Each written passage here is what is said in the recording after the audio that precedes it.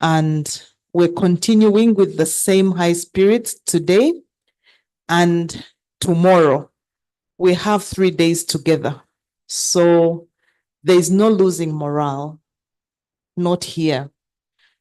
I'd like to welcome everybody to take their seats, and we shall start off with a word of prayer, as is the Ugandan tradition. That's the way we do things here. It's our culture to call on the mighty that we believe in to dwell in our midst.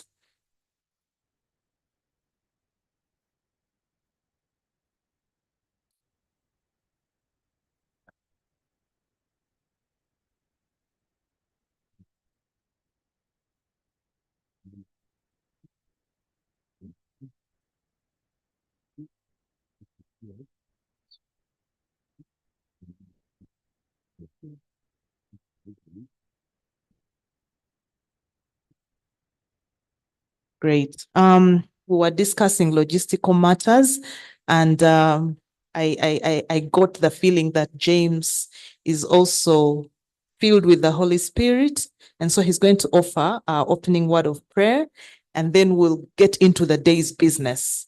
James? Thank you. Good morning, everyone. Sibaulira. Good morning, everyone. Can we raise up and then we get ourselves in the mood of prayer, right? I know you know this song. Good morning, Jesus. Good morning, Lord. I know you come from heaven above. The Holy Spirit sits on the throne.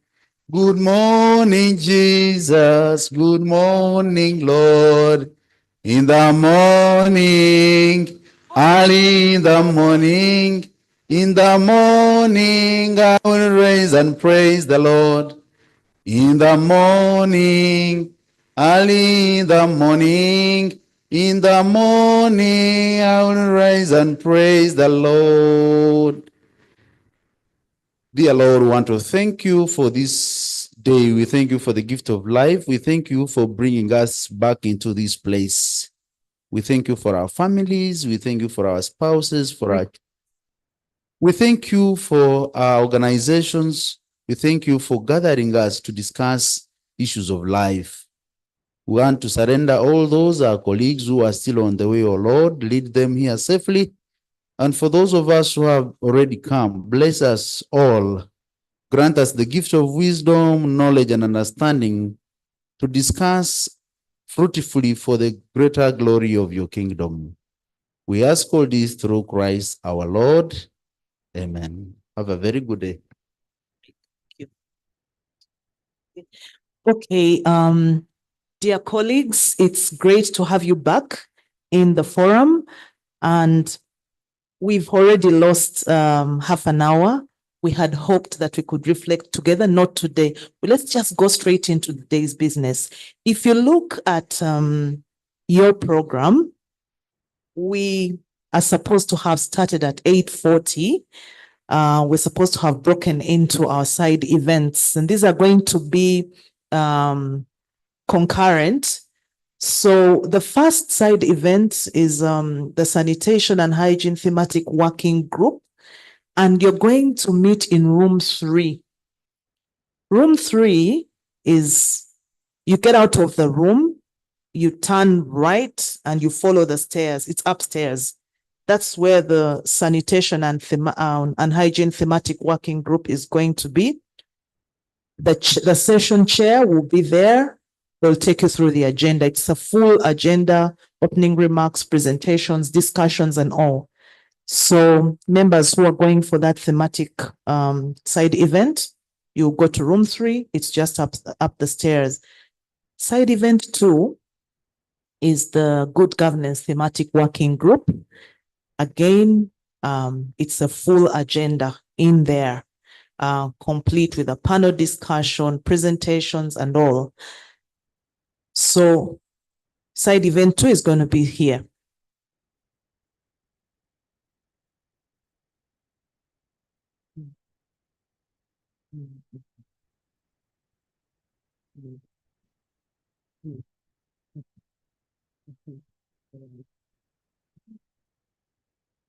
Okay, so side event 2 is going to be here. It's going to be here. So we have 2 spaces. We have room 3 upstairs, and then the second group, the good governance thematic working group, is going to be here. But we're not just going to walk away blindly, not knowing where we're going or what we're going to engage with. Each of these groups has the chair, and I would like to invite the chair of the who's the chair for the sanitation and hygiene present. You're going to come and give us a brief preach. Let us know what is this about, what are we going to talk about, so that you can entice people to come upstairs. And then the good governance thematic working group, do we have the chair? Oh, that's you. Okay, please come over here. And who's for the sanitation and hygiene? I don't see James. Sanitation and hygiene, you are the one? Oh, I need the chairs. I need the chairpersons to come and. So, dear friends, we are having different thematic working groups. Very many of you know that WASH is a very technical field. So you cannot handle it if you just discuss it generally. We have 7 different thematic working groups, but for this forum, we added the 8th. For only the forum, we added the 8th. So we are having the sanitation and hygiene promotion, and this is chaired by World Vision. Leonard, I know you are around already. Could you raise up and then they see you? Leonard Opeto from World Vision, and anyone from Viva Conagua or who belongs to that sanitation and hygiene, stand up for recognition. Save the children, so that I would like that the chair, I know he's already on his way, he's making it in the room. He should come forward to pitch to us what we expected to. I know you have the program, but it's Leonard, please come forward and pitch to us as also good governance thematic working group. Mr. Jokas Zamari, come forward and also pitch. We will be having other sessions as we move along. So they will also be pitching, but let's have those two, Leonard and Jokas, please come forward. In just a minute, pitch everything that we are expected to see and hear and learn. Thank you. Okay. So that will help members to decide where to go, I think. Okay, who wants to start? Do you want to start? Good morning. I've accepted the ambush. I'm Leonard Opeto, World Vision Chair of the Hygiene and Sanitation Thematic Working Group. We'll be having our side event, which is going to be an interesting one. It's focused around market-based sanitation implementation approach. So we are going to have a discussion about what opportunities do we have regarding operating in that sector. What challenges are we facing? What can we do to scale this up? We're going to have representative of the private sector. We have our own CSOs sharing their experiences, but we'll also have the perspective of the government. So we'll be exploring issues around gender and access to hygiene and sanitation services, financing, and a whole lot more. So I would implore you to join that session. There's going to be a lot of learning, a lot of engagement, a lot of back and forth question, and I believe it will be rich. We shall come out with recommendations and actions out of that session. Thank you. So your room is room 3 upstairs. Thank you. Thanks so much, moderator. My name is Zamari Jokas. I'm country director for Ugandan Water Project, which is also the chair of the Good Governance Thematic Working Group for now. Our side event is going to focus on the new 1M framework. We still call it new because it hasn't moved so much, but otherwise it is 5 years old. And 30 years into this sector, operation and maintenance has been one of those issues that some of us have fought from day one. We seem to think that the bullet is in the new O&M framework. You are going to hear from people who are already in the field, piloting as ASPs, but we're also pitching the presentation around the NDP4. We are thinking about WASH as a productive sector, not a consumptive sector. WASH is a driver of the economy. So that's the conversation that we are going to have. There will be a presentation and later on followed by a panel discussion that has people who have been in this for quite some time, including Madam Edredam Singuzi, who is seated there, and she heads the operation and maintenance at the ministry. She has been in this for so many years. So join the Good Governance Thematic Working Group. Thanks. Okay, great. Thank you so much. Now, as we break out, I just want us to mind that we have lost a bit of time, so we should make efforts to redeem the time. Let's try very much to be back by 10:20, so that we can get the highlights from the side sessions and then complete our plenary with a presentation on social accountability by UWASNet. So let's break out now. Room 3, and the second group stays here. Let's be back by 10:20, please.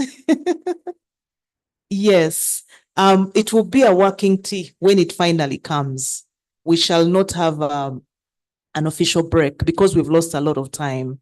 So let's try to redeem our time and finish as per the schedule of the day.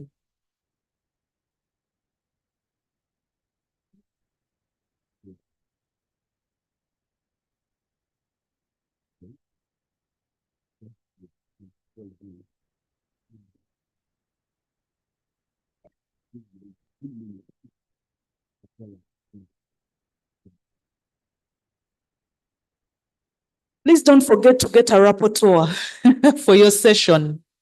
Chair, appoint somebody to get a rapporteur for your session, because when we come back, we shall make that presentation and it will be crisp and it will take only 10 minutes. So let's work within the time just to redeem ourselves. And I'll make sure that the tea is brought very quickly so that this cold weather does not dampen our morale.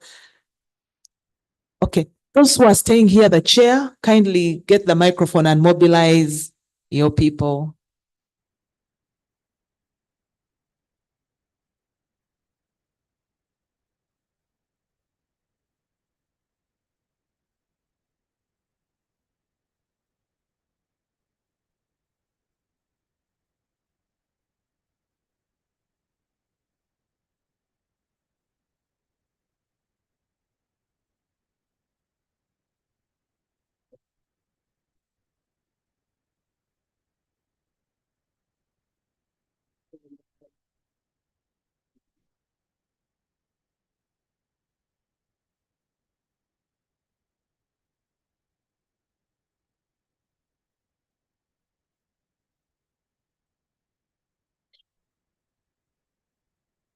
Those who have just joined us, please, room 3 upstairs. This is side event 2. Side event 1 is in room 3 upstairs. Let me tell the ladies at reception to make sure we are guided.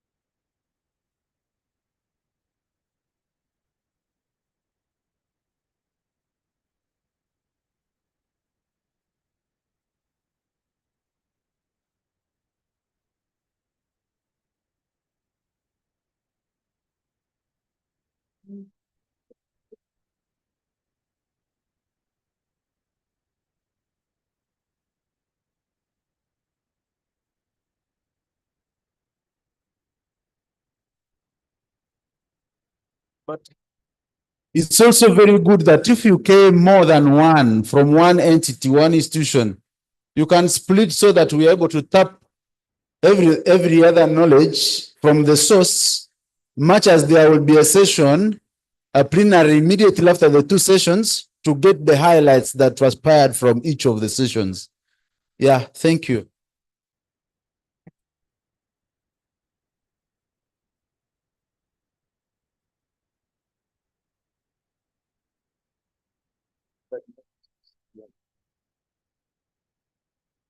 This one, right?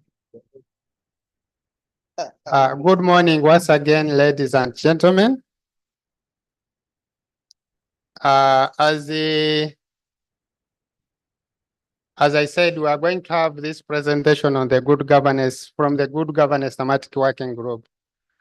Still waiting for it to show on the slide.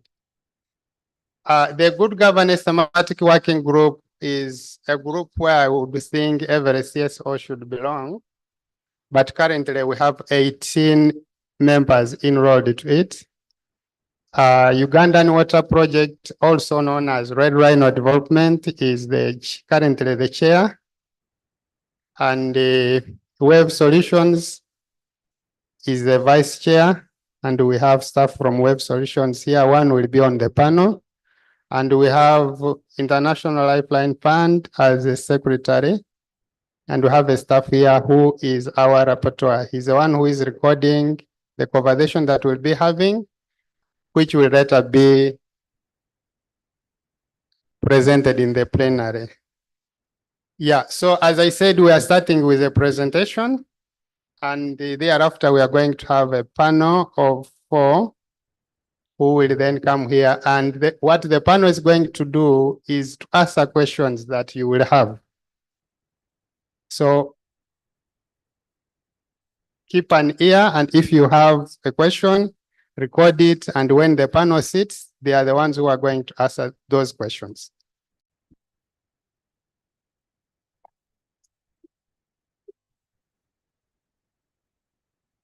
Okay, so as I said, this is a presentation for the Good Governance Thematic Working Group.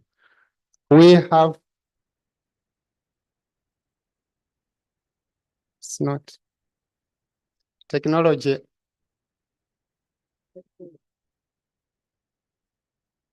Back to our days of VIP cards.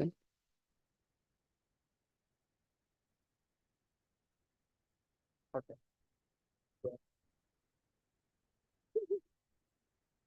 Yeah, so as I said, we are going to speak about the O&M framework, which is already 5 years old. Briefly to speak about this O&M framework, it aims at the professional management of rural water facilities. We've been managing rural water facilities under a process whereby we trust that the communities, once we install a water system, train them, they should become professional to be able to manage their water system. But along the way, the thought has been, how do people just become professional that very fast? So they were thinking that we need to move in a way that operation and maintenance is a highly specialized activity, and you need to have people who are professional to be managing it. So it pitches around that. It looks at an entity, the professional entity, which then issues, working under contract, issues 24/7 functionality of rural water facilities. Basically, the way I summarize it is that our rural communities would have an equivalent of National Water and Storage Corporation. So that, because for you who stay in town, if your water is not running, you are not going to complain to a chairman LOC1, to your neighbor, you will just send your complaint to National Water and Storage Corporation. So the same with the O&M framework looks at if a borehole is not functioning in village A, they know the area service provider, and that's the person they put it to task. So that's the summary of it. But it comes at a fee, and that's the fee that empowers the community. Again, the way you just empowered by calling National Water, because you know you pay them.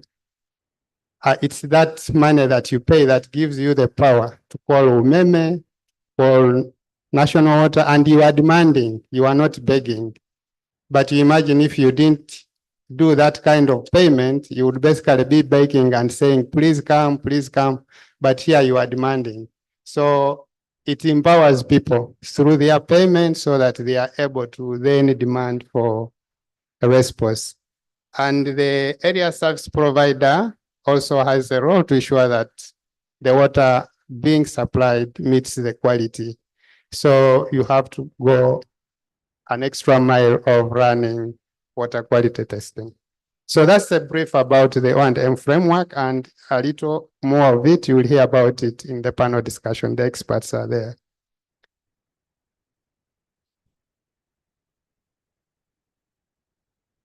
Yeah, so as I said, we are pitching this along the strategic objectives of the NDP4. And one of the strategic objectives of NDP4 is the sustainably increase production. So we are looking at WASH as a driver for agricultural productivity. And you imagine a water facility closer to John, who has a piggery, and that's the only water source that is using for their agricultural productivity. And he wakes up in the morning and that water source is not functional. He has around 300 pigs and they have to survive on water. But with an area service provider who is responsible to ensure that water is running 24/7, that piggery owner, all he has to do is to call the area service provider to make sure that the water system is running, other than moving up and down. And so at the end of it, and we have organizations, the picture that you see here, are organizations that have provided services to farmers, like that is a chicken farmer who benefits from a water system constructed by Water Campus. See about delivery of health services without water. So again, here we are speaking about functionality. Having a facility is one thing. If it is not functional, it's not providing a service. And therefore, even if you were to speak about water driving the health of the people, but the water that you have is not running, then the community is not healthy. So ensuring that whatever water systems are in place are functional, ensure that people have water for good health, people have water for productivity. And that's how the O&M framework supports productivity.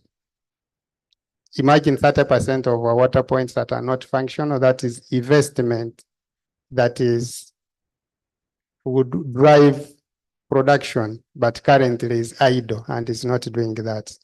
So if those are functioning 24/7, they are driving the economy.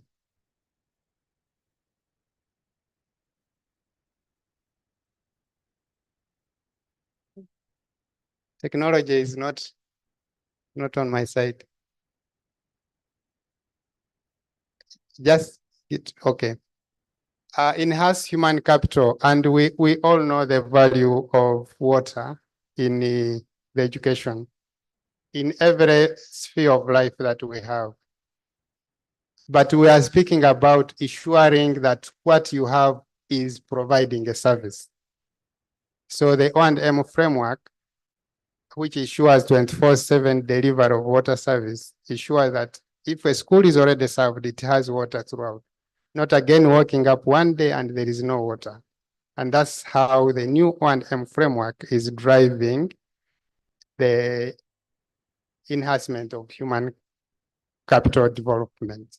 Schools have water. We all have water to be able to do all other development initiatives that we want to do, all because there is an area service provider who is charged with the responsibility of ensuring a 24/7 delivery.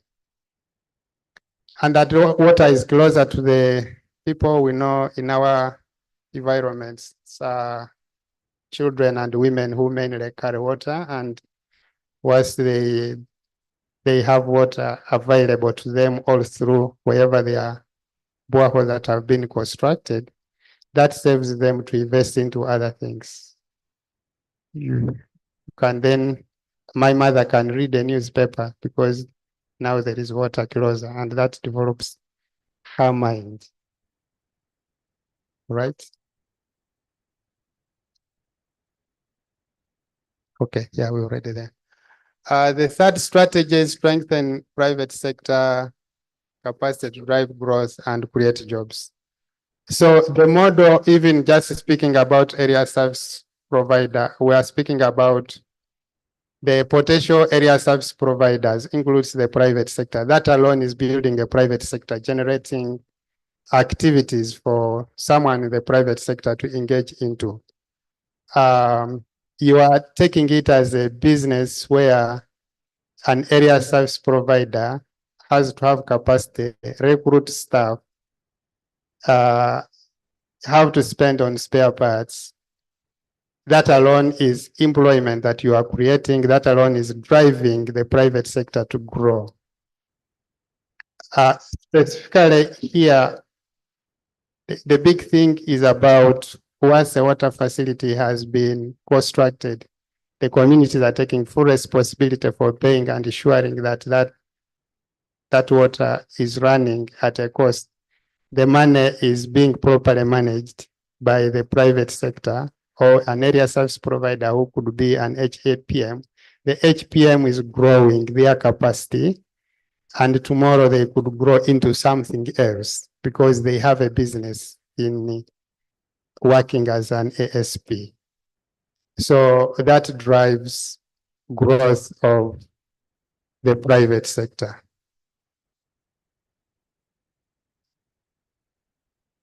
The fourth one is build and maintain strategic sustainable infrastructure and water energy. Again, look, think about how much money is spent in making sure that the 30% of water schemes that have already been constructed and communities that have already been served. Think about how much money NGOs, partners spent to go back to those communities that are already served. Think about how many more new services would be provided. So if once you have constructed a water system, it is full responsibility to maintain it and ensure that it's running is by the community contribution, which is properly managed by the ASP. Then the money we are currently spending on operation and maintenance, going back to those communities, like 20, is it 25 or 30% of the ministry budget goes for operation and maintenance.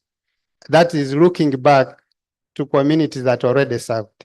Now that's money that would go into new infrastructure. So if the new 1M framework is fully implemented and we have the ASP doing their job and the communities are paying, then you have more money for new infrastructure. Money generated, if the ASP begins making a profit, and the ASP could also end up in reinvesting part of the money as a corporate social responsibility. It can make you also invest in new technologies. The vision 2040 for Uganda is piped networks. I still believe that we still have some 40 years to go to do away with hand pumps, but that's the vision and that's the direction we should begin taking baby steps to. So we should begin having mean solar systems, and that's an area that if resources are freed from operation and maintenance, then you have resources to invest into new initiatives that drives us to take us to the next level.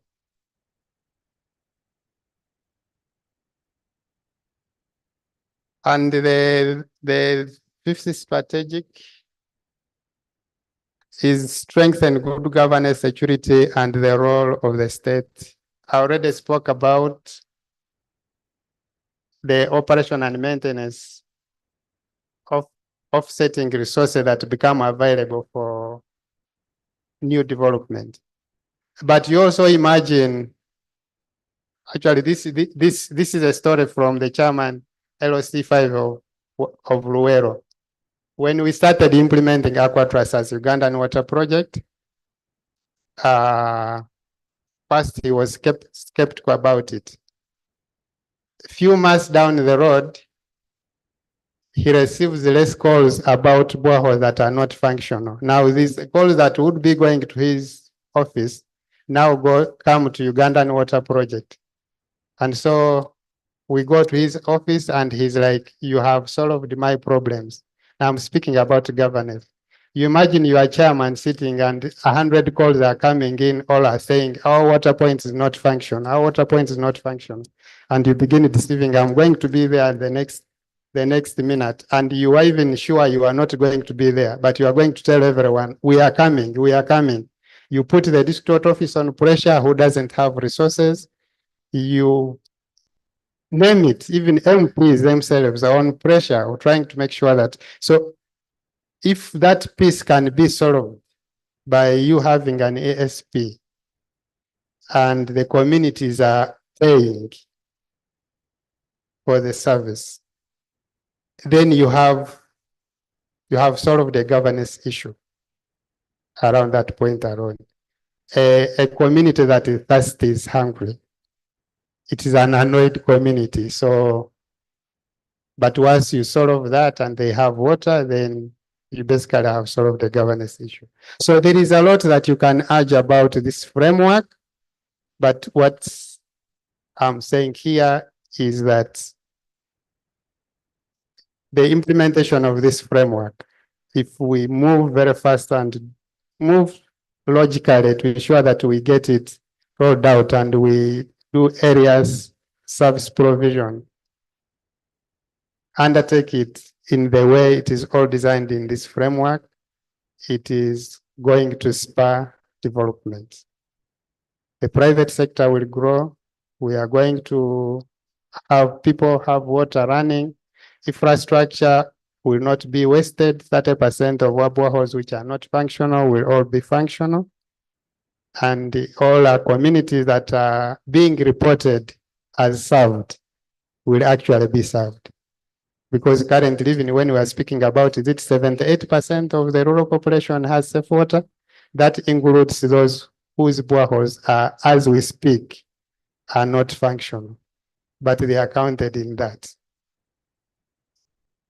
We move in a way that the operation and maintenance is professionally managed.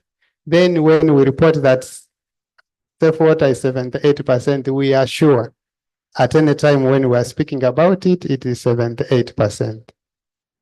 Not 78 minus 30%. And then, yeah, but we don't speak about that one. Yeah, so that's how the new and framework aligns strategically with the objectives of NDP4, which are to develop Uganda to the next level, take us to the middle economy. And the O&M framework is in line with that. Yeah.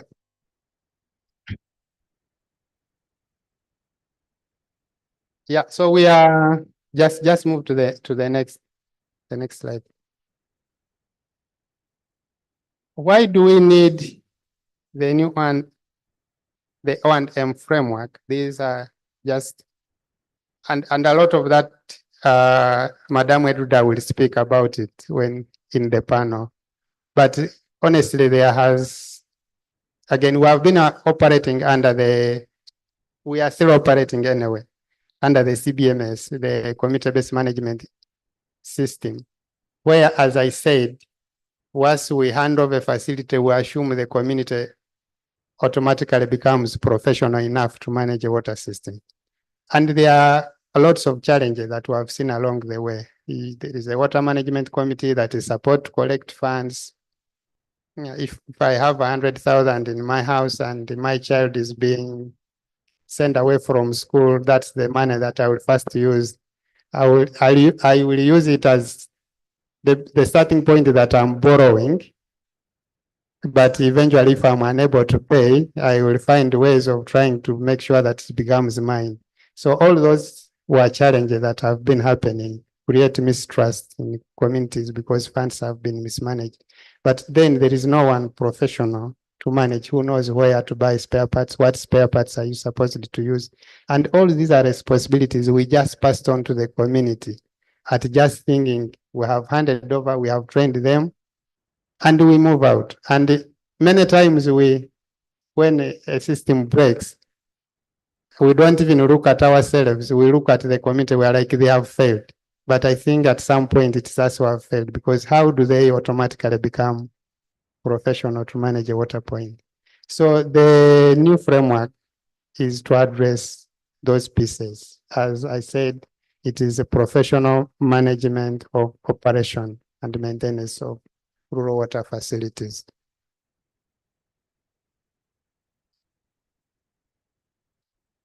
This is a map that is trying to look at, again, I said we're already 5 years into the implementation of the new framework. It's trying to look at the different stages at which we are. The framework has prescribes a process, and Madam Edwida will speak to that in the panel conversation. But you see the pink in that map of Uganda. I think that color is pink.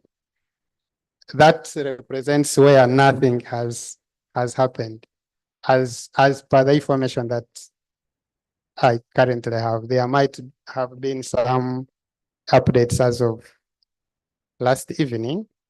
Maybe some work has happened, but that nothing has happened refers to even things like you walk into a district court office or the chairman's office or whatever, and they are not even aware that there is a new framework, and it is 5 years old, and we are supposed to have moved some good steps towards it.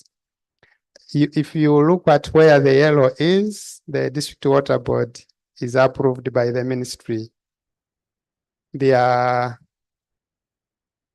maybe only about 3 or 4 districts.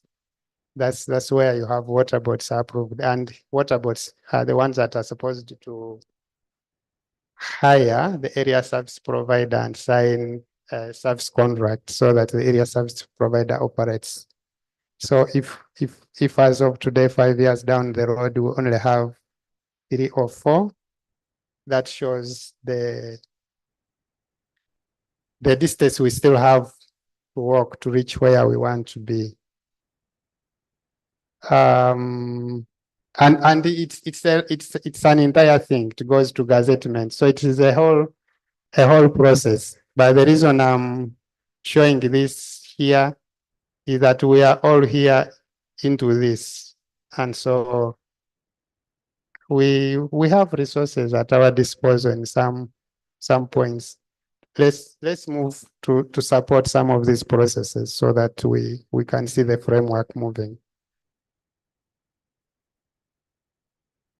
Currently, they are organized, and again, this is to my recollection as of yesterday. There could be changes to it. Currently, there are organizations that are trying to support the implementation of the new framework. There are those I call operators, and those are ones who are either piloting as area service provider, or they run some operation and maintenance, maybe construct and operate. And we have Water Trust, and Fiona is here. She will speak to the VSLA approach. Web Solution is the biggest ASP as far as I know. You have Wells of Life, who are starting there, is called Green Wells. We have International Lifeline Fund in Northern Uganda, who is Everflow as their model, and Ugandan Water Project, which I represent, with our program called Aquatrust. And the list of supporters is long, and so, but those are the few that I just put there. Supporters are organizations that are facilitating some of these processes, like they have funded sensitization activities, they have funded establishment of water boards, And so you have Water for People, GIS, GIZ, and all that you see there. Those are organizations that are so far listed as supporters. Again, Madam Edrida could be having a longer list. Yeah, I think UNICEF is a bigger one on that.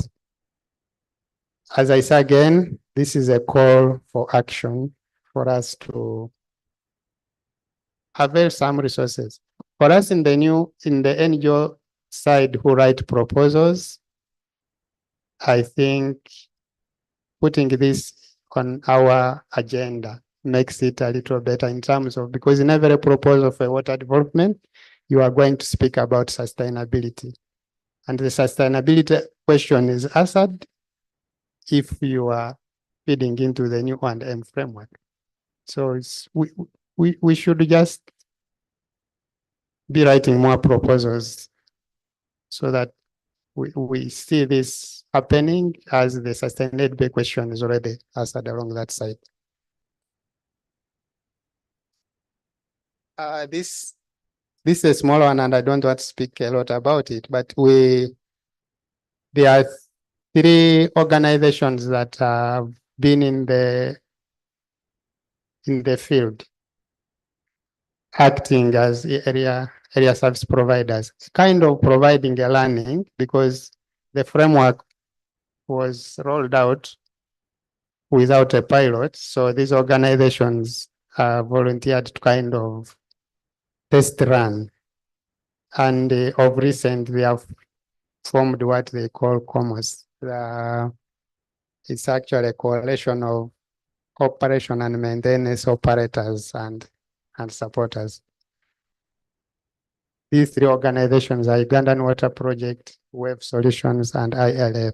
We have past experience in implementation as ASPs, and this coalition is meant to take us to the next level of getting concerted efforts to speak about the O&M framework, but to also enroll more potential ASPs and supporters.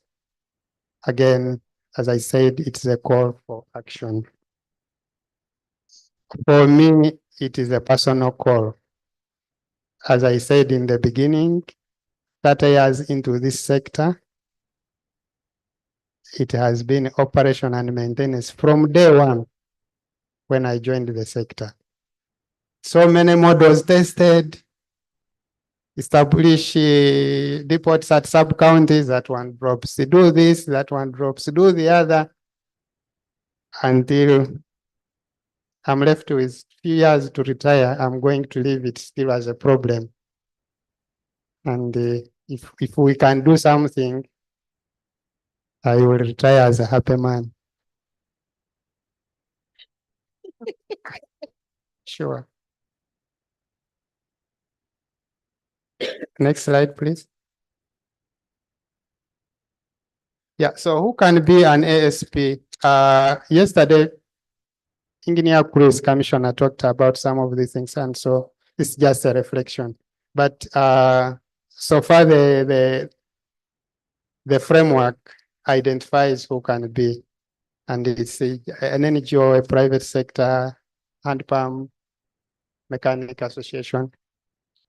We are speaking about a professional service, so anyone who thinks can fall into that can be an ASP. What we have learned, though, it's not as easy as just said. It requires a robust management structure. You are going in to respond to in an area where there are lots of interests. Yeah, you have so many gatekeepers. Politicians still think they have a responsibility to their people, and mainly some of this drives on the ignorance of the community, of course, of interests that the politician wants. So you are riding into so many of those interests where someone thinks these people should not pay for water. This borehole was constructed by government. Now you are coming to take it. The community thinks you are stealing their water point. By the time they understand, it's really, really a struggle. Yeah. Yeah, so it really requires a lot of effort, and we just need to be ready for it. Yeah, you should be financially able, you should have the capacity to manage some marketing, business development, understanding, because you are riding against the tide. As I said, the interests, the mindset hasn't yet gone there. Next slide, as I think I move towards finishing. So what does it mean for you? And this is what I've all been saying. This is a call for action.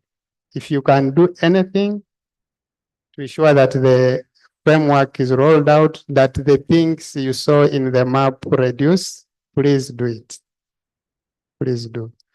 Don't be in a district where you're working and you're like, yeah, we are working in Mayuge and Ujiri, and all you are focusing on is whatever you are doing. Know that this framework is going to assist you if you are constructing water facilities.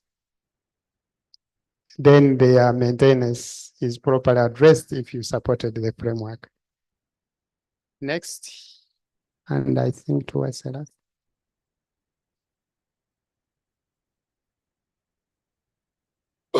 You can join the commerce as an operator, but also as a supporter. That's also something that we would like. And for more information, you can contact the ministry, the regional centers that are closer to you, even a district water officer. I have not put contacts, individual contacts. I don't have authority. Maybe when the panel comes here, Edrida might give you her contact if she wants, and others whom you can contact direct.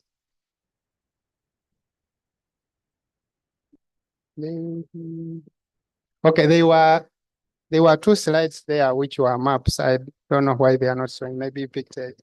Yeah, but I had a map that was just showing where area service providers are piloting. Since time is running, maybe we just stopped at that. Along with implementation of as an area service provider, you need also to do asset mapping, and I also had a map of the asset mapping that's happening. That's another call for action. If you can be able, yeah, those are the maps. So that's so far those are areas where ASPs are operational. Again, you can see that the bigger part of the country is not yet, but those are areas where ASPs are operational. And so far there is Water Trust, Water Campus, International Lifelines, Web Solutions, Ugandan Water Project, and then you have Forward Development. I doubt if they are here. The next map, and that will be the last one. Yeah, so those are areas where we have done digital mapping. Those of you who have interacted with the Ministry or District offices quite substantially, you will appreciate that in the 21st century, data is still being transmitted by paper. And we are trying to move the ministry away from that. And this is also a call for action. We can't be transmitting data by paper, and an area service provider needs an inventory of assets in order to be able to do a business plan. Now, if that inventory is going to happen after paper has spent a whole year moving, by the time the data that you get will be obsolete, and it's not going to help you to do a business plan. So again, that's a call for action. Please join the bandwagon so that we support the ministry to move digital. That's all about my presentation. And as I said, we are now moving into a panel, and I'm inviting the panelists here. Madam Edrida,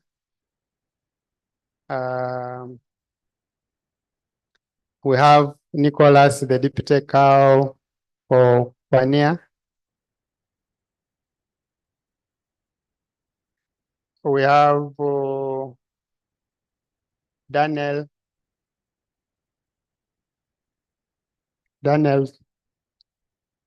Tweete.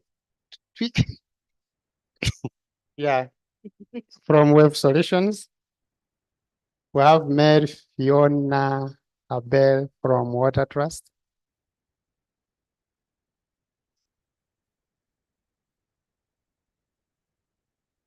I think that's it. That's my panel. And as I said, this panel is going to answer the questions that you will ask. So I don't have questions for the panels, but the questions that you ask, which are in line with what we have just talked about, the new and framework. Not questions outside there. Except for Fiona, and that's where I want to start.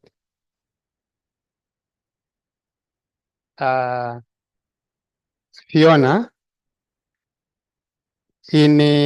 as we implement the new framework, we realize that payment compliance is a key obstacle. In our case in Luero, the payment compliance is 57%.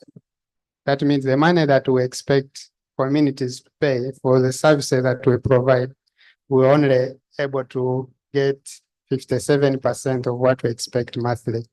Yet the communities need the service 100%. In your experience with the VSA approach, how do you think that can help improving payment compliance? Thank you, Jokers. Good morning. So when it comes to the VSLA approach, which is basically the Village Saving and Loan Association, these are a group of individuals that self-manage their investments. It's a team of people that come together to pool resources for personal development.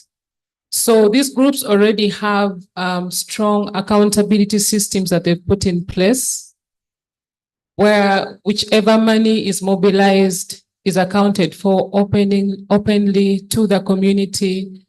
There is good record keeping. And at the end of the day, trust is built between the communities and the people that are actually managing their money. So because of the strict rules in these VSLAs, there is high compliance of the members themselves in making payment for operation and maintenance. So at the end of the day, the groups don't wait until there is a challenge with functionality, but because it's a mandate of each member of the group, then funds are collected on a monthly basis. So that enables the VSLA approach to ensure or to promote communities' abilities to comply to payment for water. So like I said, there is trust, there's accountability, there's good record keeping that then translates into people complying to payment.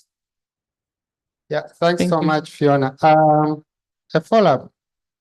How do you ensure that the focus is not more into the economic side, but also that they reflect on the functionality of the water system?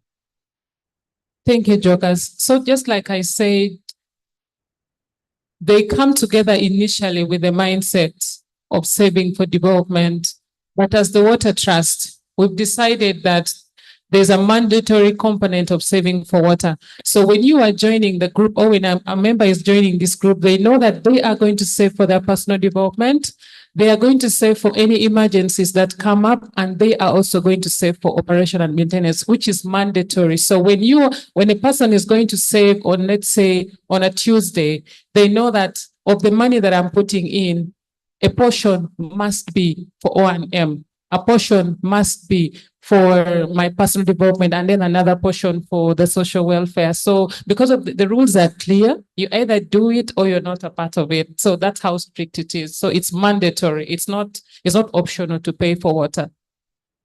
Yeah, thanks so much for that. At this point, if there are questions, not addressed to Fiona. I'm asking if there were questions that you would like the panelists to address. Please ask now. Otherwise, I'm going to ask. Okay.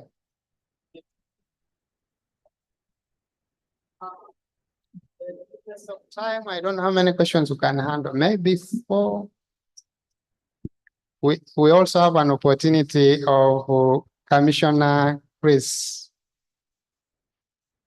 You can also add. Yesterday there was a question which he said would be answered here. Commissioner Chris, you still remember the question? Yeah, okay, so you will answer it. Okay. Yes, good morning, everyone, once again. It's good to have you. Hope we have other members in our other thematic working group. But anyway, first of all, I want to thank the good governance leadership. Year after year, you've prioritized that as civil society organizations, we should really make sure that we support government in rolling out the O&M framework. And I think really your presentation today justifies why we need to do this. Especially we as civil society, we always make, one of the advocacy things that we advocate for, like you said, is ensuring that sustainability is a priority amongst us as civil society, as we deliver services, but also for government. As you WASNet, one of our key priority areas, and I think we've had talks with you as the leadership of the Good Governance Working Group, is to turn around that map that you showed, where I think for a couple of years now, like you've indicated, it's only a couple, like 5 or so civil organizations that are involved in rolling out the O&M framework. So our commitment is we'd like to turn that around. We'd like to make sure that as a representative of the CSOs, we pass on this message. We build their capacity to effectively engage and work with the district local governments to effectively set in place the relevant governance structures, but also eventually we want to see the big and small, the CBOs, the hand pump mechanics, the national organizations to also come on board and be able to effectively be identified as and confirmed as area service providers. So my question is open. Yes, it may be to Madam Edrida or to our commissioner. With that commitment that we have, how would you advise us to go about it? To make sure that that map is not just a few of those districts where we have area service providers, where we have district boards confirmed. How can we come in and engage and support this effort? Thank you.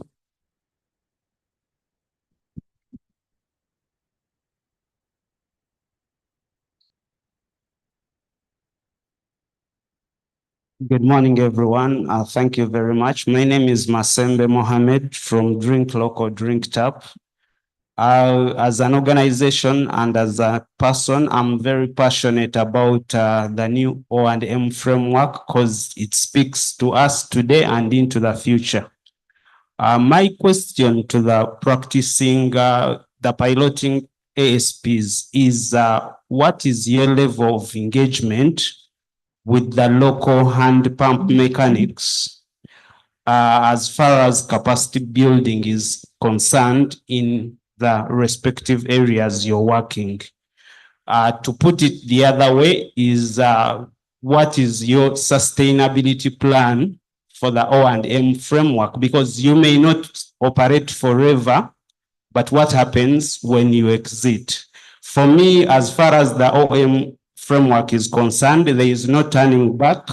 Whether the current piloting ASPs stay or not, it is the way to go, and we should forge ahead regardless of what happens currently. It is going to change our mindsets in the communities where we come from, such that the people can appreciate the notion of paying for operation and maintenance of these water points. Thank you very much.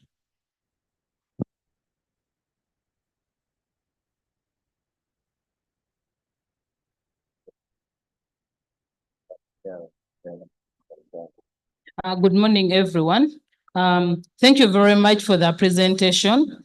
When it comes to O&M, I think it is the way to go, and we cannot say no to it.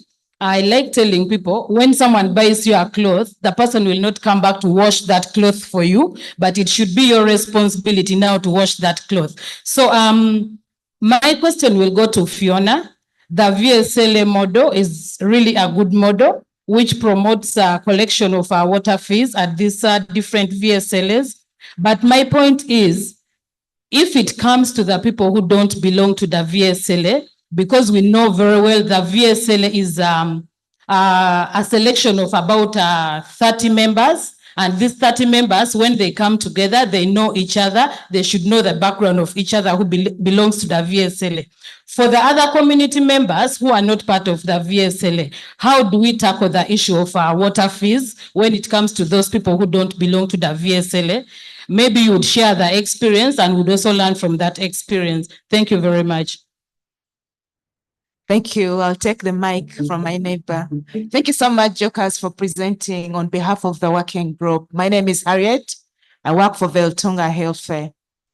I want to appreciate what has been presented, but I also observed that probably you didn't reach out to all the partners, because I know there's a lot of effort by different people in this room, or as far as dissemination of the O&M framework that has happened.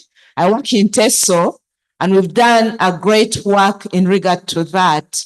Probably this is why we need to have deeper conversations on. However, this is something that all of us appreciate. Also bringing it from the presentation that we had yesterday. It really makes great sense that we take care of what infrastructure has already been developed to maintain it. So this is what all of us need to do. But as a starting point, what we've been thinking as also an organization is probably while we say that there are gaps, is there a way that everybody gets onto the asset mapping? And I liked yesterday the topic when they brought it up, because what we note is looking at both the national data or statistics on functionality, you realize that it's never matching. All of us can attest to that. If you're in the field, you see a little bit different from what you maybe read from somewhere. So I think to be able to push this forward, my thinking is, how do we collectively do the asset mapping? Because that is the starting point. I have also interacted with some of the organizations here who are working at the area service providers. But in my mind, I always feel there's a bit of a gap in that, in the sense that you will not say you're going to, how do I put it? You will not say you're going to promote operation and maintenance when you've not even known what points and in your district or sub-county and how many of them are not functional. So I think we need to move a little bit in a very organized manner, all of us collectively as CSOs here. Otherwise, we might be sending different information from really the reality. So my point here is, through the guidance from the governance group, how can we all collectively agree on how we move as far as operation and maintenance is concerned? I know in some districts they are way above what other districts are doing, but I think there should be a very organized way of doing this thing. Like for the reasons I've already mentioned, maybe some steps have been missed somewhere, but we still have a platform to put some of the things together and really as a sector say that operation and maintenance is done. And then the operation and maintenance framework is something that we cannot walk away from. but this is well appreciated. And as WHH, we're happy to be in this group and seeing how effort from the different regions where we work can also collectively contribute to the overall operation and maintenance of facilities in the country. Thank you so much. Thanks so much. John, maybe one question and then we come to the panel. Otherwise, Maybe we could take two, because I can see one is there and one is here. okay, then we come to the panel. Please. Thank you. My name is Doreen. I work for Web Solutions as a manager for monitoring. And mine is in relation to asset mapping, but mainly about how we manage our information. And this goes to, I think, Madam Edrida or the engineer. It's about the WEMIS. Like you see how the HMI is operating in the Ministry of Health. How soon are you going to roll it out to the CSOs? Most of us are doing a lot, like she's saying, but our information, when it's aggregated, it gives different impressions. And this sometimes affects our donor funding. So which central database are we having as Ministry of Water that informs us? Thank you. Sure.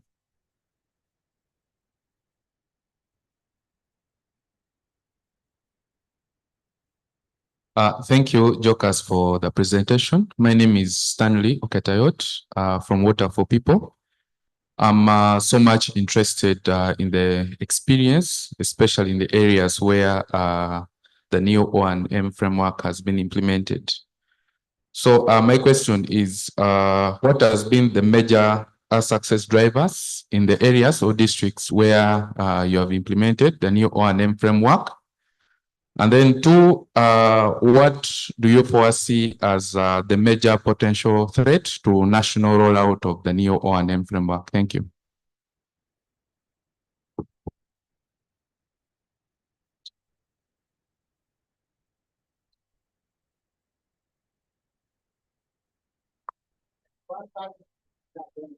Which one? Okay.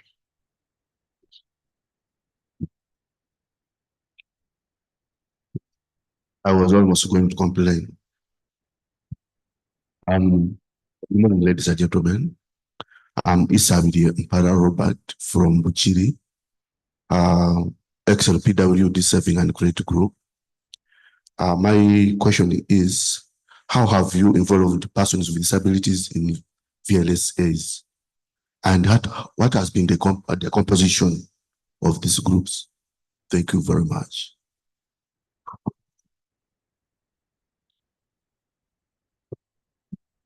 Yeah, thanks so much, JP, and thanks so much for the participants for the questions. I think we start with Madam Edrida, questions that are addressed to you, and a little more explanation.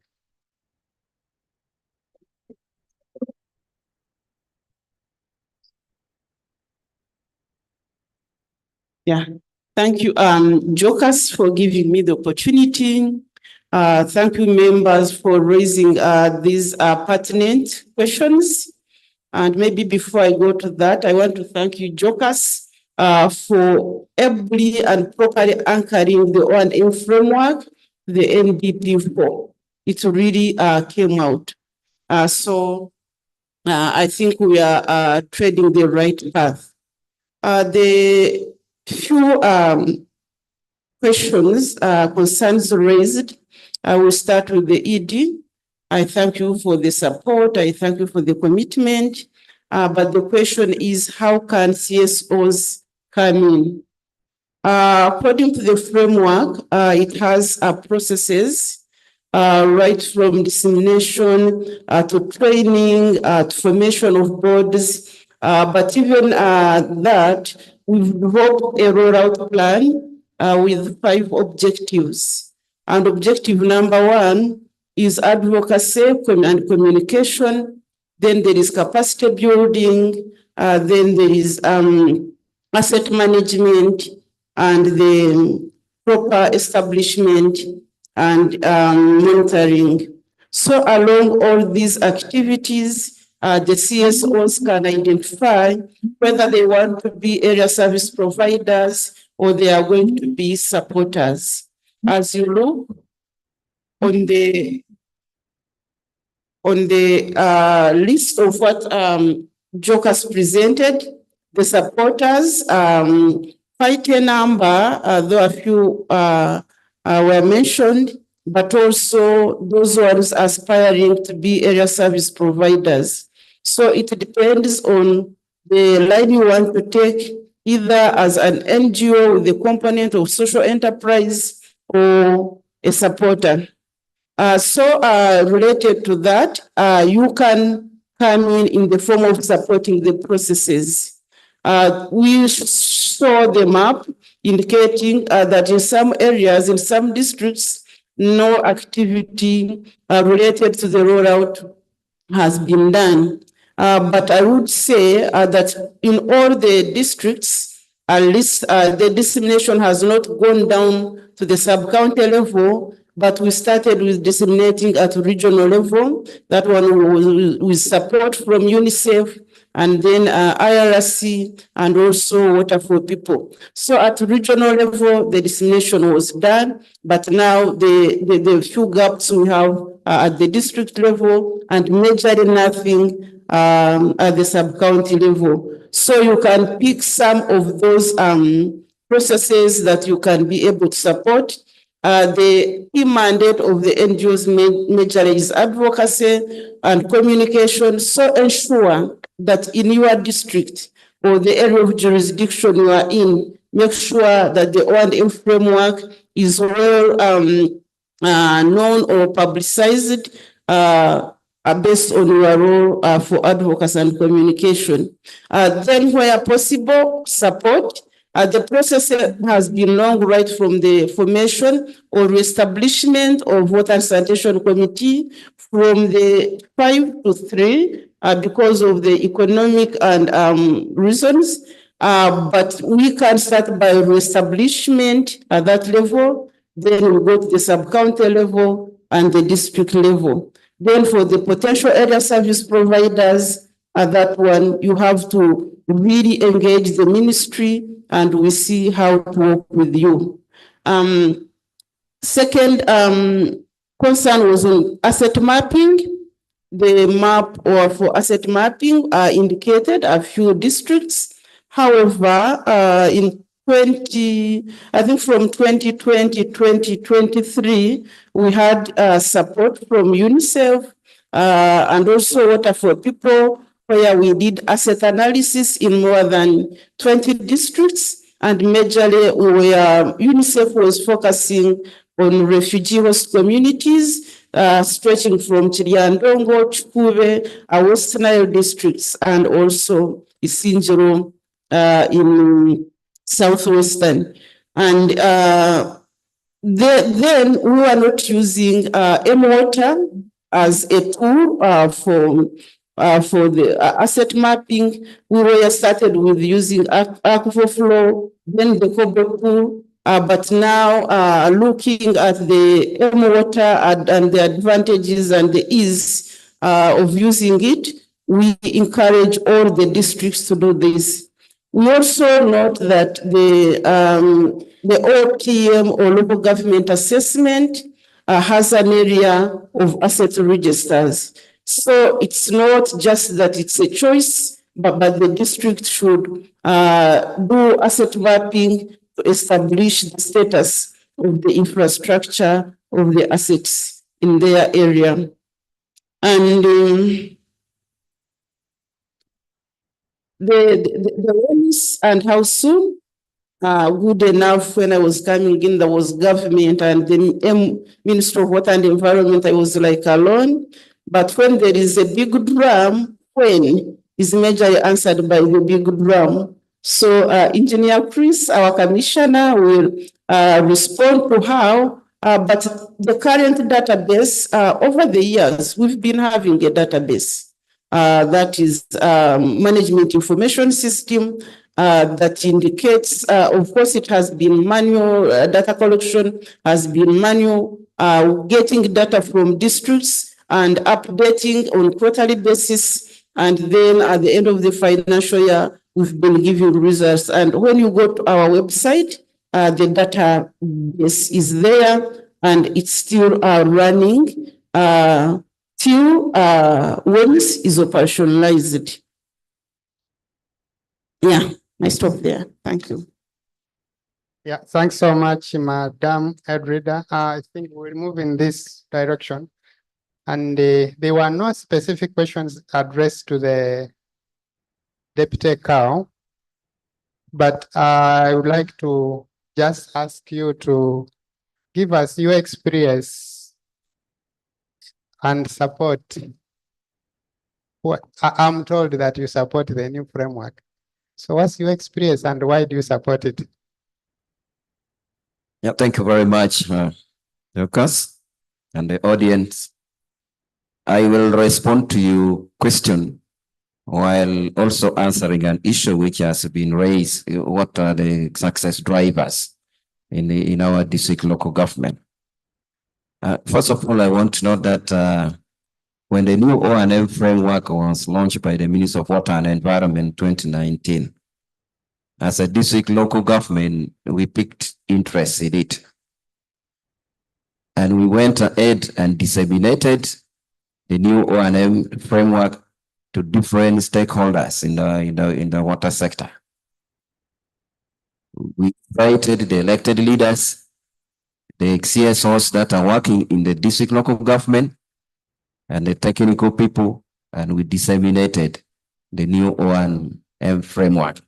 Why we want to move from CBMS to CBMS Plus.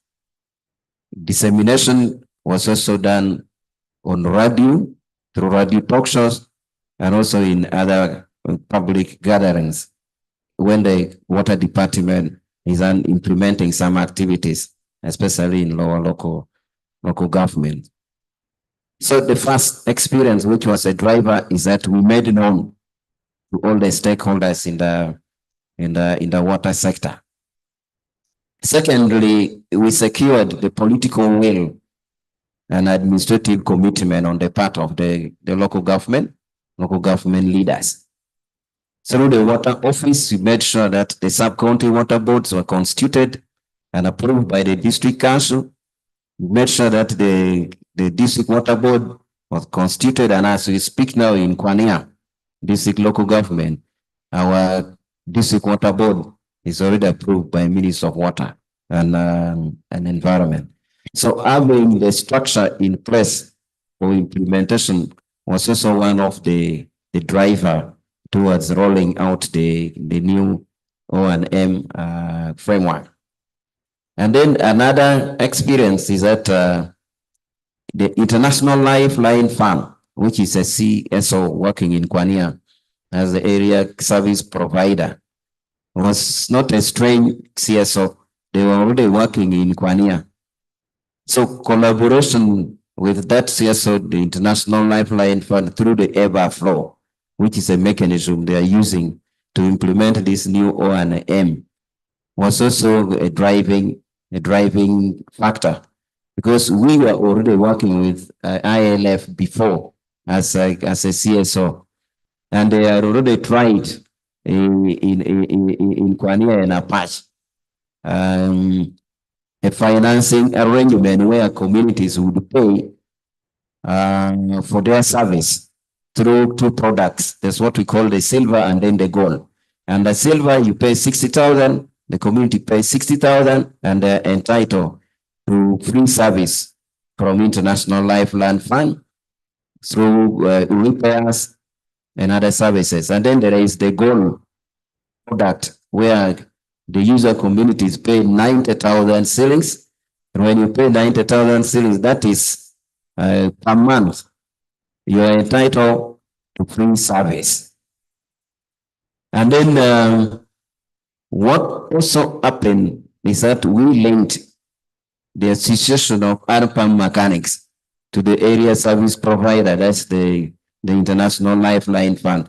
And we trained the urban mechanics together with the area service provider, so that the urban mechanics would be the people to use in conducting repairs whenever borehole breaks down. But also something which is unique, which I want to share in this forum, is that International Lifeline Fund through Everflow, they have come up with a new arrangement where the boreholes are installed with a sensor. All the communities that have enrolled with them, the boreholes are installed with a sensor, and this sensor is able to communicate information to ILF on the status of the borehole. If there is a reduction in the flow, or when the borehole has broken down completely, it communicates, an ILF dispatch a team of hand-pump mechanic to go and repair. Because the idea behind is to have a 24/7 flow of water. That's why it even is called Everflow. Now, the success stories for the communities that have enrolled under this is that there's what we call client satisfaction. Under the old CBMS, people, communities would contribute money, but when the facility breaks down, this money is not well kept, and people get discouraged. But under the new O&M framework, the communities that have already enrolled, they are satisfied with the service, because immediately the borehole breaks down today, the next day, it is repaired. So it is enticing, client satisfaction is enticing the communities to contribute. And then the last experience I want to share is that there are also other partners in the local government that are also in the water sector. We always do joint implementation, joint monitoring, and they involve the local government leaders in their implementation. So as a local government, we've made it that one, you construct a facility, you rehabilitate a facility, you must make that community to enroll with the ILF and the Everflow for purposes of implementing the new O&M. Then the last thing I want to talk about, the intervention of other actors who think they want to provide free service. Could be faith-based organizations and other elected leaders, our political leaders. We've had engagements with them and advised them that instead of going to community A and repair for them a borehole for free, you would rather pay. You would rather subscribe for that community and that arrangement, and then the team from ILF goes to repair the facility. So the community will feel that they have also paid. They have also paid for the service. And then the last thing I want to talk about is that ILF has secured a grant called Functionality Grant from Water for People. And this grant, when you see the implementation framework, it fits into the new O&M framework. And it is a 1-year grant that will be implemented in 2 lower local governments in Kwania district local government. So we feel that when this project succeeds in the 2 lower local governments, the 2 sub-counties, it will contribute in enrolling the new O&M framework throughout the district.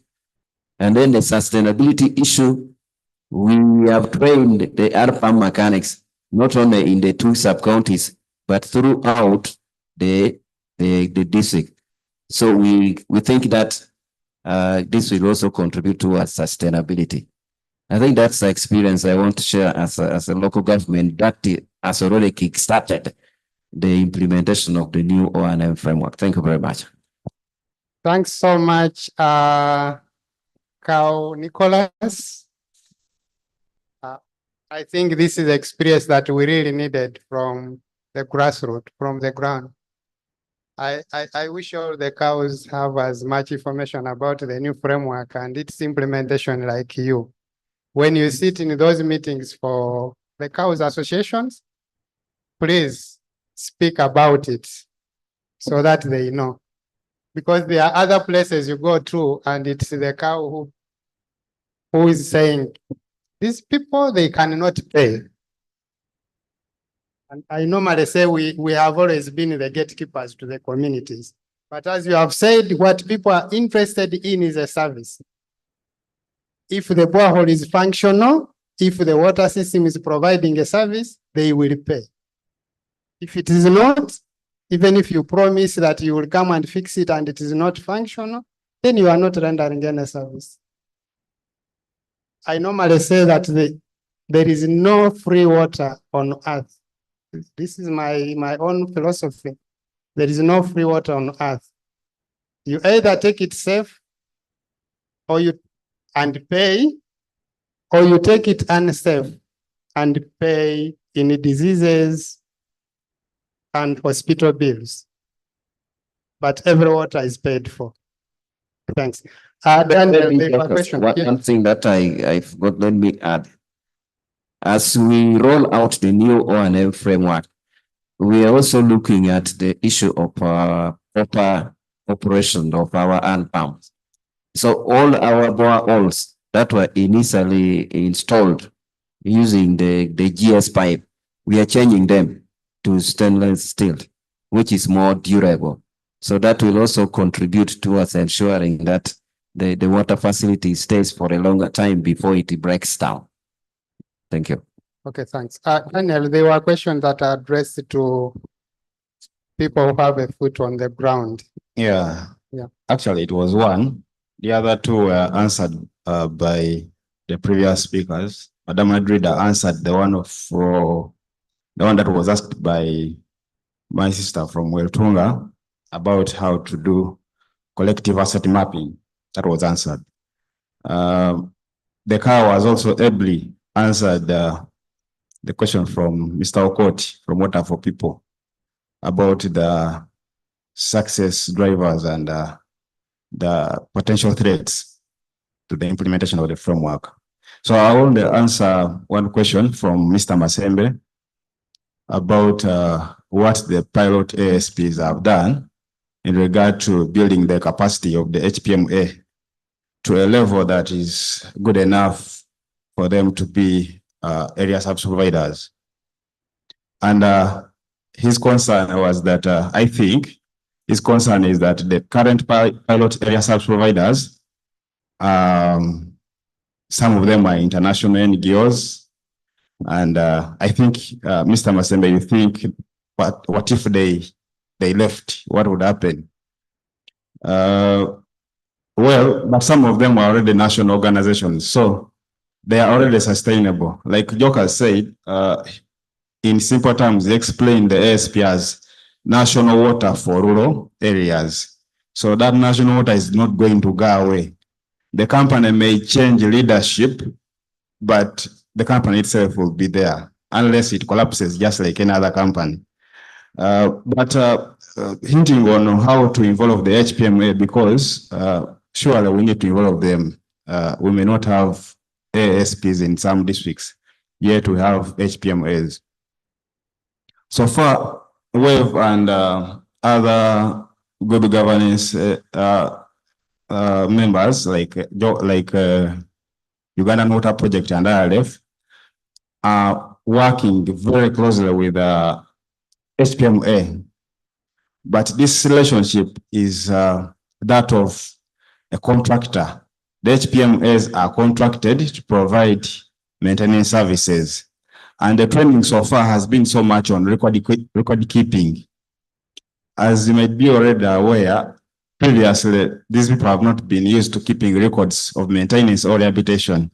But with this engagement with the professional pilot ASPs, they are now able to record every preventive check or repair that is done on a water source, which is a very good prerequisite for a successful operation. You need to record your costs and all expenses so that you can become efficient. So at least they have learned how to do record keeping. Many of them had the skills already, the repair skills, but a few have been improved on. But the important bit of it is that being a utility service provider is a big task. It requires professionalism. It requires professional structures. You need a finance personnel who will compile reports that are up to standard for auditing. You need a manager. You need an engineer, electromechanical engineer, who will respond to complex problems and wiring problems, electrical problems. And we know the HPMA do not have such skills. So how do we empower the HPMA to get those skills? I think now that could be Mr. Masembe's next question. So how do we make sure that the HPMA acquire those skills and they can also support in this field?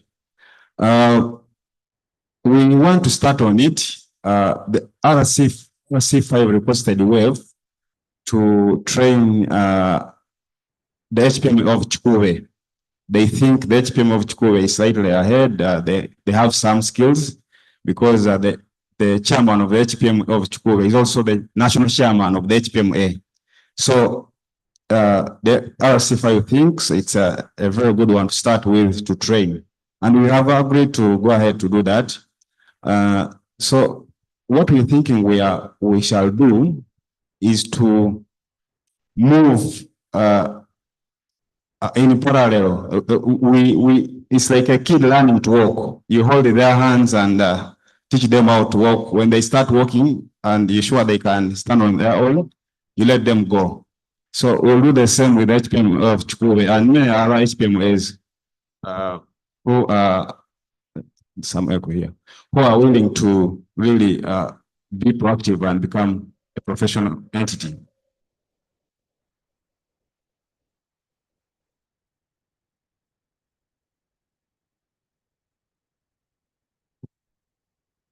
I think it's now sorted. So, but it will require,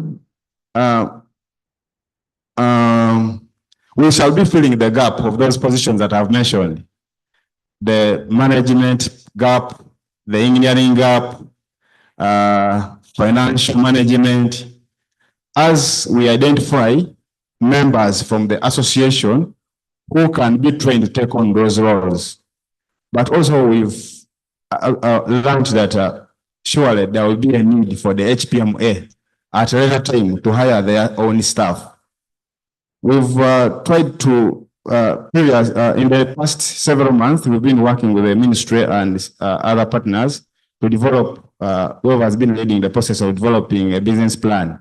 And the HR structure that has been assumed is that of a very lean organization like an HPMA.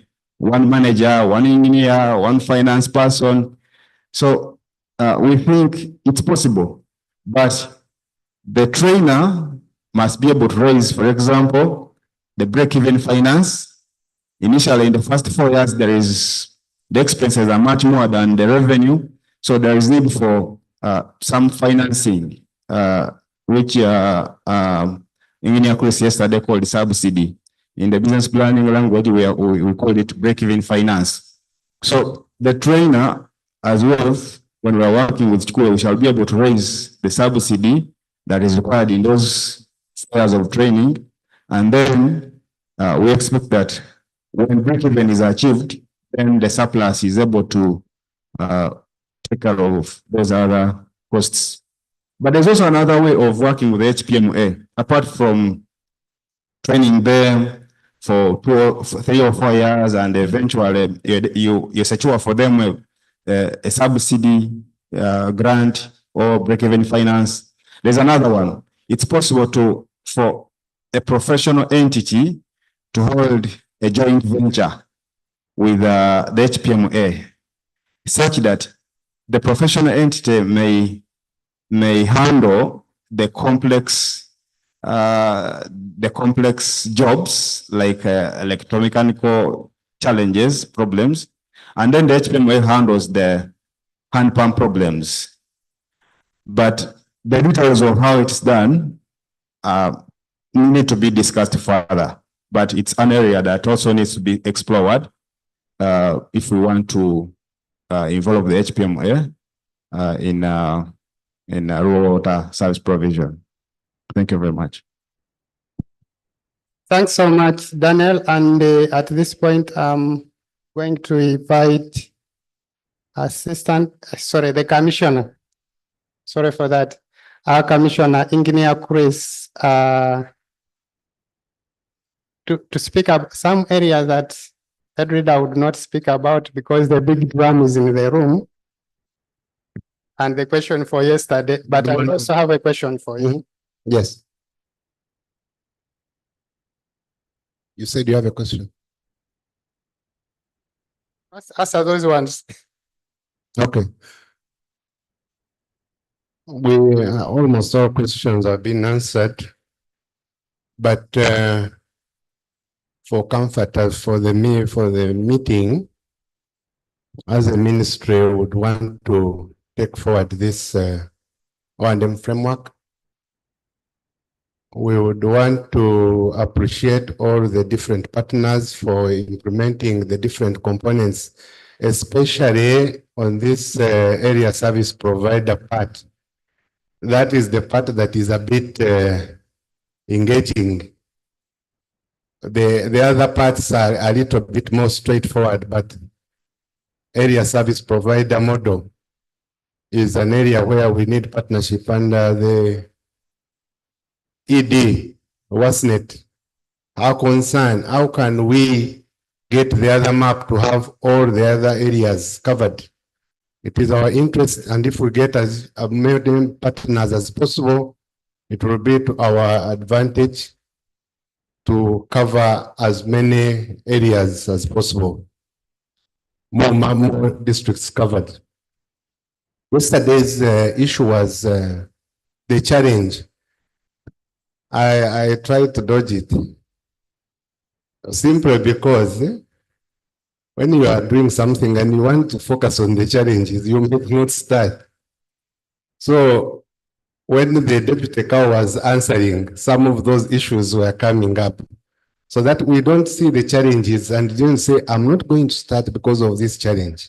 Let us start and see how we work around the challenge. And such meetings we can always share and get ideas. This is a challenge. We met it in Kwania, and somebody from Chisoro will say, no, let's do it this way. So that was the reason why I didn't get to that. The WEMIS is the Water and Environment Management Information System. It's a database, a compilation of databases, actually. If you get access, user access rights, and get into WEMIS, you'll find that there are different databases that are in there. The element that we are trying to do in WEMIS is to make sure that some of these databases can speak to each other. If I want population, I don't need to start anything new on population. I can import that one from UBOS and then use it in WEMIS. You find it in WEMIS. So rollout of WEMIS, it is actually up and running. There's no need for rolling out.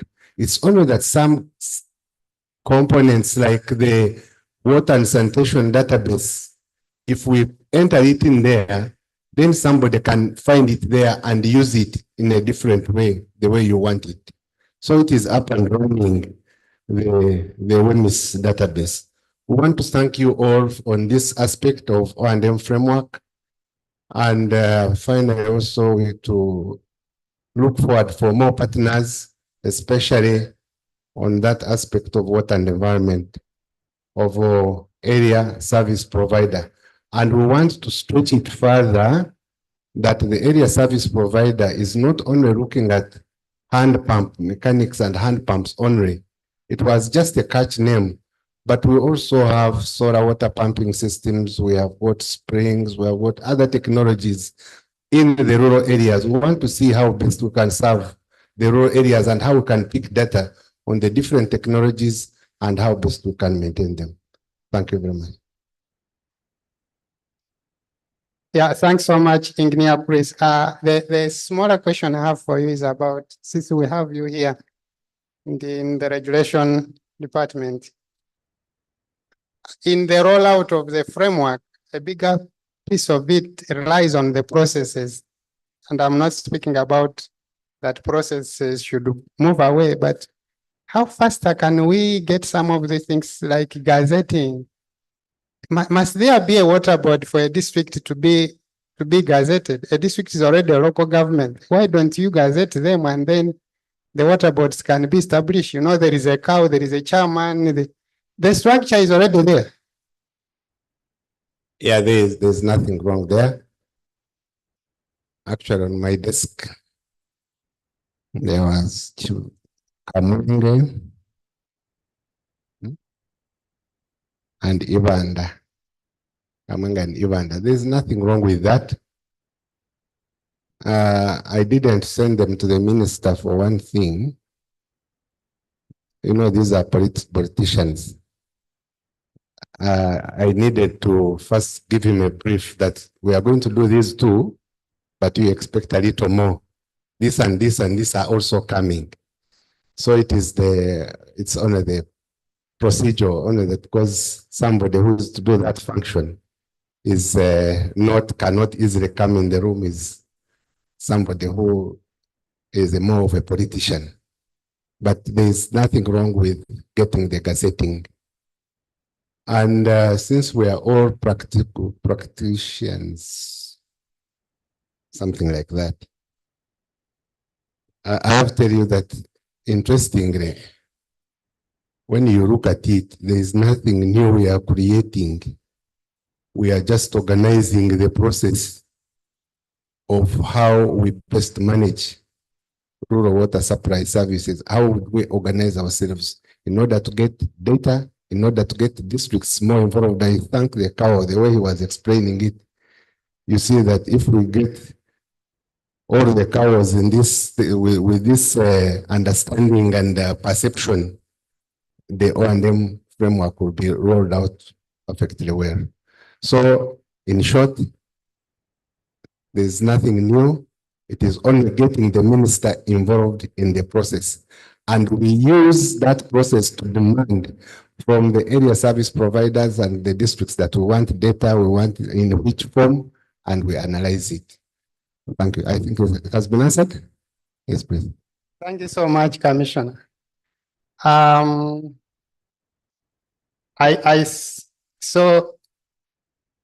I think our time is already past. I see people are having tea, and any other conversation is just standing between you and tea. But I just want to make the final call and maybe some few calls from these people, and then we move out. Please support the new O&M framework in any way you can. Please support digital data management rollout in the districts in any way you can. I've said this before. When me and Ed Reader sat in a district water office in Mbarara in the early 2000s, and Chris was our boss sitting in Kavare, we are not transmitting data to the ministry using paper. We already had GIS, and we used it to carry a floppy disk. Each report actually I remember carrying so many quarterly reports to Kavare to be signed before coming to the ministry. I would carry that with a floppy disk that had data, which I suppose they would just enter into a computer and they have the information. How we went back to carrying papers, I still don't know. But the civil society organizations in here, please, if you can, support so that we move away from paper. Last time we carried out an audit on information on the water atlas for Nyangabo district last year, 2023. The data was of 2015. And that was the data that Nyangabo district was using as current data, because that's the recent it was entered. And the district water officer said he has been submitting papers every quarter. And the task was for him to go and look for those papers where they sit in the ministry. And I imagine there is a pile of them that had never been entered. In modern day technology, where even the post office have become irrelevant because no one now writes letters, smartphone, smart technology, paper should be something of the past. Please support the ministry so that we move in that direction. As we conclude, Fiona, anything that you want us to take as a cutaway? Actually, there are two questions that I was supposed to respond to. Maybe I could start with those quickly. Quickly, because there is tea, there is also entertainment. Okay, thank you, Jokers. So there was a question around how we deal with community members that don't belong to to the VSLAs. So as the Water Trust, we recognize that enrolling into a VSLA is voluntary. So for every VSLA group that we form and attach to every water point that we construct, there is also a water and sanitation committee that works hand in hand with it. So the water and sanitation committee then takes care of all the other members that don't subscribe to the savings group. And then the funds from there is all pulled together with the VSLA funds and managed jointly. There's a question around the composition of the groups. So to be honest, when it comes to persons with disability, we've not been keen to track because we know it's totally voluntary in communities. So we've not been keen, but I think it's something that we can pick up from here and become more keen to look out for how many persons with disability are benefiting from this opportunity. But by and large, we over the years have discovered that there are actually more women than men that enrolled into these VSLAs. About 50% are women, probably because women are the most affected by, water access issues. So my comment or one takeaway I can leave with you all is that the VSLA approach is really a very good platform for us to promote compliance to payment of water user fees. Thank you. Yeah, Madam Edrida, any call that you want to leave with us? Thank you, Jokers, and thank to all of you. My parting shot is the rollout process is on, and I want to commend all of you that are already on board. As a ministry, we are concerned about the speed on which we are moving, and these we have some of the challenges, but we are trying to address most of them. The most recent development is by establishing a think tank aimed at fast tracking the processes of the rollout of the framework, and this think tank has those well-seasoned staff from the ministry, but also from the NGOs or CSOs that are already part either of the supporters or operators. And I want to assure you that by end of this financial year, with support from water utility regulations, we want to gazette a district and then hire an area service provider, and we learn from their processes and the challenges. Thank you. Thank you, Madam Edrida. Bwana Nicholas, anyone take away? Yeah, thank you very much. I only want to put that the new O&M framework is a framework that is implementable when we picked interest. It needs collaborative efforts and shared responsibility. SP cannot work alone. District local government cannot work alone. The Ministry of Water and Environment cannot work alone.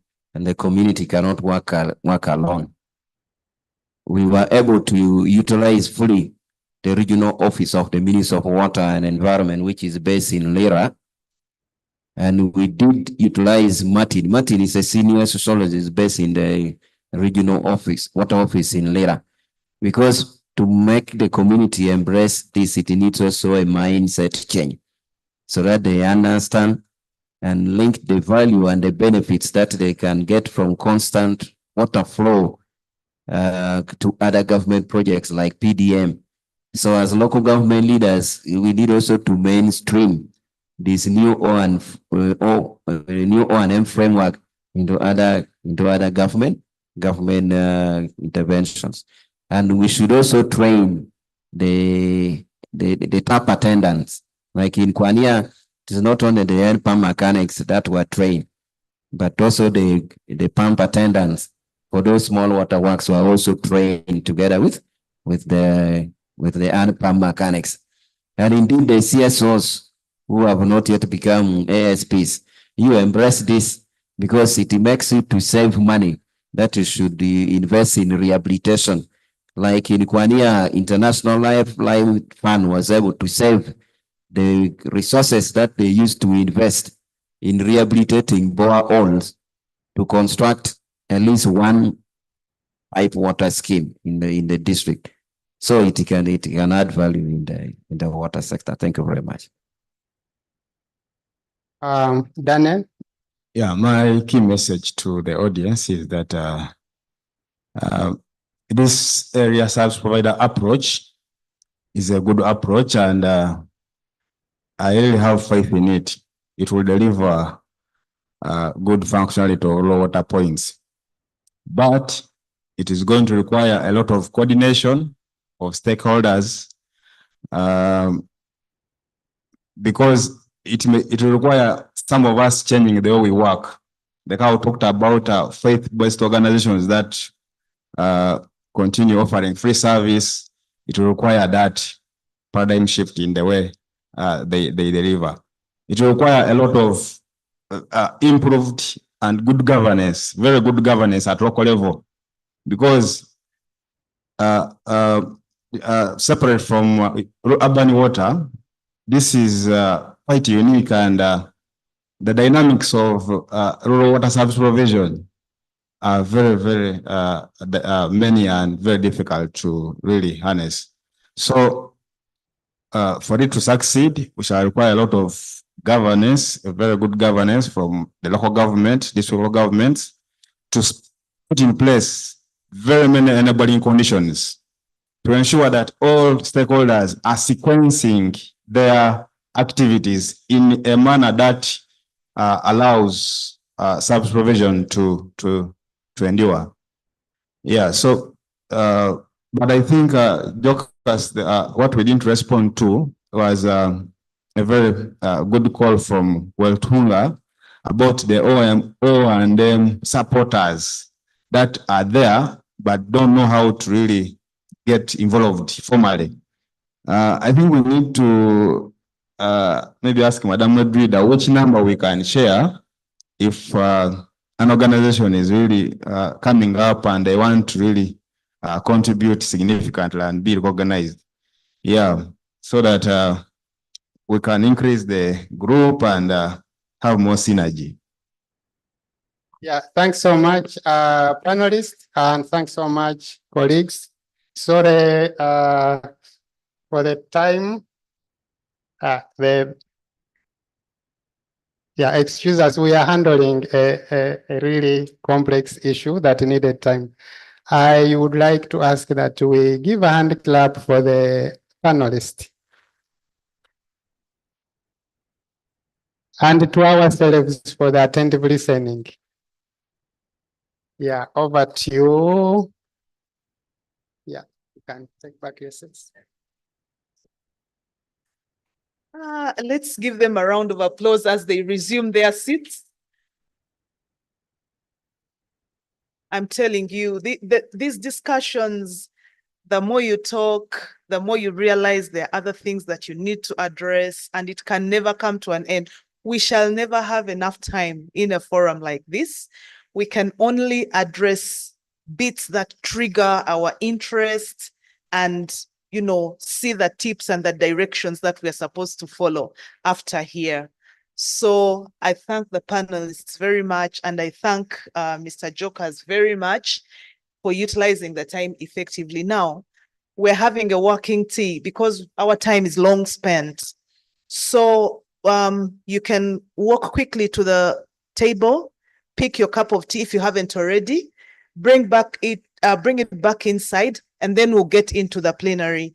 I'm going to give only 2 minutes for the respective rapporteurs to get ready, because the plenary really relies on what you have captured. We shall use a very, very short time so that we try to redeem some of the time that we have already lost. If you haven't already picked your cup of tea, please go and pick it now and come back to the room so that we get into the plenary. And we have another set of side events, which is supposed to have started 10 minutes ago. So we're going to make this very, very fast. In the meantime, I also request UWASNet to prepare their short presentation on social accountability so that we use as little time as possible. Please pick your cup of tea and come back already. Leonard, could you please tell me about your rapporteur so that we work together to keep it short? Yeah.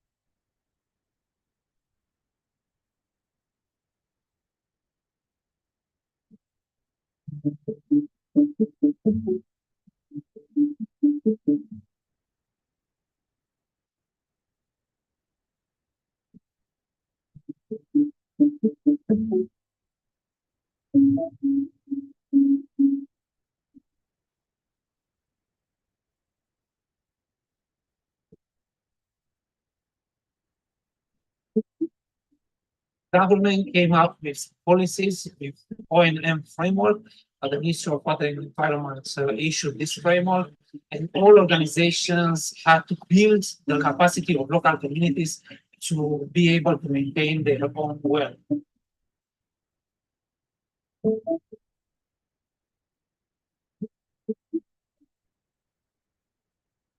The Greenwell program aims at becoming the area service provider to provide majorly 3 things. 1, to provide the preventive maintenance and repairs. Secondly, to offer commercial services for the long-term sustainability of the rural water systems. And thirdly, to provide financial viability for these rural water systems. We decided to open this maintenance program called Greenwell so that we are able to maintain the functionality of all wells which have been constructed in Uganda. Next year in 2025, we are going to drill our 1,000 well and we are going to rehabilitate our 500 wells. So thousands of community members are using them on a daily basis. And of course, they break down.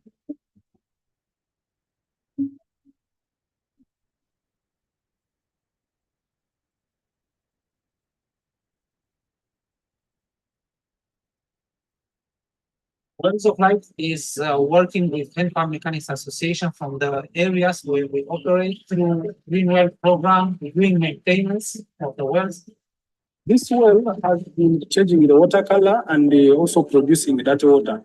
So by using the compressor, we want to blow out the dirty water from the well so that it can recover clean and safe water to be used for community consumption.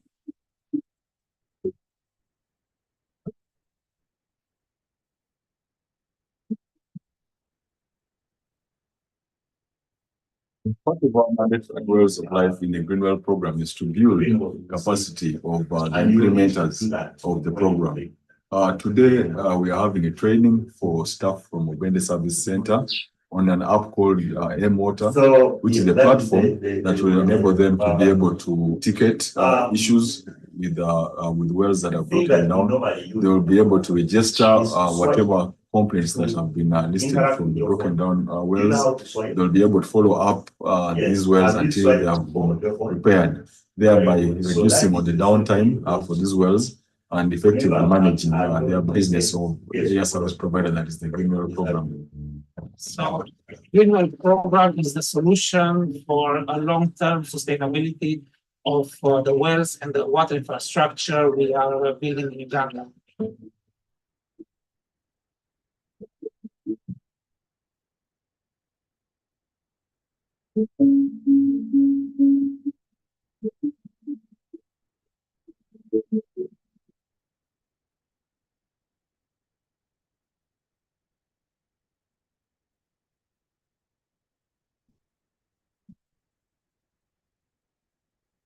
When you enroll with AquaTrust, we assure you unlimited and uninterrupted supply of clean, safe water.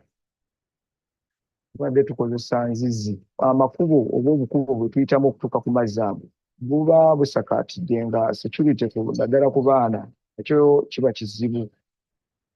Twali tetulina amazzi malungi ng'amazzi tukozesa ga nzizi ng'ate gava walako kati tuli bulungi n'abaana basobola okujja wano mangu ne baleeta amazzi mu ddakiika ntono nnyo. You receive the 4 services of AquaTrust.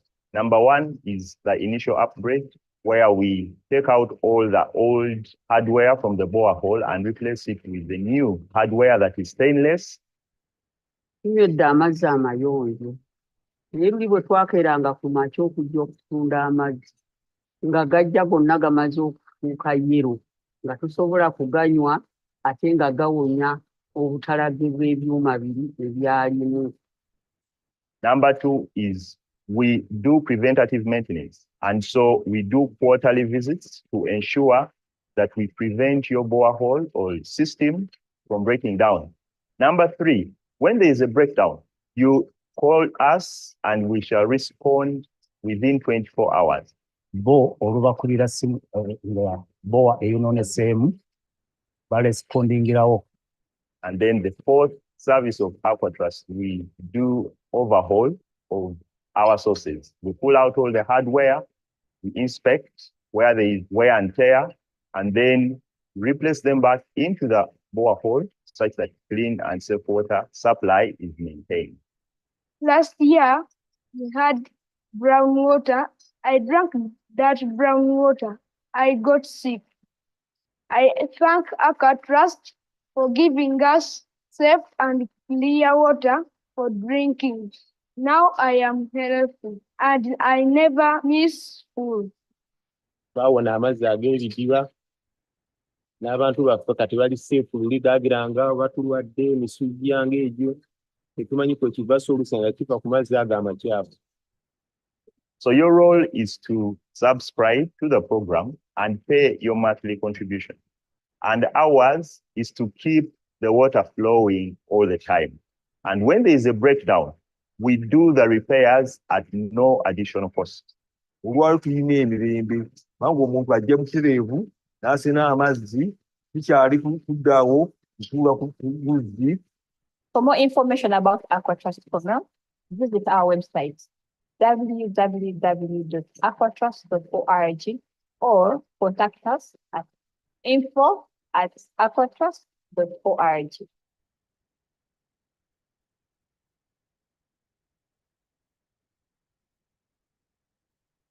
Friends, let's get back in. Welcome back from the sessions. Let's bring our tea and have it in here. I'd like to invite Anne and John Paul. Anne and John Paul to give us highlights from the sessions.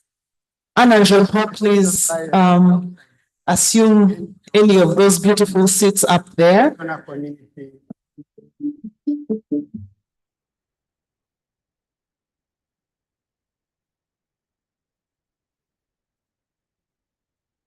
Members, we are back in session. Please, you bring your tea in.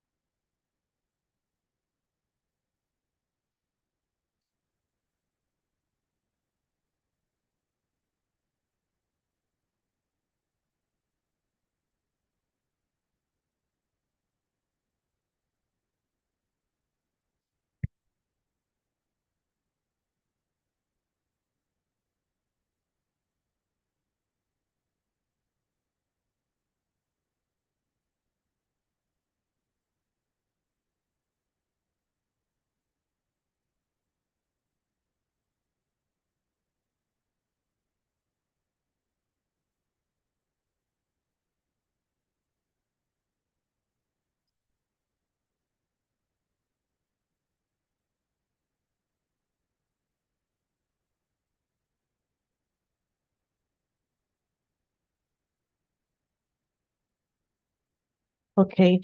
Good morning, everyone. I hope that each one of us has had a cup of tea. We're going to get the highlights very quickly because our time is fast spent. I'd like to invite our rapporteurs, and soon after, we shall have James Clito presenting about social accountability.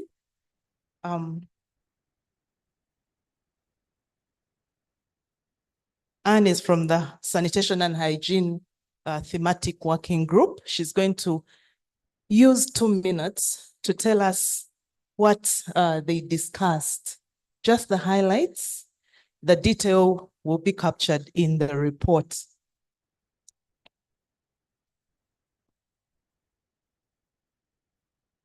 Okay, good morning, everyone. Hello. As you take your tea, good morning. Okay, I'm going to try my best to work within the 2 minutes allocated to me. My name is Anne-Marie Agaba, and I work with Africa Water Solutions as the Health Liaison Officer. And I have been granted this opportunity to give the highlights of the sanitation and hygiene side event. From what I see, some of my side event members are still outside. I see our chair is still outside. Yeah, but I'll still proceed. Before I start, please, if you were part of the sanitation and hygiene side event, please rise up for recognition. Please rise up. Let us appreciate the members, because everything that I'm going to say is going to be a summary of a discussion that was held with each and every one of them. So some of this was our session agenda. We had introductions, we had remarks and presentation from the Sanitation and Hygiene Thematic Group Chair, and our chair is World Vision International, and particularly Mr. Leonard Opeto took charge. And then we had a panel discussion that was moderated by Oxfam, and then we had a Q&A session. So some of the highlights from the introductory remarks, of course, we were reminded, just as you were told earlier, that our session was focusing on market-based sanitation and how it can be used as an opportunity to scale up sanitation and hygiene. Yes, and from our chair's presentation, he presented some of the highlights about the thematic group. He presented the thematic group members, intervention areas that have been undertaken by the group, and then also presented some national data on WASH progress. And of course, he also shared some of the successes that the thematic working group has experienced, and some of those include improvement in social and economic well-being, gender inclusion, community engagement and ownership, among others. And some of the best practices, including construction of sustainable infrastructure, market-based sanitation approaches in solid waste management, fecal sludge management, and others. And the session chair also highlighted some of the challenges that we have faced as a thematic working group, including sustainability of sanitation and hygiene behaviors, especially hand washing, lack of standard and localized definitions for basic sanitation facilities, climate change issues, among others. And some of the recommendations, one of them is increased funding for WASH infrastructure. So I'll dive straight into the panel discussion that we had. The panel discussion had 3 panelists. One was a senior environmental health officer from the Ministry of Health, Mr. Rogers Batesachi. I hope he's here for recognition. Yes. Thank you. That hand clap is not enough, please. Thank you so much, Mr. Rogers, for sharing your knowledge. Mr. George Ariho from Viva Conagua. Is he here, in here? Okay, I think he's still picking his tea. And then we had Mr. Timothy Kayondo from Sato, Uganda. Is he in here? Oh, yes, yes, yes. He's there at the back. He's there at the back. Thank you. And we received a lot of knowledge from the three panelists. And one of the things that was being discussed is what is being done in regard to scaling up the market-based sanitation approach, challenges, and then solutions. And we got to learn from Viva Conagua about the approach they're using of the Magipreneurs, where they get young entrepreneurs with different ideas on sanitation and hygiene, and then they get them to compete for seed funding of their ideas. And one of the challenges they're addressing is that, you know, people rarely get funding sometimes for sanitation interventions. So they sensitize communities to interest them in products and then bring on board funders like GIZ, so that you're able to, you're creating demand while also availing supply. Yes, and so they have done this, and it has been a very good way of boosting young entrepreneurs so that they're able to do it, to come up with sanitation and hygiene interventions. And one of the other areas that came up with Sato Uganda was the development of products that are able to be used by the lowest income earners. And their goal is to empower 100 million users globally by 2025. And the target is to move people from open defecation to safely managed sanitation. And they were able to tell us how they do marketing through word of mouth, and of course through some of the civil society organizations that do a lot of marketing of Sato products, including actually my organization also does marketing of some of the Sato products.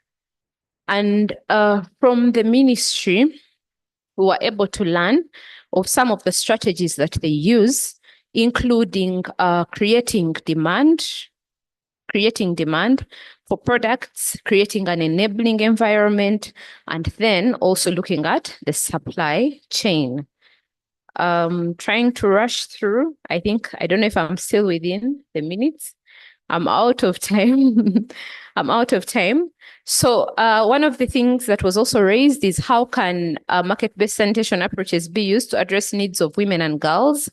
And some of the things that were suggested is latrine designs being inclusive for women, building capacity of women to make their own pads, involving women in decision making. And some of these ideas were able to get from Viva Conagua.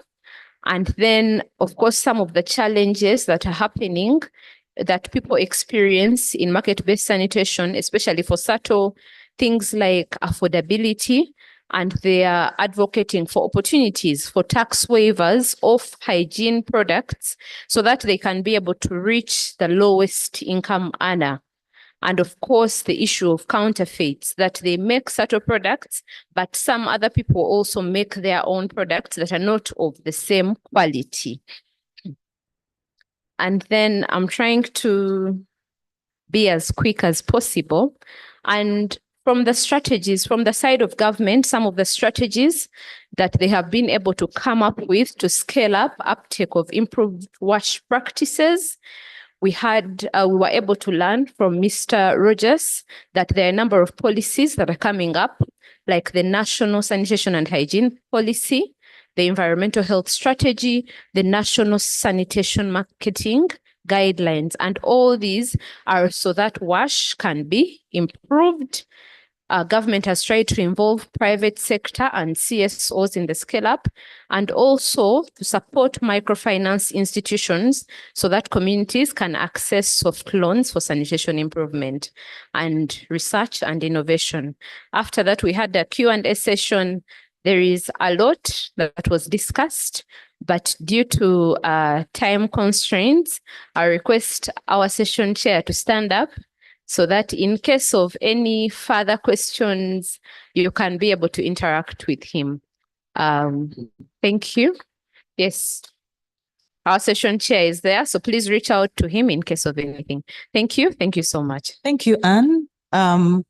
Just before you guys returned, we agreed in this hall that it is impossible to finish everything there is. So thank you for the effort.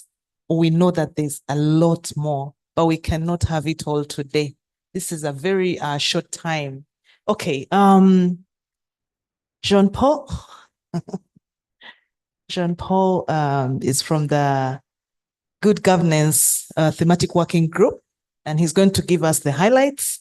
I would like the teacher to prepare our little ones to come forward and give us a very brief entertainment interlude before we transition into the next presentation on social accountability.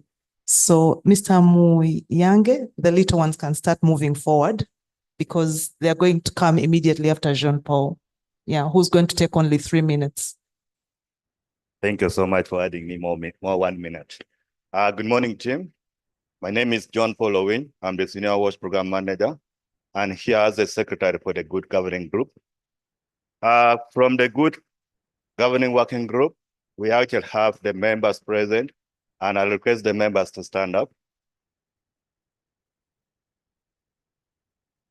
We have Ugandan Water Project being the chairperson.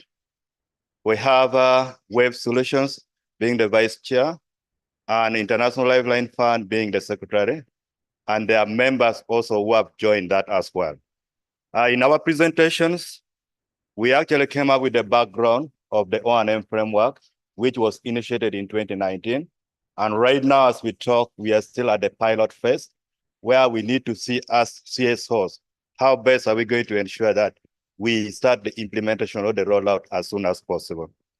And these presentations was actually to link up or to see how best to align the new O&M framework to the NDP4, where the NDP4 has got 5 objectives.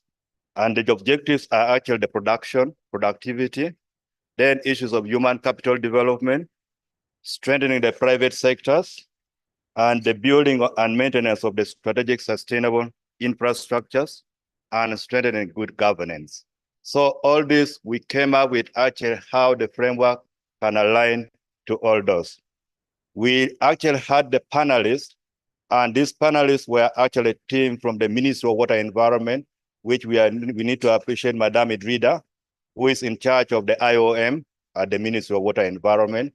She's not around, but we could have actually recognized her.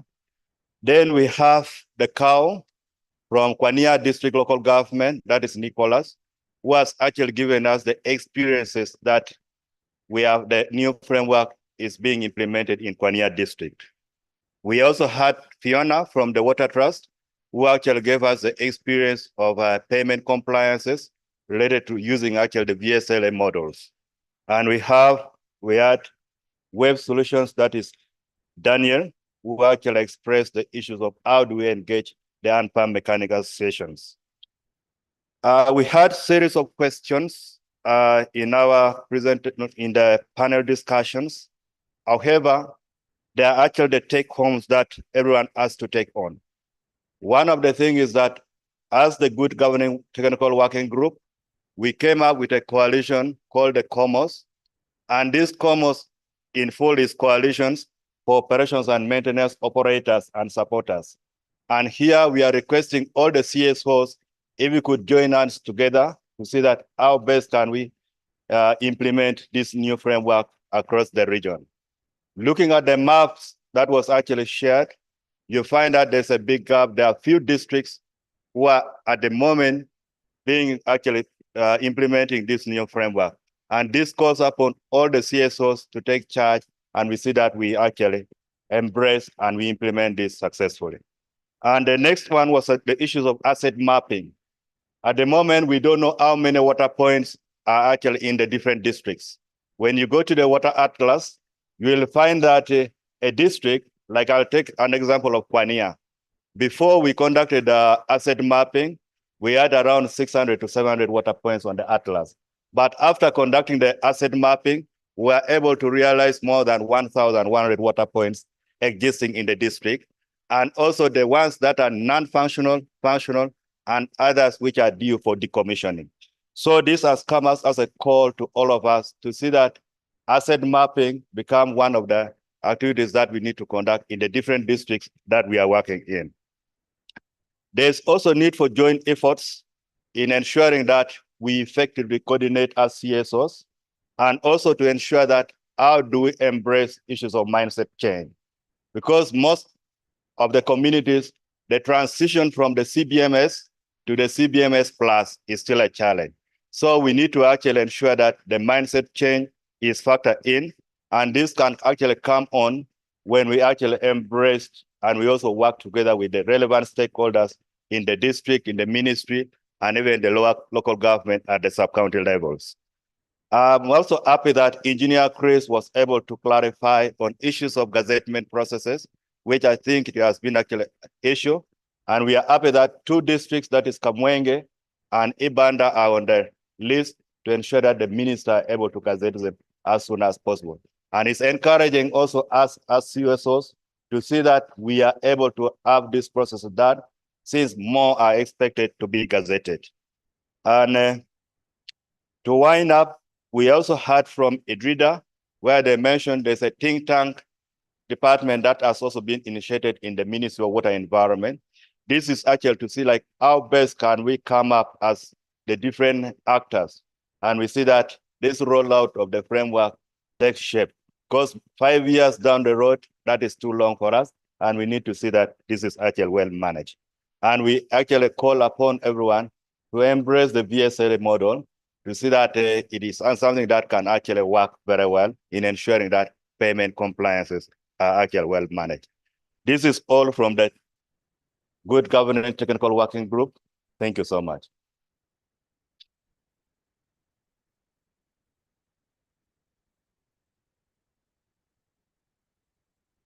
You get some flowers for using your time most efficiently.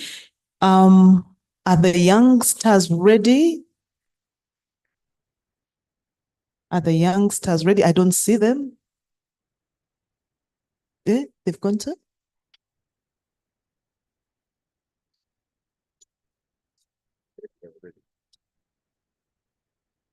Okay, I have got 3 minutes to wait, and I would like to use those 3 minutes profitably. So, who wants to share one insight from what we've heard in the last few minutes? Is Lillian there? Miss Lillian Navasidi. I don't want to ambush people, but she has a very important concern and she didn't get time to air it during the working group. And I thought it was good for all of us, but I'll catch her. She's got an interesting thought. Okay, they can just walk up. They can just walk up to the stage. James Clito, Sir James. Okay. Get ready.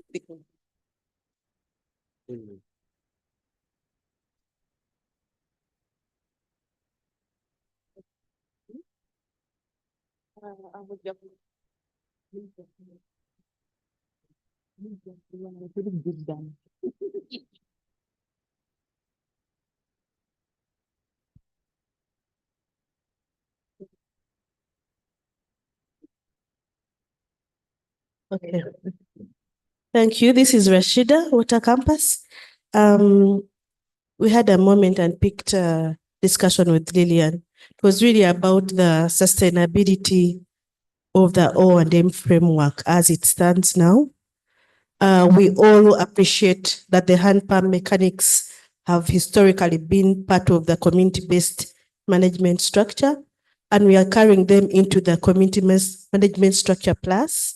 We all know how we have struggled to sustain the hand pump mechanics associations in the district, their lack of capacity to sustain professional management of water sources, their exploitation of communities previously, and we are bringing this back in another form. This was one of the concerns we had. Them being able to survive beyond the ASP, but also them being able to generate enough revenue from the few hand pump water sources that we have in the different districts. But that aside, again, we also mocked a bit more on the sustainability of the VSLAs beyond the organizations. These are systems that we've put in place in the Greater North. And once the NGOs pulled out, they all died. You can hardly trace them now.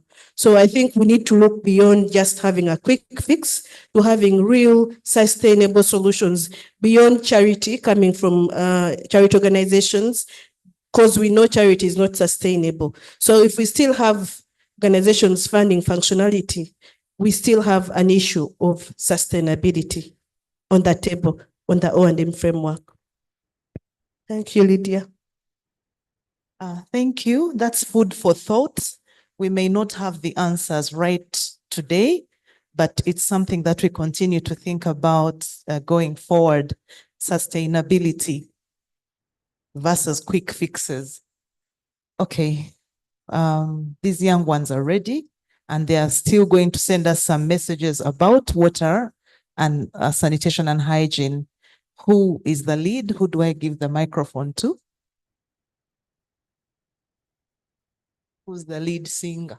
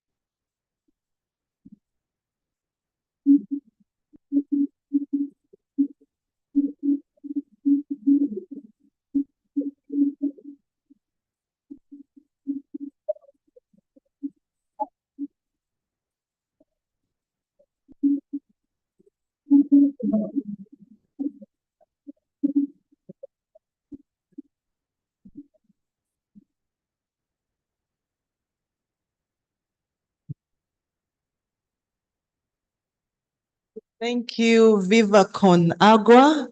If you asked me to do that jog for just 2 minutes, you would be disappointed. I'm going to invite the ED to just 1 minute tell us about this group and this effort. And our next presenter, please be at the podium already. Thank you so much. My name is George Aribo and ED for Viva Con Agua. I'm happy to talk about universal languages approach. So what is really happening here is two things. We're having entertainment, but at the same time for the kids, they are learning. So what we are doing is that in the world, there are languages that are communicated and everyone understands. Football is one of them, and that is game. Art is one of them. Dance is one of them. So what we are using these same languages to communicate behavior change in primary schools. I had a teacher in secondary school who would task us to name the players, the football players of Manchester, for example, if they played over the weekend. And many of us could mention all of them. And immediately we're done, he would use it to ask, then he would bring up an agricultural question and all of us would go silent.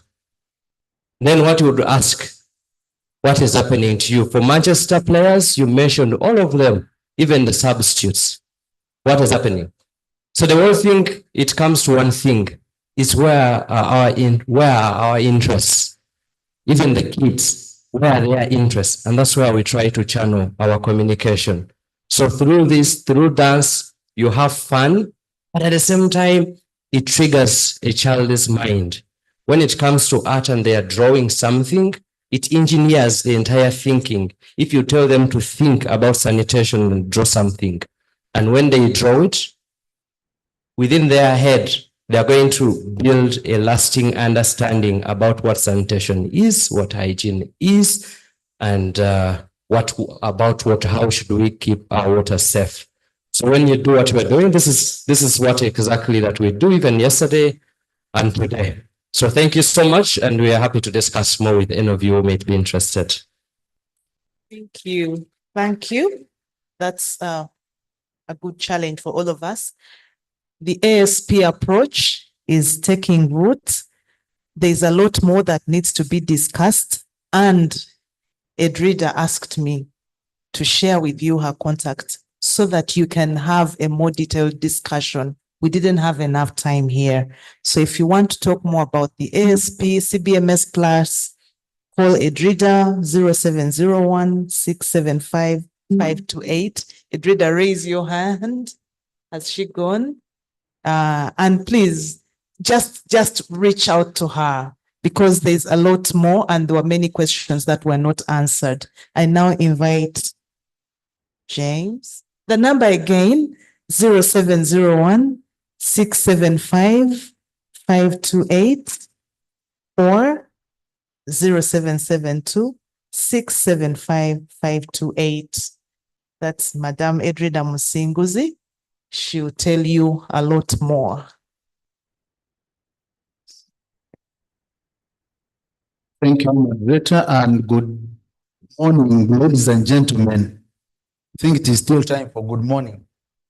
It's just 3 minutes after midday. Good afternoon. Hey, did we take tea? Good afternoon. I welcome you to the presentation about social accountability. Having listened to all that we've listened to since yesterday and this morning about the good governance for WASH, about sanitation and hygiene, I think it is worthy for us to put our attention on issues of social accountability. For purposes of time, I was given 1 hour, but allow me use only 30 minutes. So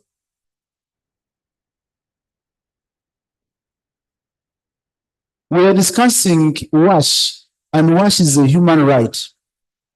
You know that billions of the people around the world are having challenges of access to water, sanitation, but also living in very appalling hygienic situations.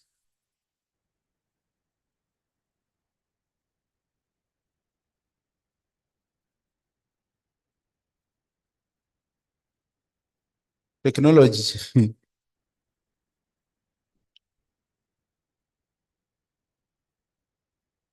All right. So how are we and where are we doing these social accountability initiatives in WASH? First and foremost is a duty. We are trying to ensure that the duty bearers and policy makers take their responsibility of their actions, but also are able to give reasons for their actions. So it's this relationship, the dialogic process of ensuring that we hold the leaders accountable so that we see good services in water, sanitation, and hygiene, but also the environment. I think we can, the one moving the presentation can. Apparently, we are doing it in Uganda and particularly in 14 districts.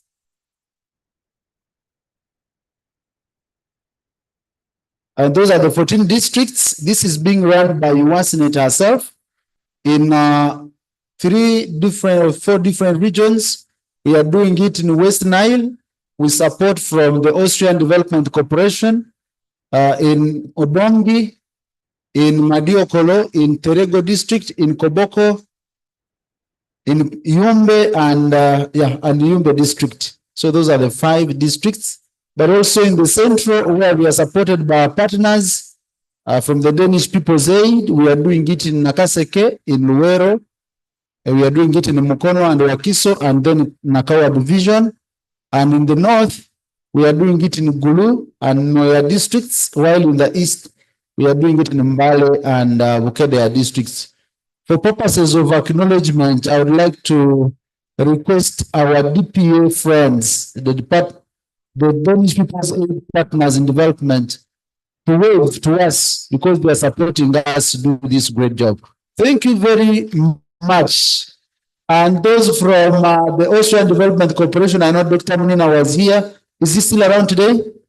If he is, please wave.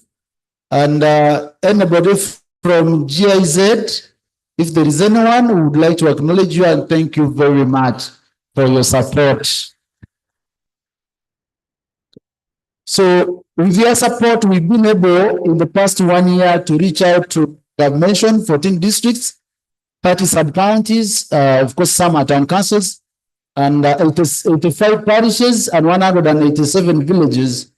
And I'm emphasizing the 85 parishes because, you know, we are now running a program called named the Parish Development Model.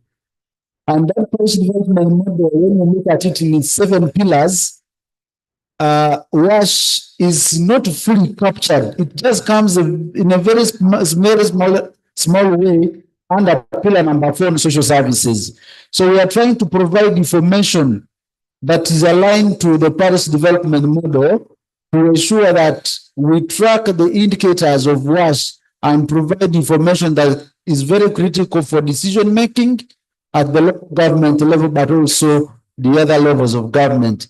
And with our work, we've been able to cover 252 water points, 8 schools, and 27 healthcare facilities.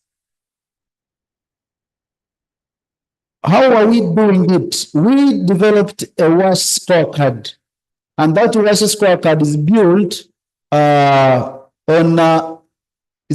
it is linked on the WASH standards established by government of Uganda. For those of you in the sector, we know very well that to implement WASH activities, there are standards. In schools, there are WASH standards in healthcare facilities, and there are WASH standards in communities. I'll just give examples. One of the standards in the schools, for instance, is where we talk of access to safe drinking water for the learners. And the standard is at least the learner should be able to have 1.5 liters of water per day. I hope all of us know that. For sanitation, we talk about aspects of the pupil stats ratio, where the standard is that at least 1 stats should be able to serve a population of 40 learners, isn't it, at a time? And for the case of the learners with disabilities, the standard is that at least for every 6 learners with disabilities, there should be a stats. So if there is a school and it has more than 6 learners, the standard requires that then you have more stats to cover those learners with disabilities. So those are some of the standards in the schools that we look out for. In the healthcare facilities, we also have to ensure that the standards for sanitation, for hygiene, for schools, waste management, waste disposal are also monitored. While in the communities, we are addressing aspects of accessibility to wash, or rather to water, and the quality of the water. And so there are different standards, waste management and all that, and the governance structures, how the governance structures, the water user committees are constituted, and whether they are fulfilling their mandate. So we are doing all this to try to monitor the established indicators under the NDP3, and I'm sure they will also stroll to the NDP4 now that WASH is a fully fledged sub-program. And move. Our approach is a very simple one. This is a participatory process. Much as this is led by WASNet, we are doing it through our civil society organizations who are the foot soldiers implementing in the districts. So what we do first is to conduct reception meetings at local government level, at the districts, but also in the communities to try to educate, to create awareness about what we are going to do and how we are going to do it and for what reasons we are doing it. And after then, we conduct trainings with civil society organizations. Jokers here was talking about aspects of paper-based data collection. So we have since moved away from that, and we want to thank our member, Red Rhino, for the Ugandan Water Project, for having put up the M-Water platform. And the M-Water platform is what is hosting our tool, the scorecard. So the scorecard is digitally hosted on the M-Water platform, and we administer it digitally, and so we collect data digitally. There is nothing like printing or paper to collect data. So we have to train the CSOs who are going to do that on how they can collect the data digitally, but also train the local government staff, especially the parish chiefs, the sub-county chiefs, the community development officers, the water officers, on also how to supervise this work as it's being done. And then we get into the session of data collection, we move to the fields, and then finally we get into the aspect of analysis of that data, because as it is collected digitally, we have, I should say, a central processing unit of that data. So we analyze it and thereafter go back and give feedback on the findings that we have found out at a certain period of time. And it is at that stage that then commitments are made by the various stakeholders. We develop joint action plans on which we will be following up. Can we move? So, like I've been mentioning, I think you can move. It's a participatory process. I will not explain every slide. But the way we do now the data analysis is what is very critical for us. Is that we, like I've mentioned, we are doing it in WASH, in healthcare facilities, in the schools, but also in the communities. So we are using metric descriptions, we're using different color codes, where green in our analysis means that the standard is fully met.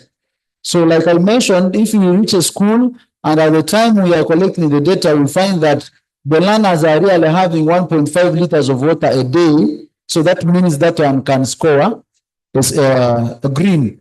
And like I mentioned, it's participatory in nature. It is not us who score. It is rather the governance structures in those communities that do the scoring, the community members themselves. So we, at water points in the communities, you will find we interact with water user committees. So we ask, we take them through, and then they are the ones who score. In schools, it is the school management committees, while in the healthcare facilities, they are the health unit management committees. That color yellow or probably orange would mean that the score is not fully met, but slightly above 50%. Red means it is below 50%. And then that gray means that the standard or the service level we are looking out for, we are monitoring, was not there. Take for instance, you go to a parish and you are looking out for a healthcare facility and there is no healthcare facility. So you don't just score a red or green or yellow, you indicate that there was nothing to assess. So for instance, for the case of schools, you can see the services we are looking at: water, sanitation and hygiene, menstrual hygiene management, waste management, but also looking at the governance components of the WASH in schools. While for the communities, we are looking at aspects of water access, waste management, but also governance, like the water user committees, as we shall be seeing. Can we move? So this is just a sneak peek of WASH in healthcare facilities in the 14 districts. And this data, as we present it, is what informs now the decision making. Where you look at, for instance, water, it's only green in Kampala. At the time we did the scorecard, it was only the communities of Kampala that had access to water. And so, for instance, we are looking at Nakawa division to be very specific. When we look at sanitation, you find a green in only Madiokolo in the healthcare facility.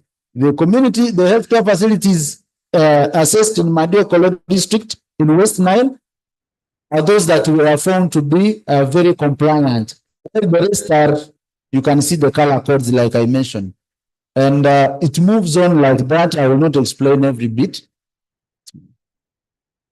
So in the schools, you can now tell me how many greens, how many reds, and how many yellows, according to the different parameters, the service levels that I mentioned.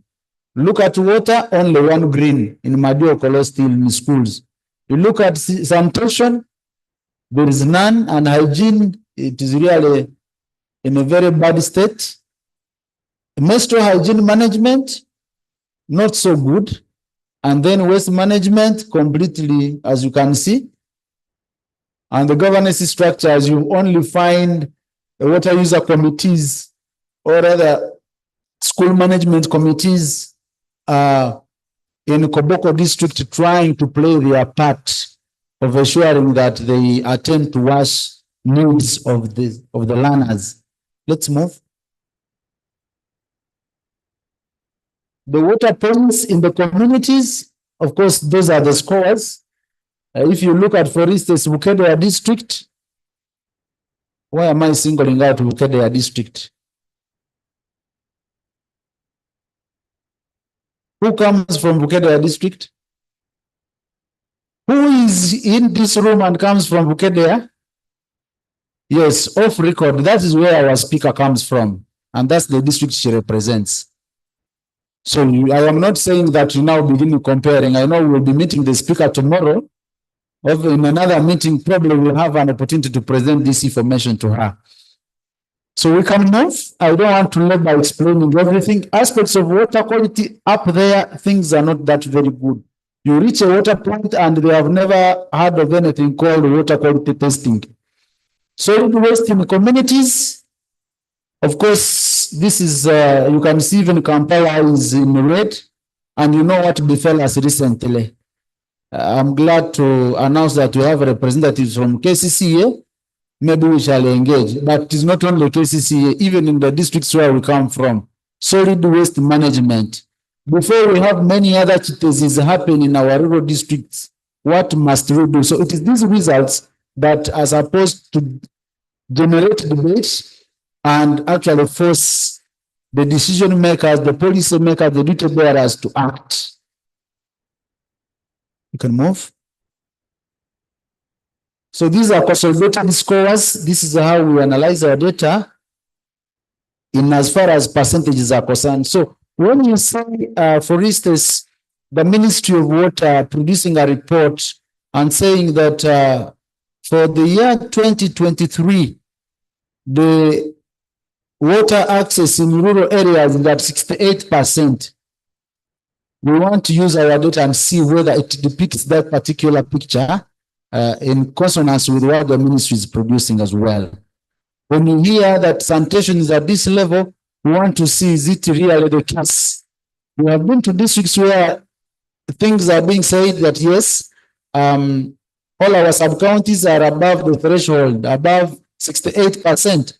But when you draw, when you go back into the communities, you find a different picture. So like the picture that was on my very, very first slide, I will say something about it as I conclude.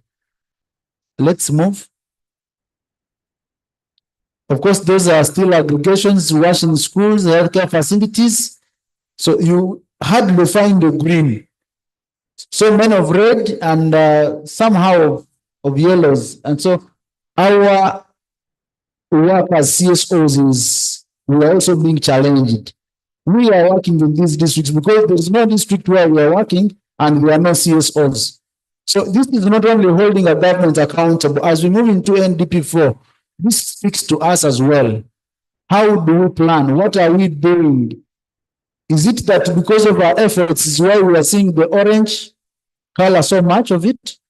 How then do we move from the orange to green? How do we move the red to that color orange? These are the commitments that we are seeking out from you here. And then we tell government that also as CSOs, here are our contributions to the LDP4. We can get moving. So we have done outcome harvesting through follow-up engagements. We have taken note of the different issues that we have pondered on with the authorities.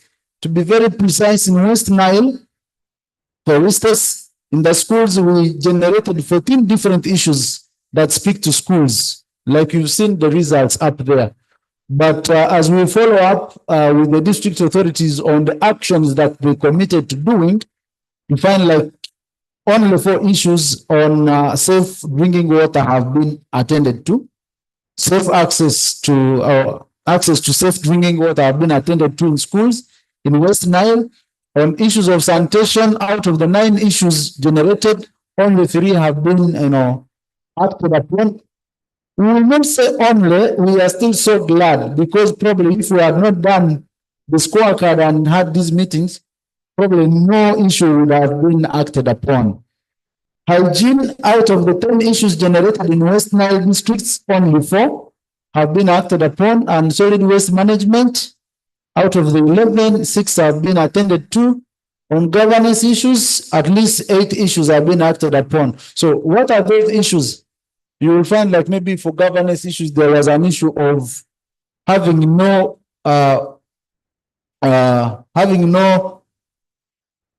budgets for wash in schools, or not prioritizing wash because they will tell you don't have a special budget or a special vote for wash in schools. The capitation grant, or what we call the UPE funds, do not spell out that this percentage has to go to wash, this percentage has to go to this. So it is left to the discretion of the head teacher and his committee and the school management to determine. So if it is not a teacher who is having the wash lens in the way he does his things or she does her things, then chances are high that you may have all the schools without prioritizing issues of water, sanitation, and hygiene. And same as for the primary health care grant, the PHC grant for the washing healthcare facilities. As you can see, out of at least there, we have some issues acted upon. On governance issues, 5 were pointed out and they have been acted upon. Hygiene, at least the healthcare facilities are respondent. As for the communities, out of the 19 issues, you find only 8 have been acted upon. But in advocacy, we say it is not done until it is done. So ours is to continuously follow up, remind, follow up, ensure that some of the issues feature into the development plans, ensuring that issues feature into some of the issues that relate to monitoring.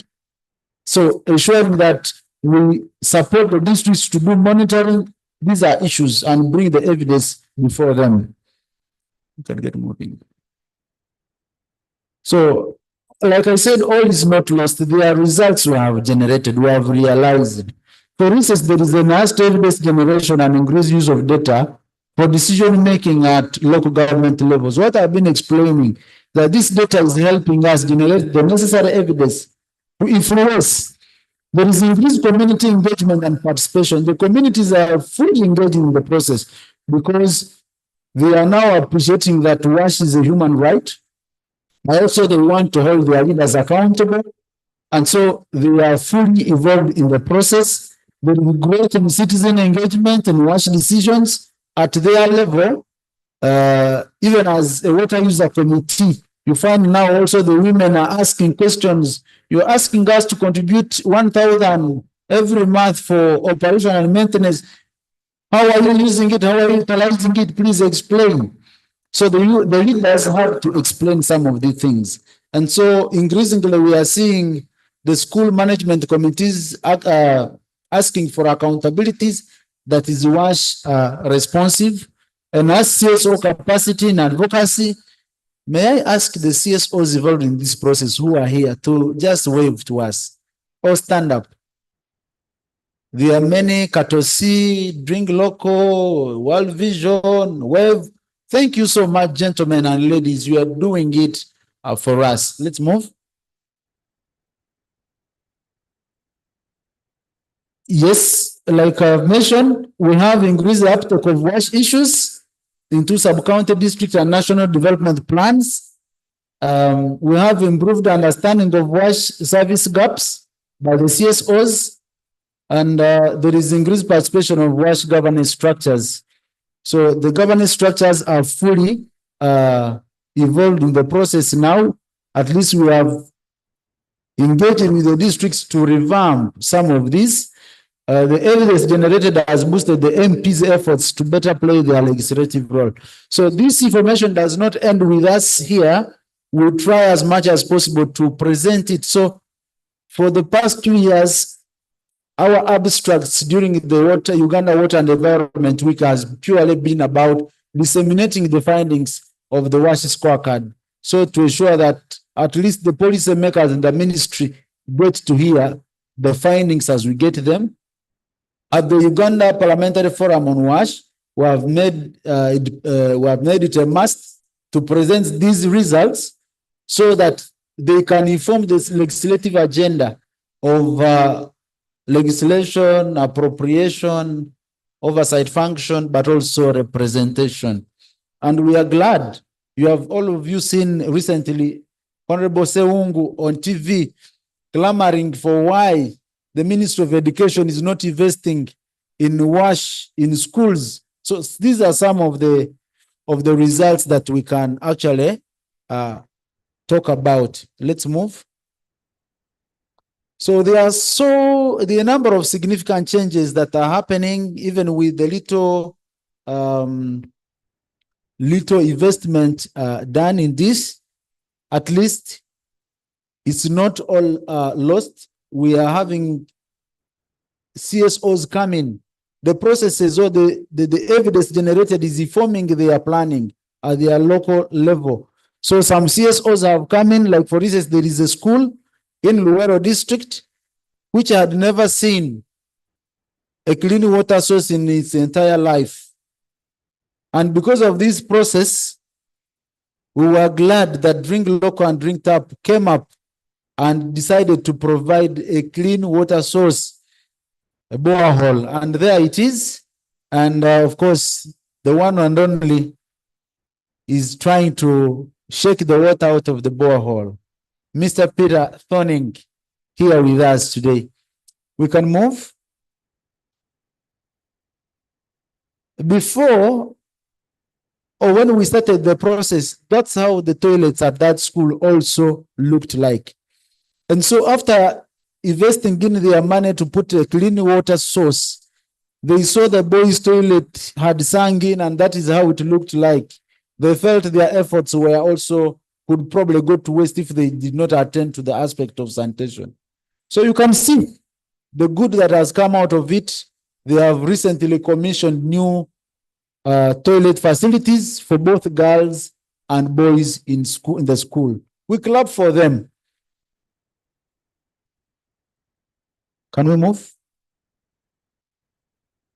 I talked about follow-up engagements. So after getting these issues and the district commits to acting upon them, we go back and hold them accountable. There I am holding accountable the district water officer in one of the districts. And from my engagement with him, at least 50 boreholes have been repaired. Water user committees have been reactivated. A biodigester toilet has been put up at Luero Hospital, but also in some of the communities at the marketplace. The district is constructing a water system, and this is courtesy of the U-Gift program supported by the World Bank. So there's a huge water system that is being put up in Kalagala sub-county, and as a result of some of these efforts, we are told that our reports are very informative in their decision-making processes because they use them at the district technical planning committee, and so they inform them very heavily. Community involvement, the level of donating land. This water system that is being constructed, the land was donated freely by the community, and the efforts trying to even process the title into, I think, the names of government. We can move. That is what I'm talking about. A reservoir has already been erected in one of the communities, courtesy of the U-Gift project. And this is one of the communities that really had no taste of safe and clean water.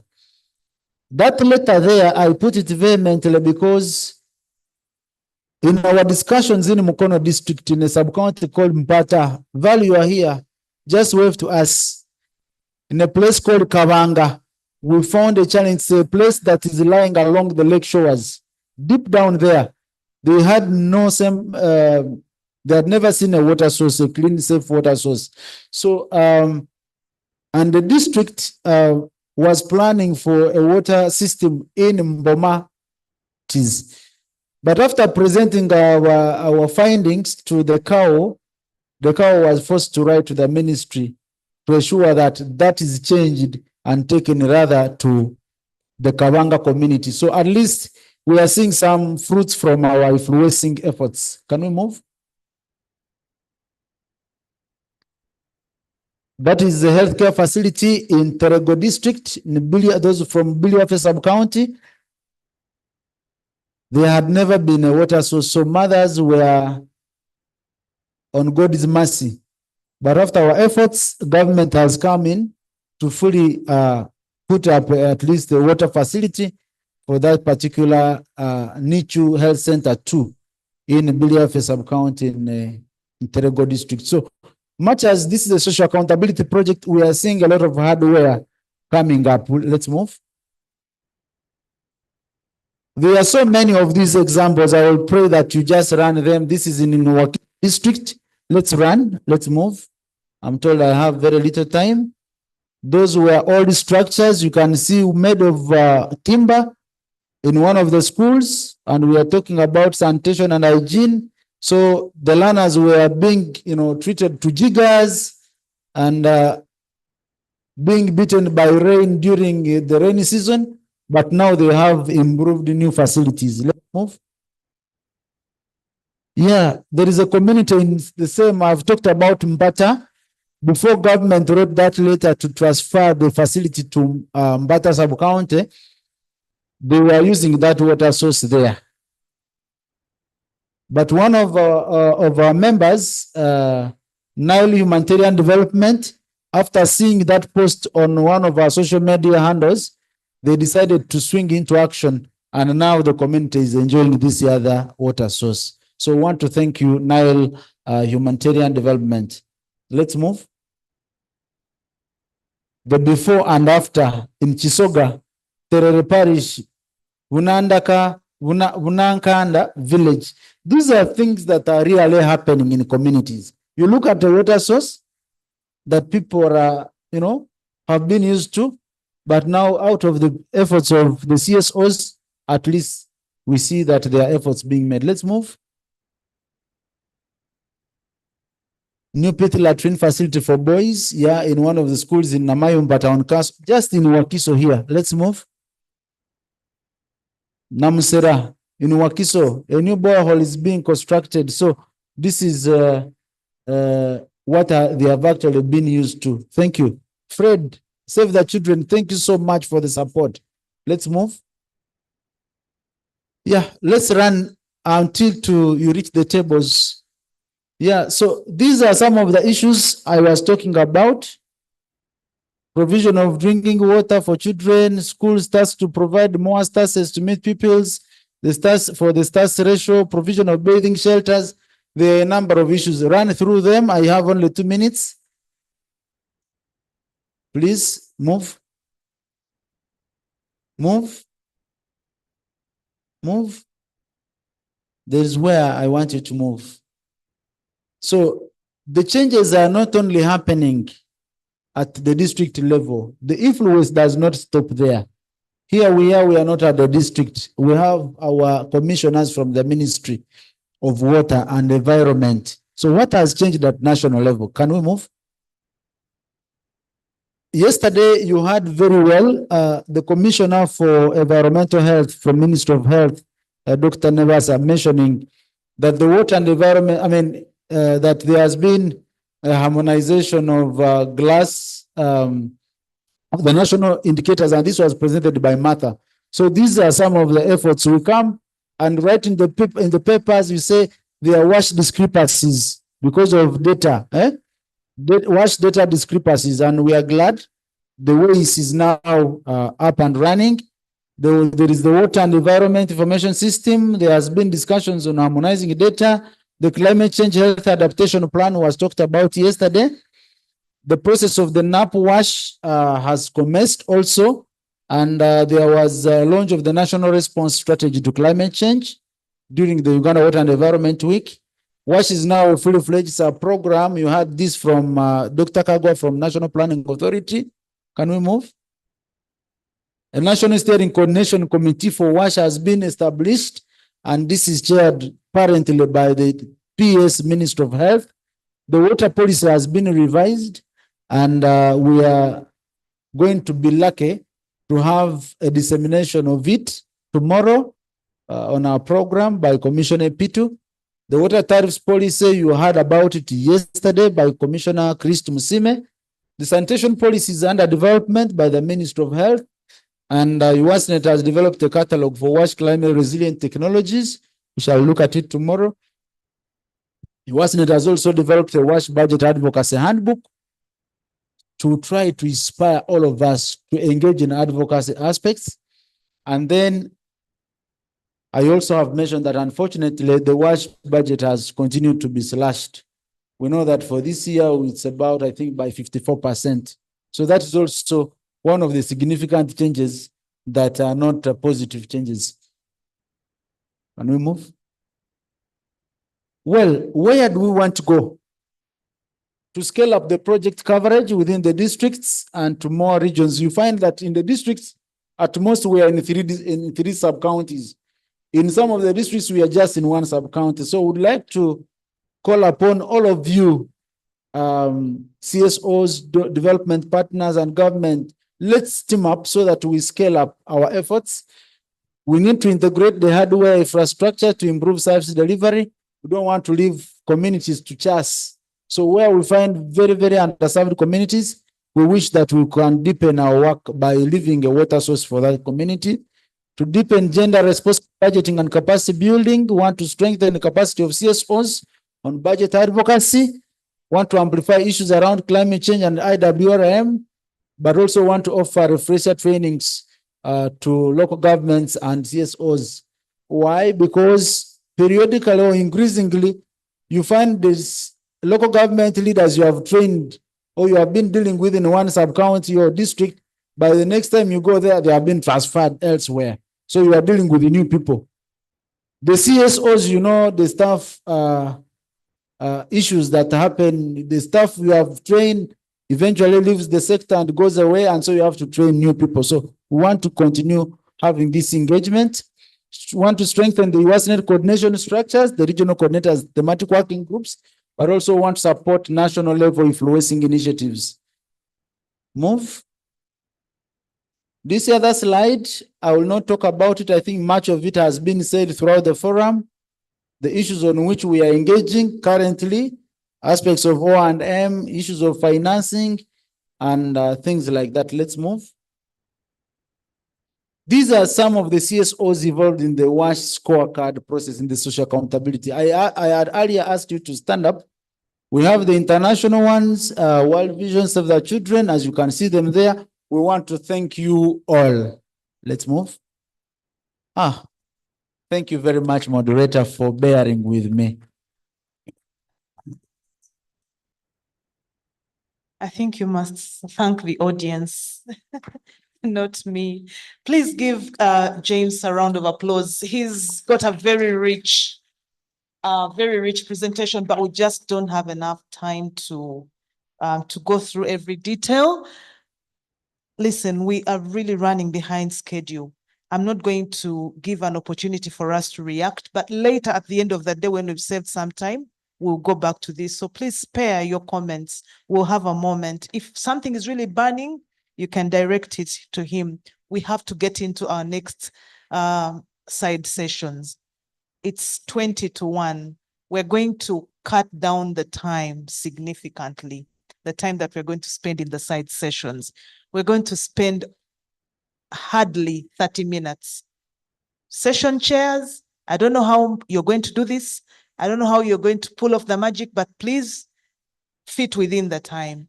I'm going to invite side event 3, chair, Water for People. Side event 3, chair is Water for People. They'll be remaining here. And side event 4 will be chaired by Water Mission. They'll be going to the room upstairs. Room 3, take the right and up the stairs. I'm going to give them 1 minute, just one, please. Could better if it is 30 seconds. Water for People, just tell us what we're going to be talking about.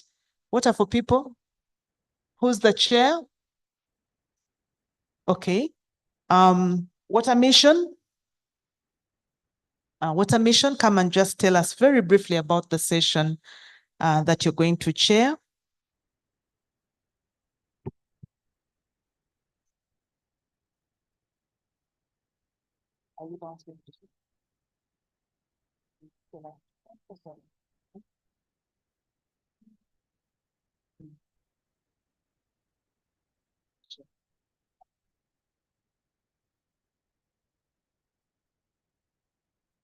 All right.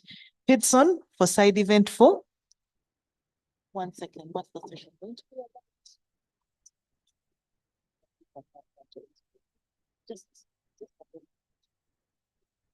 about? Okay.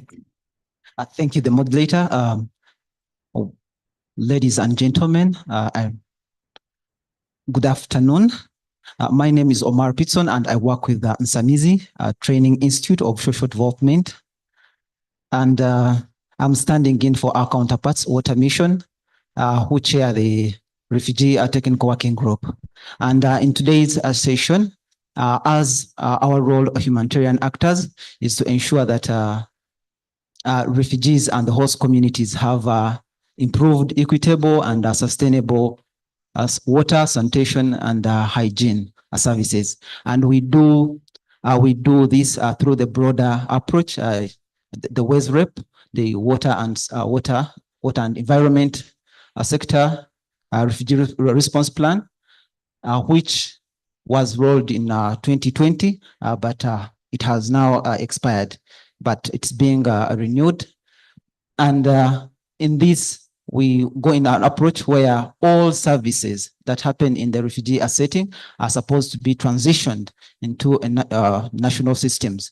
And this forms our basis of our discussion today, where we are going to be discussing on integration of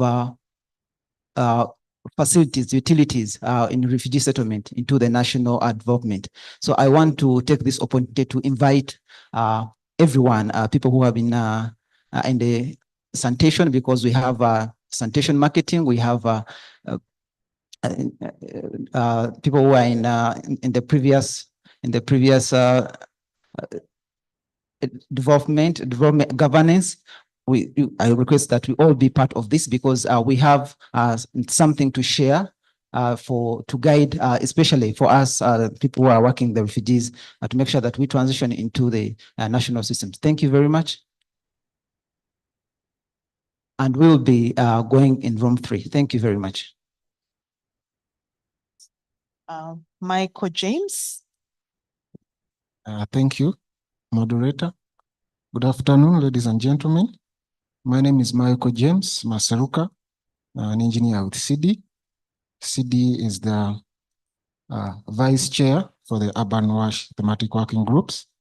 So we decided to take the role of chairing this session, and then eventually this the side event for the wash technologies will be chaired by Water for People. So what are we going to discuss today in our side event?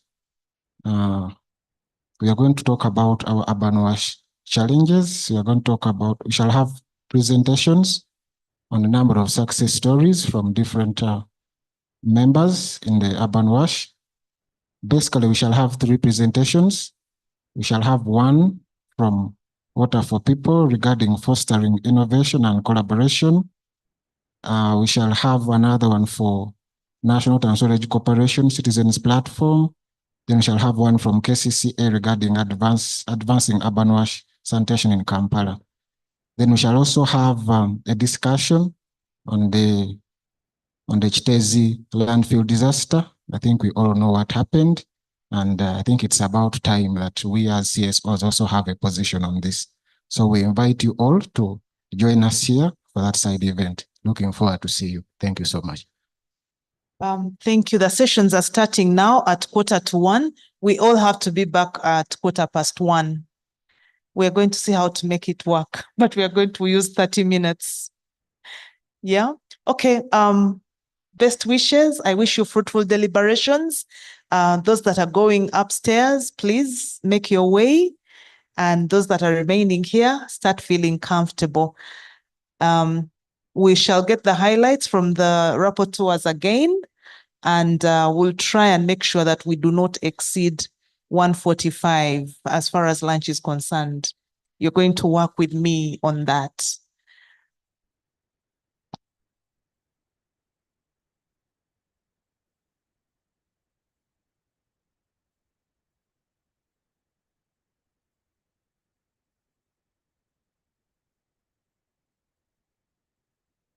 Let's get moving, friends, please.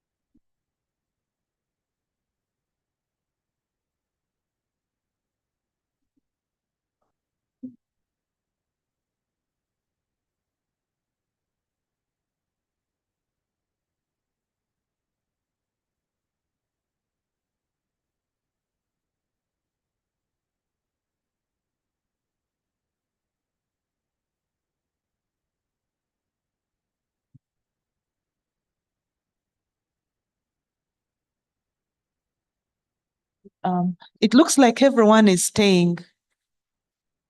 Everyone is staying for urban wash. Is there no one going for humanitarian? Is there no one going with Sam? Sam, I'll come with you. It seems there's going to be only 2 of us in that session. We need to be reminded of the room. Please, when you get out, turn right again. You see a set of stairs and you just go up. Please don't abandon Sam.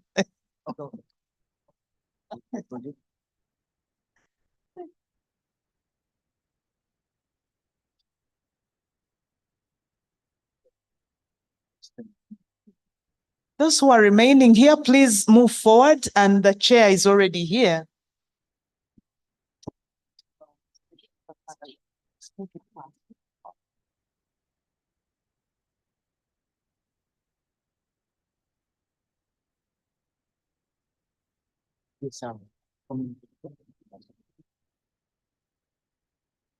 Yes, good afternoon once again, ladies and gentlemen. all protocol observed. Before we go any further, I'm going to invite the panelists for this session in no particular order.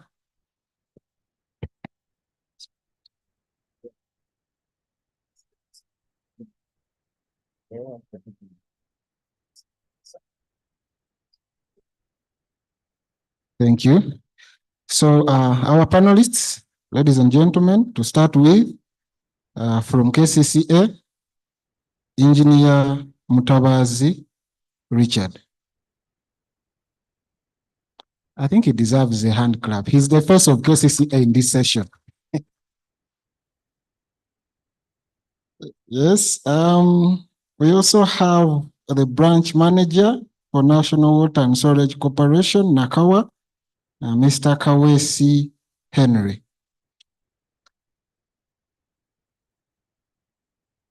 That handicap does not befit a manager. Please, let's give him a better one. Thank you. Yes, no. The next is the Deputy ED of Community Integrated Development Initiatives, CD, Madam Kasujia Helena.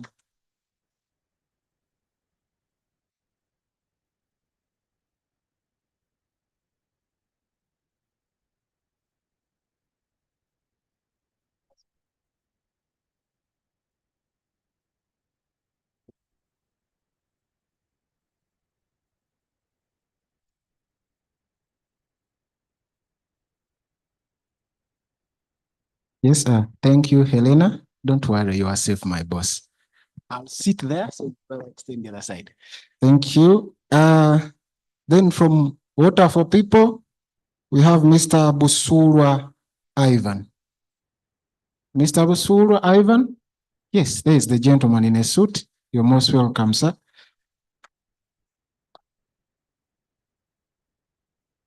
Then we have colleagues from just a minute. We have a platform for citizens platform for national water. We have Madam Nakaiba Juliet. She sits on the Community Water Vendors Committee. Madam Nakaiba Juliet, are you here? Yes, she's over there. You're most welcome. And I think finally, we shall have also a member of the CD, Mbuya 2 Youth Advocacy Structures, Mr. Senyange Waswa Morongo. You're most welcome, sir. Morongo deserves a hand clap. Come on, ladies and gentlemen. Perfect. Okay. Now that we are all here, I think for me, mine is going to be very simple. I'll be moderating. We are going to have presentations. We shall talk about our success stories. We shall talk about our challenges. We shall have a discussion on that very interesting and absurd saga, the Chitezi disaster. But I want to save the best for last. So if we are ready, I'm going to request IT to give us the presentation for Water for People. And we are going to invite Mr. Ivan Busurwa to present to us. Mr. Busurwa Ivan, I think you can come over here. Thank you so much, sir.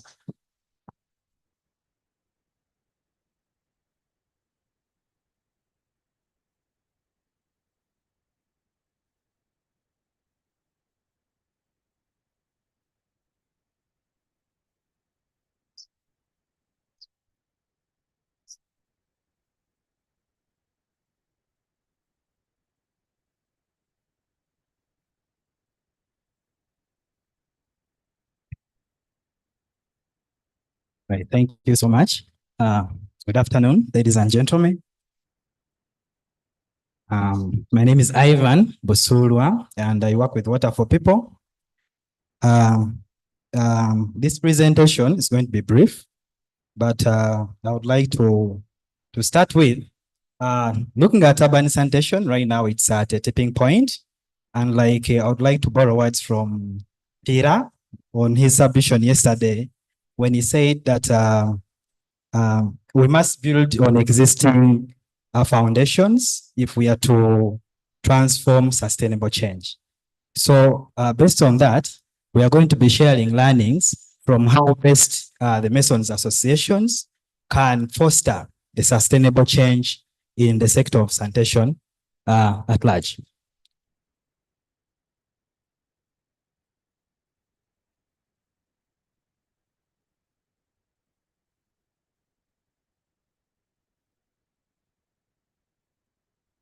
All right, so we're talking about urban sanitation right now, especially in towns, and we cannot forego the issue of rapid population under the challenges, and backed up by the census that was recently conducted. You can see that there is an increase of around 11.3 million people, and also another highlight of insufficient physical infrastructure as well as service delivery. So we also have another challenge of economic constraints and poverty levels that is very common in urban centers. That is vis-a-vis the limited financial resources and investment. But also we have issues with informality and governance issues. We have a lot of informal settlements in urban centers, the slums, the ghettos. And lastly, we can talk about the inadequate private sector involvement in the sanitation sector. So as we all know, since yesterday, there has been a discussion about calling for public-private partnership. So in sanitation, right now in urban centers, we have the listed challenges, and we are going to be sharing learnings from how best we can learn from the interventions that have been done either in rural areas, and how best we can replicate the same learnings in transforming or solving the above challenges. So we're going to be looking at an association as a case study called Greater Kahonje Masons Association, located in Kamwenge. And we're going to be looking at how the association was involved in bridging the sanitation gap, which we have seen up, but also looking at their journey of becoming a successful enterprise, also the key achievement, the success factors, challenges, what are some of the mitigation strategies, lessons, and also the recommendations. So I will not go into details with the chart. We've been so much into the data of sanitation, and we have all seen that the picture is not good on ground in regards to what NDP4 requires us to do. So as an organization, Water for People, what is our approach? What is our understanding when it comes to our contribution towards the sanitation improvement in the case of urban areas and rural areas? First of all, we are looking at the implementation and the adoption of market-based sanitation as an approach that is more sustainable and not so prone to slippage. And we are looking at facilitating how best we can activate the network delivery model. This is where different value chain actors actually interplay to ensure cost reduction and timely supply, sanitation improvements, where it treats customers or the households as customers, but also we look at engaging the private sector as key players to enhance service delivery. And also another key pillar is the collaboration with Masons Association as the umbrella or the arm of service delivery. So you look at the chart or the graphs down there, you can see that they are very, very paramount in the transition phase, which is right from the elimination of open defecation upgrades. So the final product is ensuring that at least we have access to 100% basic sanitation.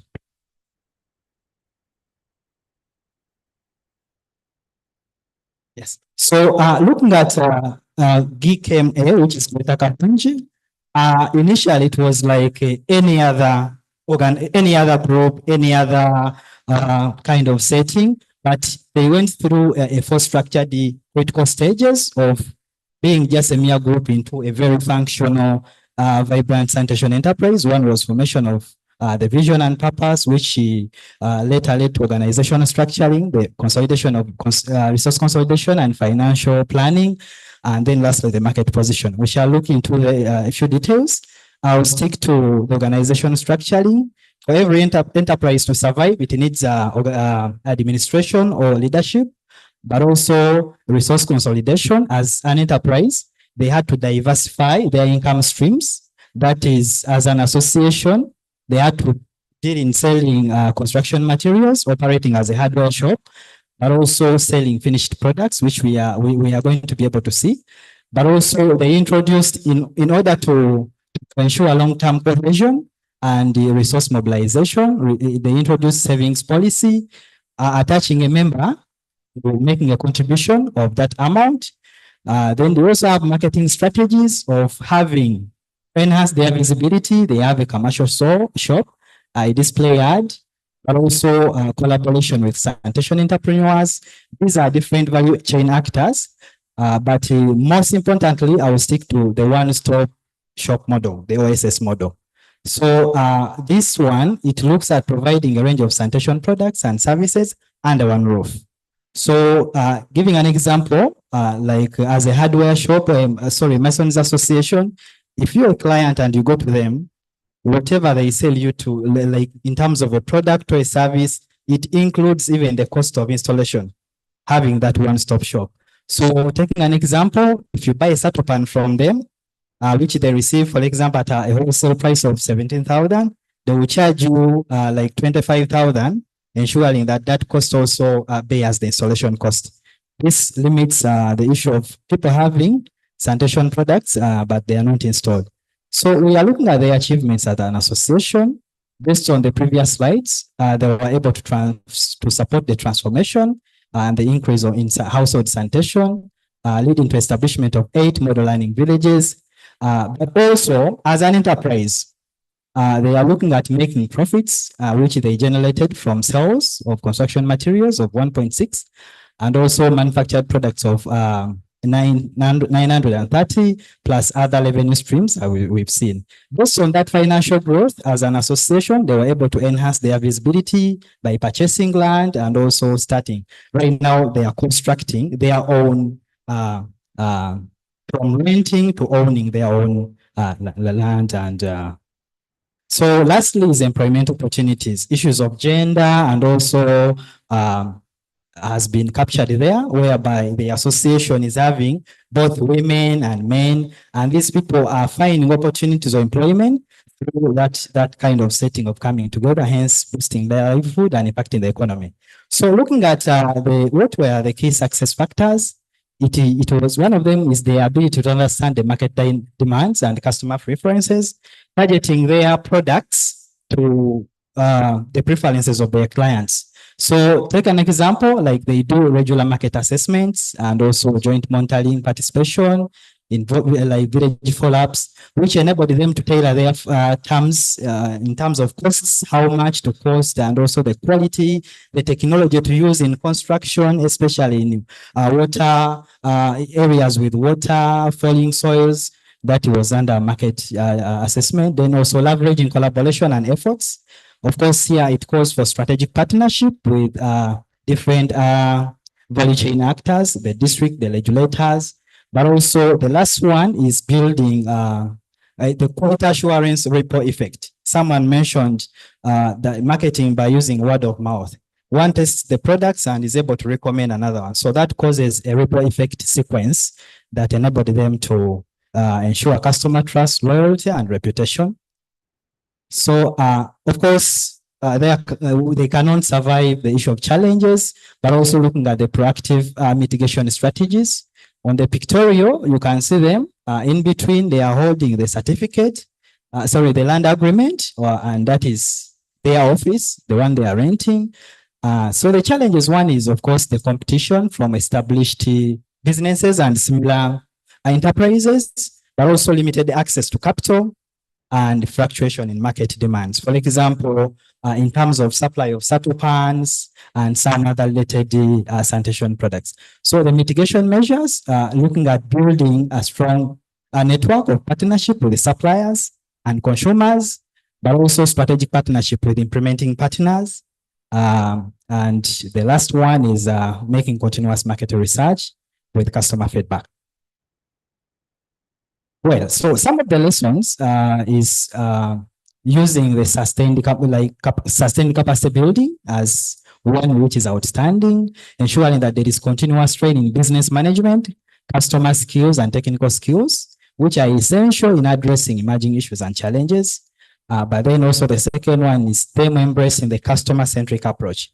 So there is a saying that the customer is always right, which is actually alternatively, it gives you as a seller or as an enterprise, the feedback or how, the rating on how your product looks like from the perspective of the users, which calls for feedback and market assessment that help them to identify opportunities for scale and innovation and changing technologies, but also the continuous market research, which looks at competitor activities and customer feedback. So in the pictorial here, we see some of the products which they do. And then, of course, based from that, the presentation also calls for a collective action. One is based from the learnings of them just transitioning from a mere group like other groups into a thriving, comprehensive sanitation enterprise that currently deals in pit emptying, hardware, and other related products. So we encourage there should be replication of successful practices in other urban areas, especially the one-stop shop model, whereby at least a person goes to one place to access everything, and then also strengthen collaboration through the public-private partnership. This will help us to ensure supply chain reliability, accessibility, and affordability. But also as CSOs and partners in the sector, we cannot operate in isolation. So we need to provide, if we are to achieve sustainable and affordable sanitation services and financing opportunities through market-based. So and number three, we're looking at investment in capacity building. This is very key. The existence of people does not matter if their capacity is not built, so which might affect service delivery. So we need to promote such initiatives to empower sanitation entrepreneurs for sustainable impact. And then lastly, which is our role as CSOs, is the advocacy role. I was impressed by the previous presenter. He actually highlighted this, but ideally it helps in improving governance structures, which is very essential for effective rural, peri-urban, and urban sanitation service delivery, and also planning. So in conclusion, we say that the establishment of Masons coming into an umbrella of associations and supporting them to transition from just a mere service-oriented groups into sanitation enterprises, it proves, like GMKK study proves a journey that the effectiveness of innovation and collaboration through partnership is in unlocking the potential and participation of various value chain actors. There is more in terms of funding that we can unlock when we support these people to come together to form enterprises. Putting in consideration, the MBS approach can be a more activating tool, kind of a one-size-fits-all pathway, proven effective in transitioning just mere traditional service-oriented groups into thriving enterprises, diversifying sanitation service delivery. Hence, it's capable of meeting urban sanitation needs amidst rapid population, which calls for change of technology, more so that population is increasing, but the main resource, land, is not increasing. Thank you so much. I beg to submit.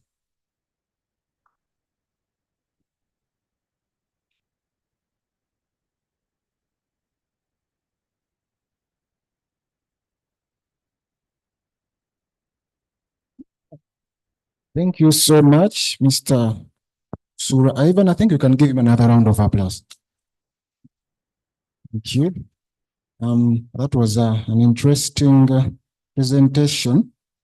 Maybe I just wanted to just say a few things before maybe have one or two questions in the interest of time, because we seem to be running out of time and we still have two more presentations to go. One, and maybe this is for you, Ivan. I don't know whether it's just me, but when I saw GKMA, the first thing that came to my mind was Greater Kampala Metropolitan Area. Did anyone else think like that? Is that a yes? Perfect. So I think you know what that means, Ivan. You need to do something about that. But just to be clear, I think it's not Greater Kampala Metropolitan Area. It is Greater Kahunge Masons Association. Am I right? So from now onwards, we know GKMA has two meanings. The other issue was regarding that association. How have you addressed the gender issues? Do we have both male and female Masons? You respond at once. How does one become a member? What are the benefits? What is the coverage? Is it only in Kahunge, or do you plan on having other areas where you can also do the same? Do you have any linkages to the O&M framework that our colleague Jokers was talking about earlier? Are you linked to that in one way or the other? You saw something finally about the one size fits all. I don't know how applicable that is. Maybe you know better, but I would presume that different areas have different challenges. So when we say one size fits all, maybe you'll explain that better. And then finally, I think some CSOs have had some experience with Satopans. I saw you shared something there. Some of those experiences have not really been very good, especially in areas like Karamoja or areas where there is limited water supply. So what exactly are you planning on doing about that? Because we may be promoting a technology which in one way or the other might create and hygiene challenges. So I'm going to allow you to respond to that. And after that, if there's any other question, we shall handle it and then we move on. Thank you.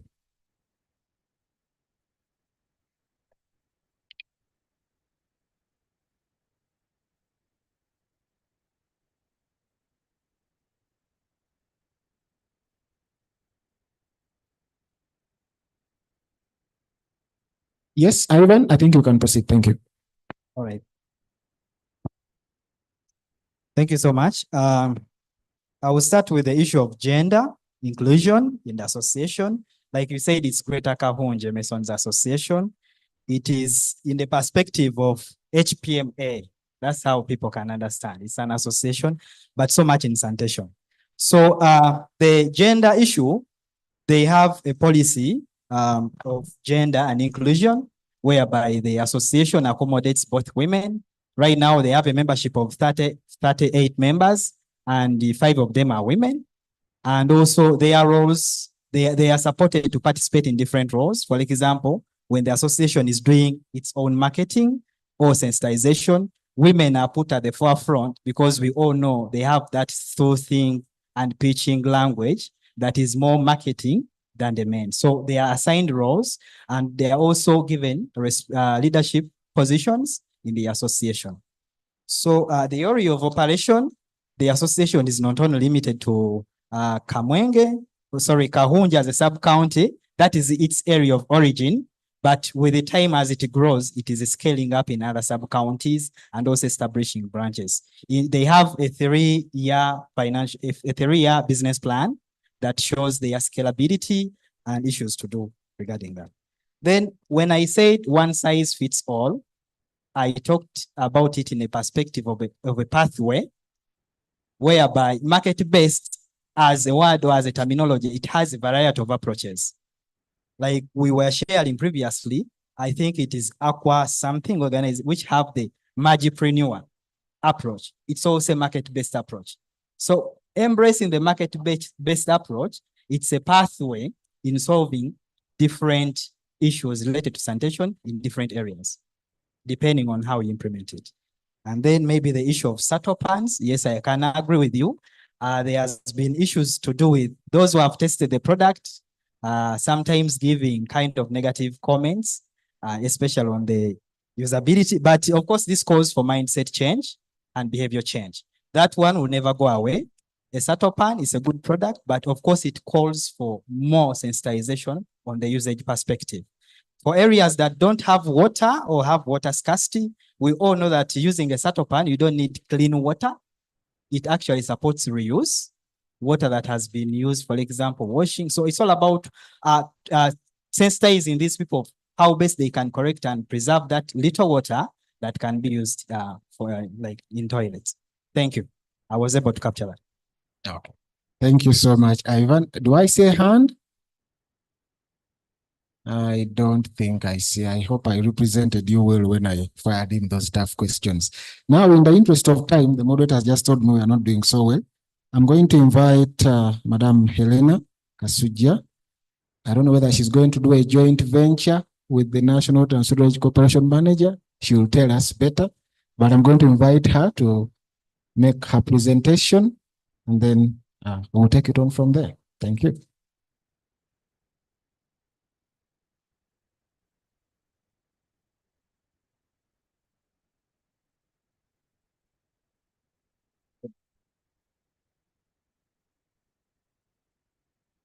Yes, good afternoon, ladies and gentlemen. I don't know which one works. Does this work? Okay, good afternoon.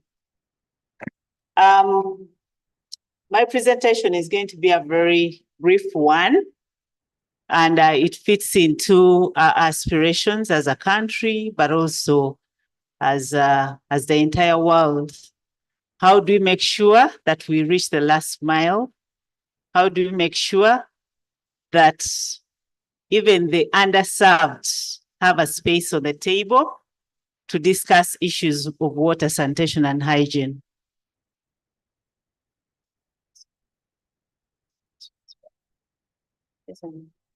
Okay. So this presentation is just briefly about our learning from an initiative that we have being able to implement as CD. CD is Community Integrated Development Initiatives. We are a local NGO, national, and I think we are the oldest surviving NGO that has been working in Kampala for the last 25 years. And specifically working within the informal settlements.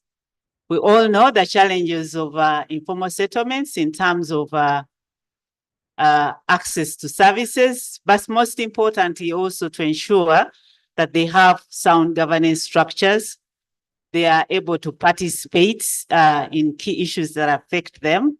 It's a challenge because they are communities that are transient in nature. So this particular learning is picked from a project, and this particular is a program that is supported by the Danish People's Aid, and it's essentially a program that enlists citizens' action to ensure that citizens are active. I know civil society is active. I know Peter will tell me that the only people who are not in civil society are the army. So when you say civil society, you have captured everyone, essentially. So it's a project that is focused on ensuring that communities, civil society actors have an understanding of their roles and responsibilities, but that they can also hold leaders accountable at the same time playing their role.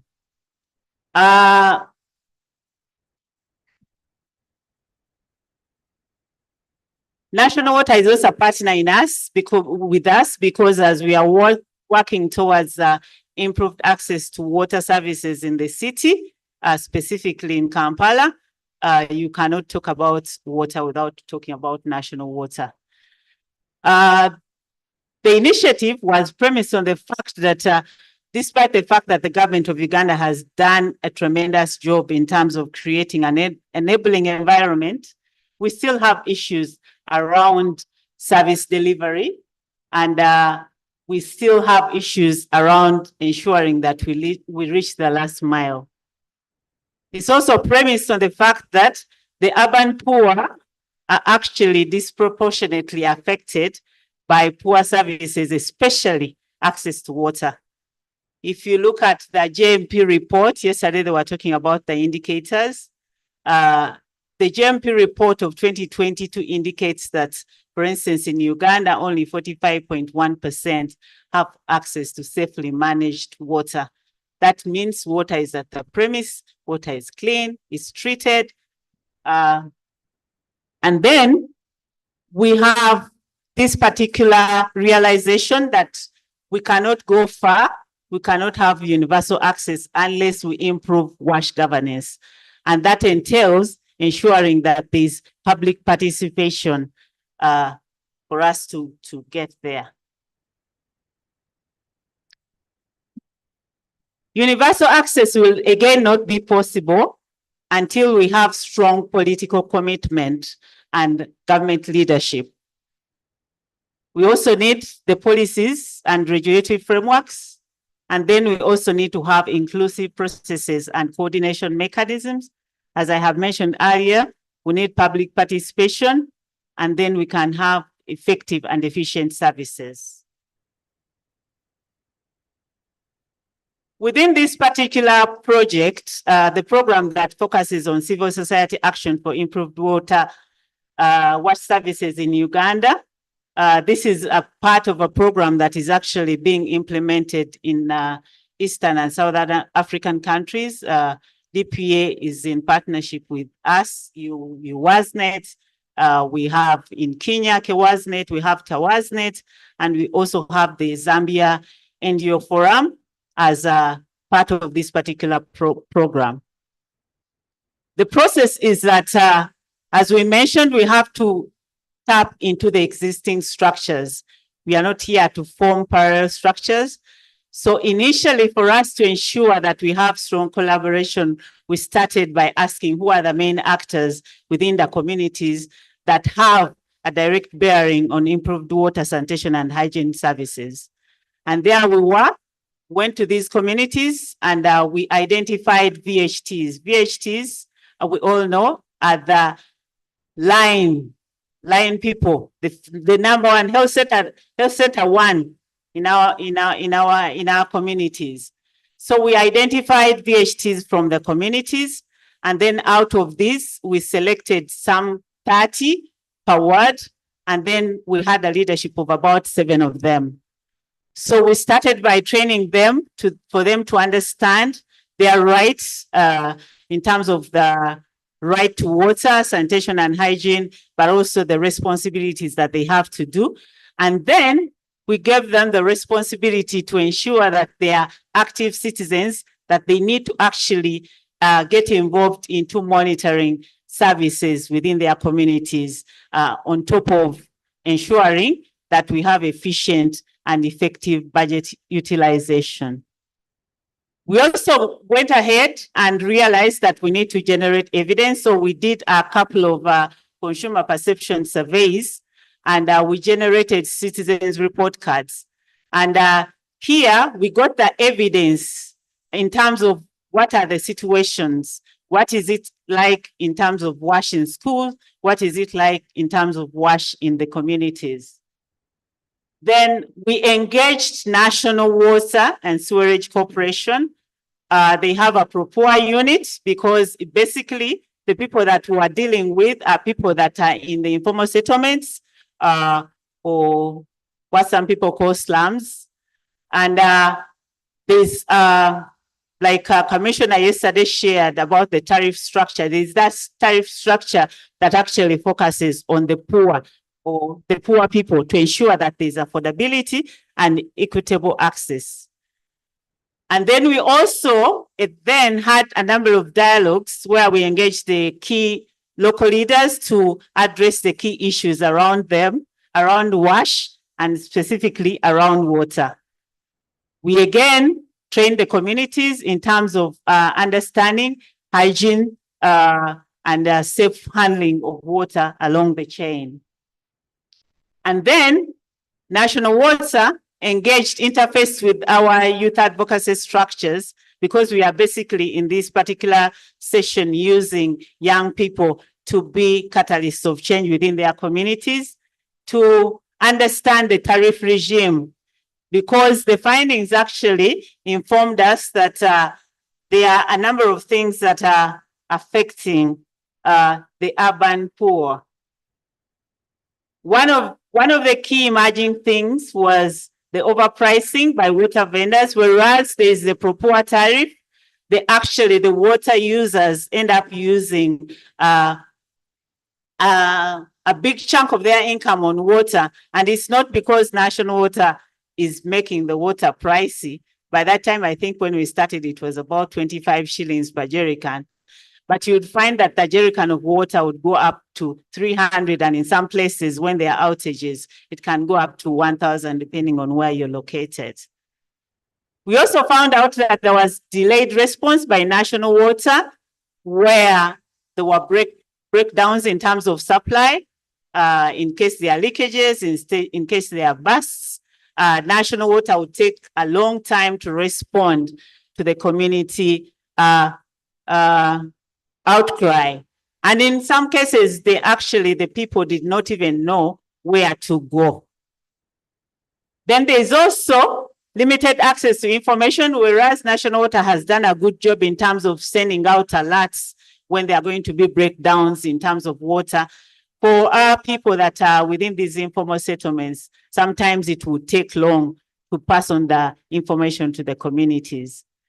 There's also something that is very common within the informal settlements, illicit water thefts within the communities, where the communities, use their own ways to try and tap onto the grid, the water grid, without necessarily paying the due. And it's normally not the small people, but it's the landlords within these informal settlements that actually steal water big.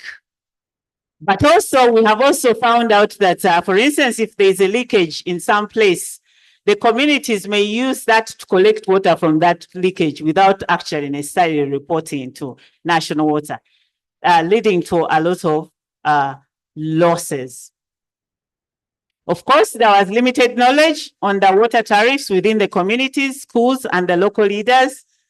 And then it was also found out that cost of water is the biggest barrier. The taps are in the communities, but actually people are not necessarily accessing water, ending up using water from open sources. So what we did was to bring together these people, the communities and the water vendors, because the biggest challenge was around cost, around interaction between National Water, water vendors, and the actual water users. So we did bring them together and we formed what we call the Nakao Water Vendors Platform. This particular platform has National Water, it has the water vendors, and it has the water users being represented by the community members, such as the advocacy committees. So we brought them together, we trained them, and they kind of selected interim leadership for themselves, and they started working together as a collective. They have worked together as a collective for now almost 2 years. And within the 2 years, we have been able to register a number of successes. One was that we have in communities where the water vendors were actually claiming that it was the water tariff from National Water that was making the water costly, being able now to realize that they really need to cut down some of the costs that they were putting on the end users.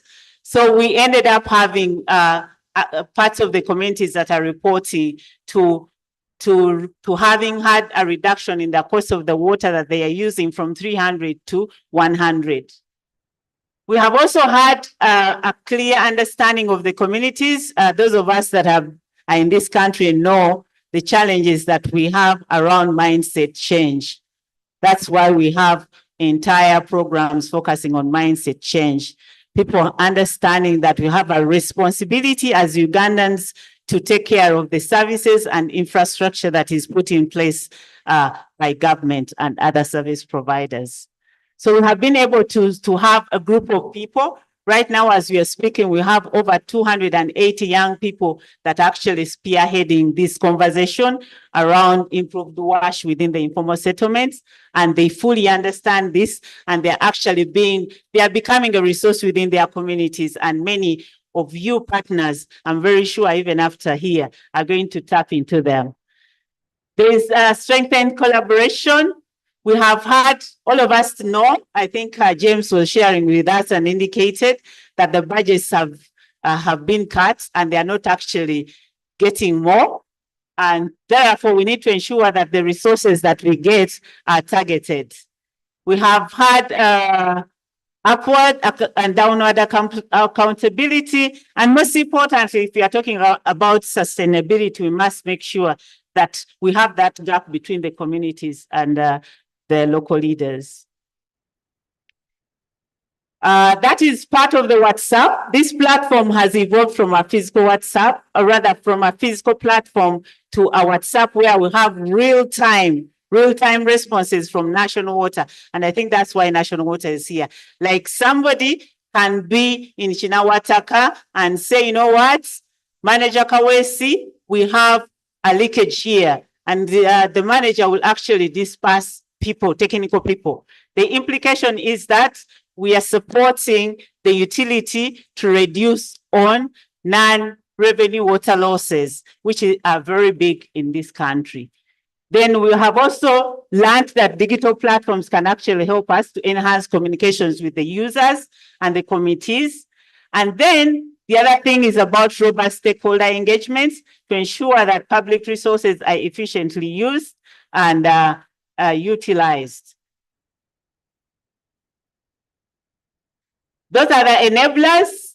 We need the importance of having existing structures within the communities, the policy and regulatory frameworks, but also the most important thing is that government leadership is very, very important. Political leadership and government leadership is very important to ensure that we reach out to the last mile. And then we also need to generate evidence, and then we must build the capacity. The challenges are we still have some errant vendors, and then we also have the turnover of staff, and yes, we also have those busts that come because of lack of coordination between the government entities, agencies. For instance, the guys who work on the roads. Scaling up, we want to scale this up, but we also want to use this particular model to address issues around solid waste and wash infrastructure. Thank you so much.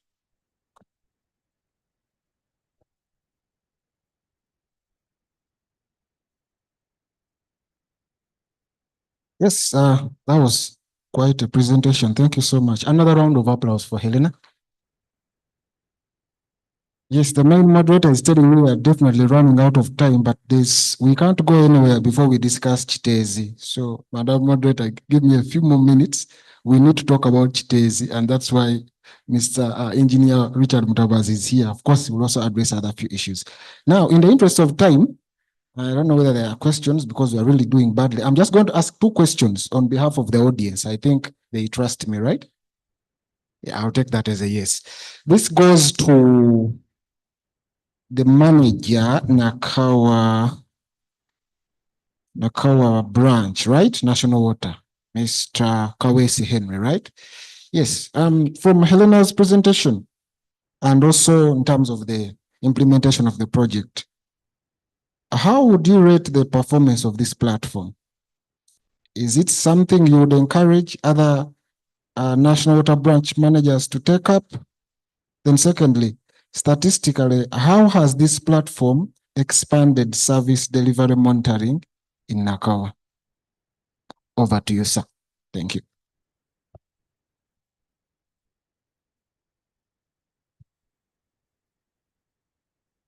Good afternoon, ladies and gentlemen. My name is Kawesi Henry. I'm the branch manager of Nakawa. I want to take this opportunity to thank the SEED group before I respond to your questions, sir. The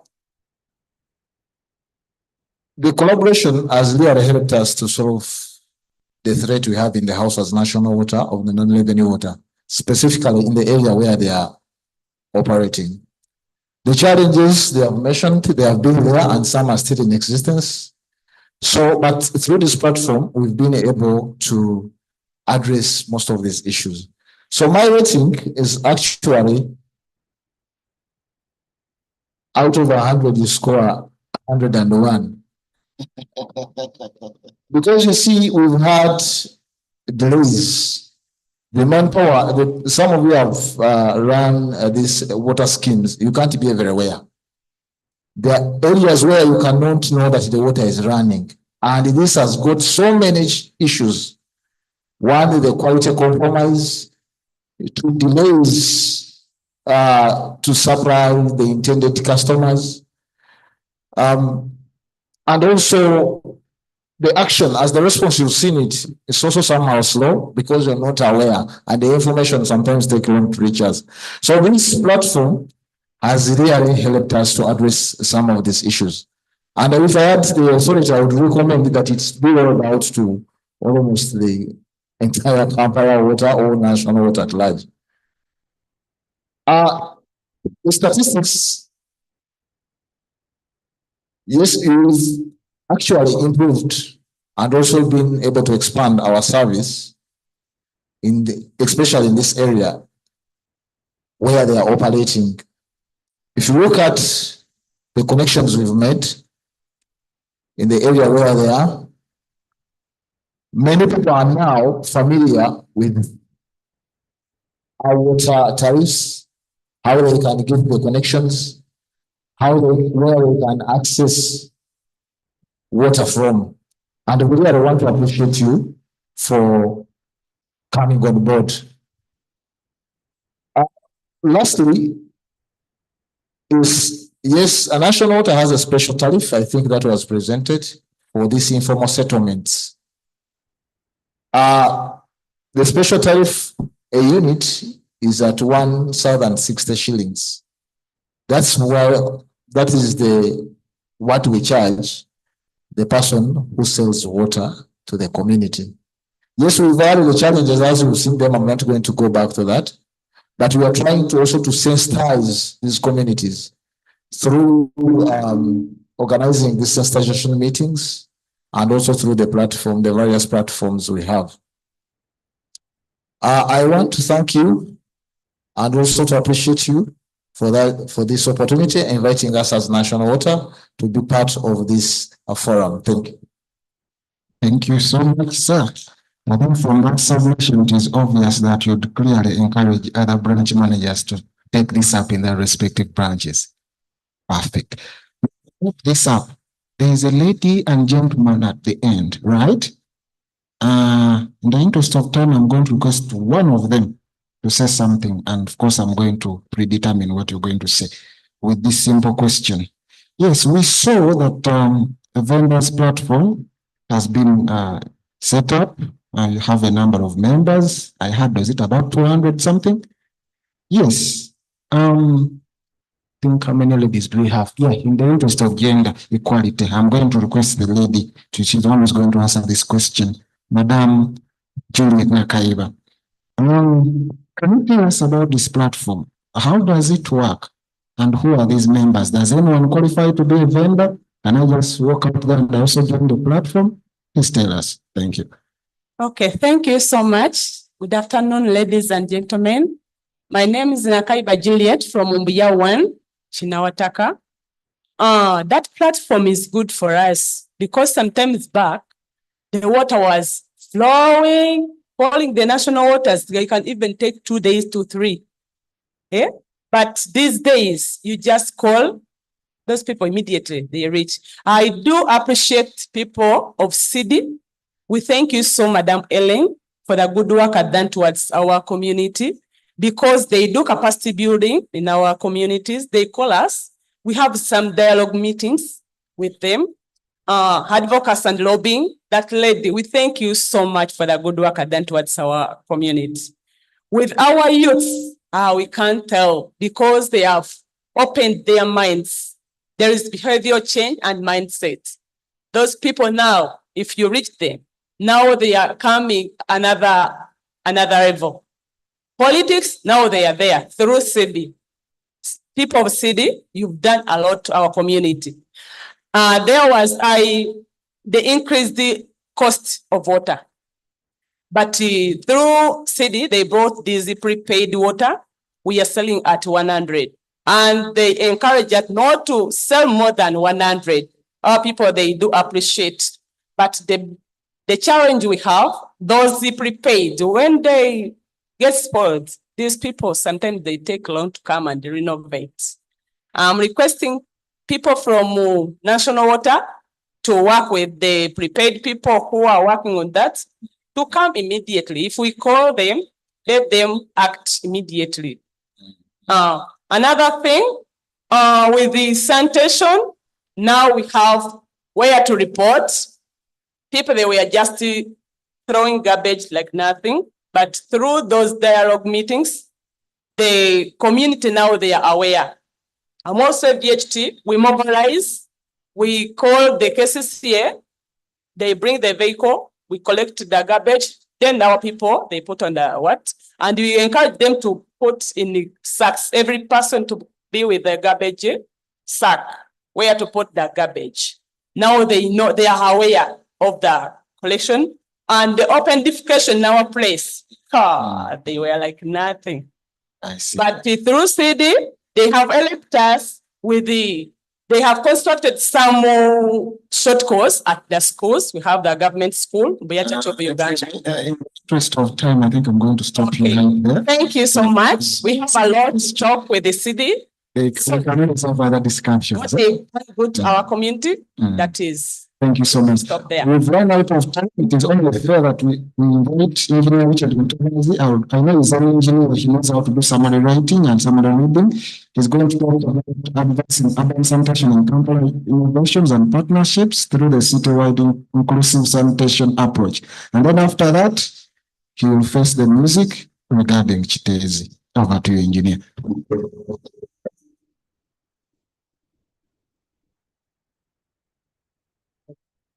Good afternoon, ladies and gentlemen. I hope you can hear me. My name is Richard Mutabazi.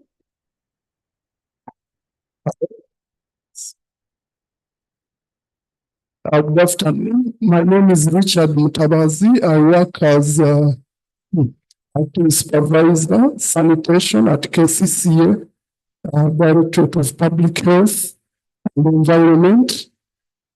I am also grateful to CSOs who have founded me, particularly Water Aid, where I worked. It was my first job, 2 years. Save the Children UK, 2 years. So my foundation is largely CSO. I'm going to quickly, if you can display the PowerPoint, I'll not go through all of it, but I'll pick out key things so that we can finish on time. The topic of our discussion is our alignment in urban sanitation service provision in Kampala with the NDP4. We looked at particular innovations and partnerships through citywide inclusive sanitation approach. So one, in Kampala, we approach sanitation. I've been in KCA for almost 10 years. So I've watched the journey of how we've approached sanitation in the city.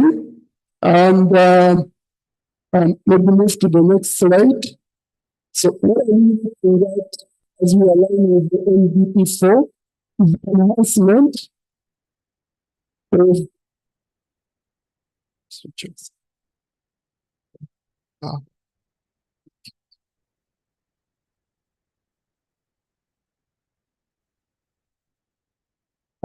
Enhancing public and well-being. Those are NDP4 objective, fostering human capital, infrastructure development to ensure reliable access to water and sanitation services, equitable service delivery, focusing on the most vulnerable, and 70% of Kampala are the most vulnerable. Building resilient communities, economic growth, and poverty reduction. So what has been the role of citywide inclusive sanitation? But first and foremost, what is citywide inclusive sanitation? It is ensuring access for all to safely manage sanitation. Basically, that is what citywide inclusive sanitation is. It has pillars of equitable access, innovation. As you know, a city grows very fast. Kampala, our growth is at 5.5%, and it's very dynamic. You cannot keep on the same method through and through. You have to be innovative, you have to be dynamic. Then promoting public-private partnerships, behavior change campaigns, strengthening regulatory framework, capacity building, and data-driven planning, and having a holistic approach, looking at the entire sanitation value chain at the capture, transport, treatment, and possible use. Then enhance political will and leadership.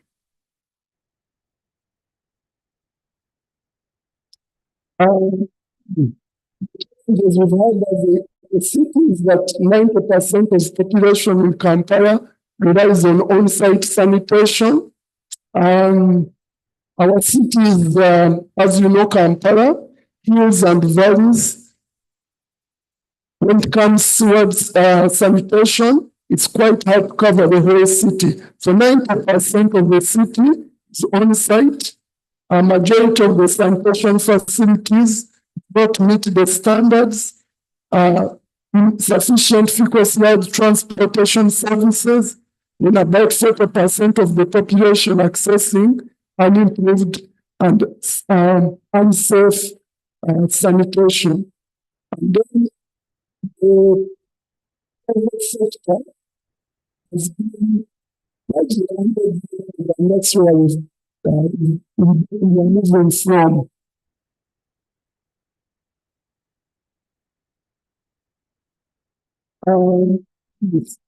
Since 2019, we've been implementing a citywide sanitation approach to sanitation in the city.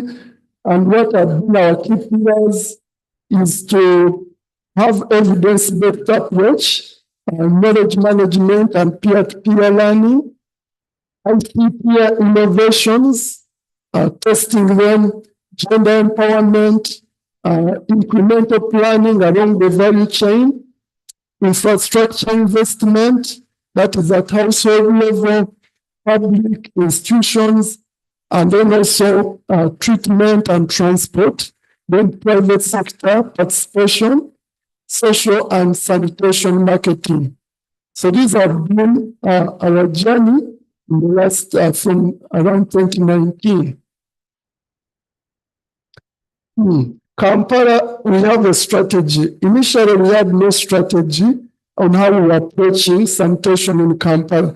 But as I stand, since 2020, we've had the strategy that looks at how we are going to implement sanitation in Kampala up to 2030.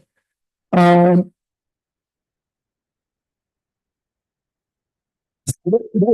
strategy is available, it's online. Any CSO can download it and see what is Kampala trying to achieve up to 2030.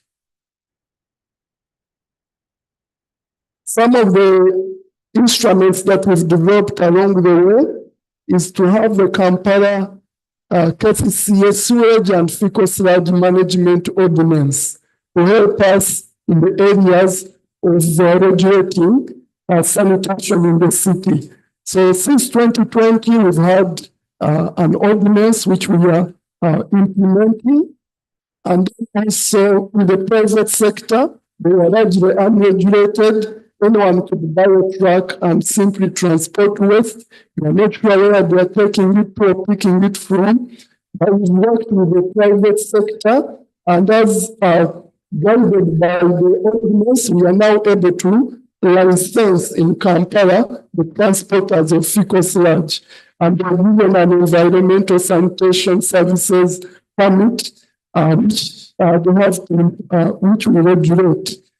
The occupational health and safety guidelines, the service level agreements that we are working on, so that the private sector can be given areas of operation and we monitor how they operate, incentivized by bonuses when they do what they are supposed to do. I've talked about innovation. We have the Leonje app. The Leonje app will soon be on your Google Play. The app, any individual in the community can order for service, can order for truck using the app. It's in the process of being handed over from the developer to KCCA. The dashboard, we want real-time information right at the strategic level of senior management to know what is happening on the ground in the city. So the dashboard that we are developing with support from Athena Informatics. It's about to be rolled out so that we are able to capture data and can be seen in our computers and what is happening on the ground. We also testing new entry technologies in the city. As you can see there, there's the people that entry technologies and the people can is the developers and more entry towards at community level. We've also piloted transfer tanks. The transfer tank is basically like a cesspool truck put on a location, and the drivers and other employers can empty and dump in that to reduce the haulage distances and reduce the cost of emptying because they take out small volumes. We have the KCCA Policy Center where you can call if you have any sanitation issues and you'll be responded to. So basically, I would say those are the area of partnerships. Government alone cannot finance sanitation in the city. So we've worked very hard at working with partners. Currently, we are working with National Water, and by December, we'll have over 64 sanitation facilities rolled out in the city, public sanitation facilities, school sanitation facilities, out of that partnership. We've worked with GIZ, washing healthcare facilities, washing schools. We've worked also with the Uganda government, other NGOs, Water Aid, Water for People, Samaritan Pass, and then the private sector. I think I will end here for now, and maybe later can take it on from here. Thank you so much, Richard. You can take your seat. I'm just going to use 5 minutes to allow this patient audience to tell you exactly how they feel, not just about your presentation, but about the bone of contention that we all know about, and that is Chitezi. But before I go there, I just wanted to put this out there as I preempt the audience about this Chitezi issue. Recently, there was a journalist who raised some serious concerns, and we thought that we could also bring them here. Just going to highlight them, which he felt he did take a deeper look at really what happened in Chitezi and highlighted a few issues which he felt were the real problems. That's why what happened. Of course, not to forget the previous research that was conducted by, I think, colleagues from Makerere University regarding study of slope stability and settlement characteristics of a certain landfill in Imperial. Those colleagues included the former classmate of mine, actually, Waswa Bennett. There was also Kitahi Dickens, a former lecturer of mine, Samuel Junko, and also another lecturer, Dennis Kalumba. I think you know the details of that study. I don't want to go there because they clearly warned us, but we did not do anything for. Now, when I go back to the journalist, he said, there is poor waste segregation and recycling systems. Kampala's waste management system largely lacks proper segregation at the source, making it harder to recycle or safely dispose of waste. I believe that is true, so you'll probably tell us why that is the case. I'm sure you've touched on that in your presentation, but you may have to say a little bit more. You also said the issue of lack of infrastructure investment. the absence of significant investment in alternative waste management systems, such as incineration, modern recycling plants, and sanitary landfills. Over the years, we've been dumping at Chitezi, and we've just been having a landfill. I believe it's time for us to actually think about recycling and also having more and better alternatives, maybe like incineration. There's also concern regarding urban planning failures. Of course, there's rapid urbanization, which has clearly outpaced the infrastructure. I don't know, maybe you'll have to talk about that. How are you really planning to address that? Then there was also here, I think this is an accusation where the journalist was saying there is failure to engage communities. Solutions have been largely torn down without adequate engagement of local communities or consideration of their needs. That is something that I believe you would look at. He proposed some actions. He proposed investment in modern waste management systems. He proposed a development of a waste segregation policy. We are implementing this strict waste segregation policy at the household and commercial level. Will definitely reduce the strain on the landfills. Of course, like we said earlier, I think landfills is now something of the past. We should probably be looking at something else. I think in the presentation, partnerships, this is also a recommendation here from this journalist. And so lastly, there is a need for political will and civic engagement. If I'm to quote what this journalist said, addressing the Chitezi disaster requires strong political will and commitment from national and local governments. Leaders need to adopt a long-term vision for waste management, ensuring that the future crises like Chitezi are prevented. Engaging the civic decision-making and waste management initiatives will definitely foster a culture of shared responsibility. And something that I skipped on, which is clear and needs to be, yes, I know it's late, we are going to wrap up, sorry. Okay, let me just say offhand. A few officials, okay, to be precise, 3 of them have been fired from KCCA over what was termed as criminal negligence.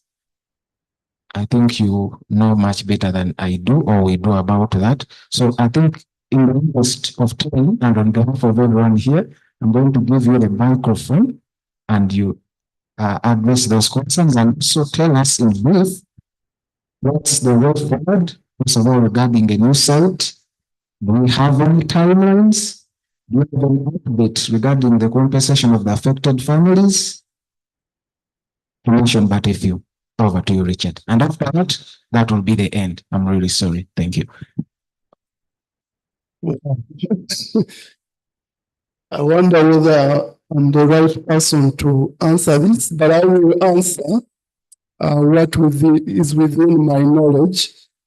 Some will be my personal opinion, so don't quote me as a speaking official for KCCA. I'm not the official spokesperson. And there are 2 units in KCCA on the preventive side. We have the sanitation unit, we have the solid waste management unit. So I happen to be on the sanitation unit. Now, we don't work in silos, we collaborate. So some of the comments are what I know that has been going on. First and foremost, you've mentioned that we have no office bearers. We have just come into the office, acting executive director, acting director for public health, and acting deputy executive director. So they had a week in their places. So we need to give them time as new office bearers, give us direction, and we are moving on from here. So I don't want to name them. I don't want to form their plans. They are not yet given them. It was really an unfortunate event, and I don't think there's anyone here who lives in Kampala that was not aware of what was happening in Chitezi. There are several newspaper articles that had been seen even before Chitezi happened. Now, is KCCA negligent or not doing anything before Chitezi happened? Did it just happen out of the blue? I can say no. Even though I'm not in that department, I was aware of what was happening. In 2015, there was a conference that was held with international companies looking at how do we develop a waste management process that is beyond what we are doing, that is at an international level. And these companies were being interested to think about investing in waste management in Kampala. KCCA went ahead and procured the Bundu land for that kind of activity. Sort of the slope ability. And I believe there are also many other studies. If you search, you'll find studies upon studies that have been done around Chitezi. So it was not a matter of negligence per se. I think, in my opinion, it was financing. Even from moving on from the 2015 conference, making a reality of what was we needed as a city was a matter of financing, both from the private sector and from government. That's one, what I can say. There have been several small attempts, but when we are looking at garbage management in the city, you have to look at the broader picture than small, maybe a small project on segregation. You are all aware that even if you segregate waste at the household, the truck that comes to pick your garbage will end up mixing it up. So that would be a policy issue. You've mentioned the waste segregation policy, which would also go into implementing it, and that has not been done in Kampala. Recycling, there have been projects of recycling, removing of plastics. You are all aware of what is happening with Coca-Cola. There are projects within the city where plastics are being collected and people have been making money. Even at Chicago landfill, there are attempts to remove material that could be removed.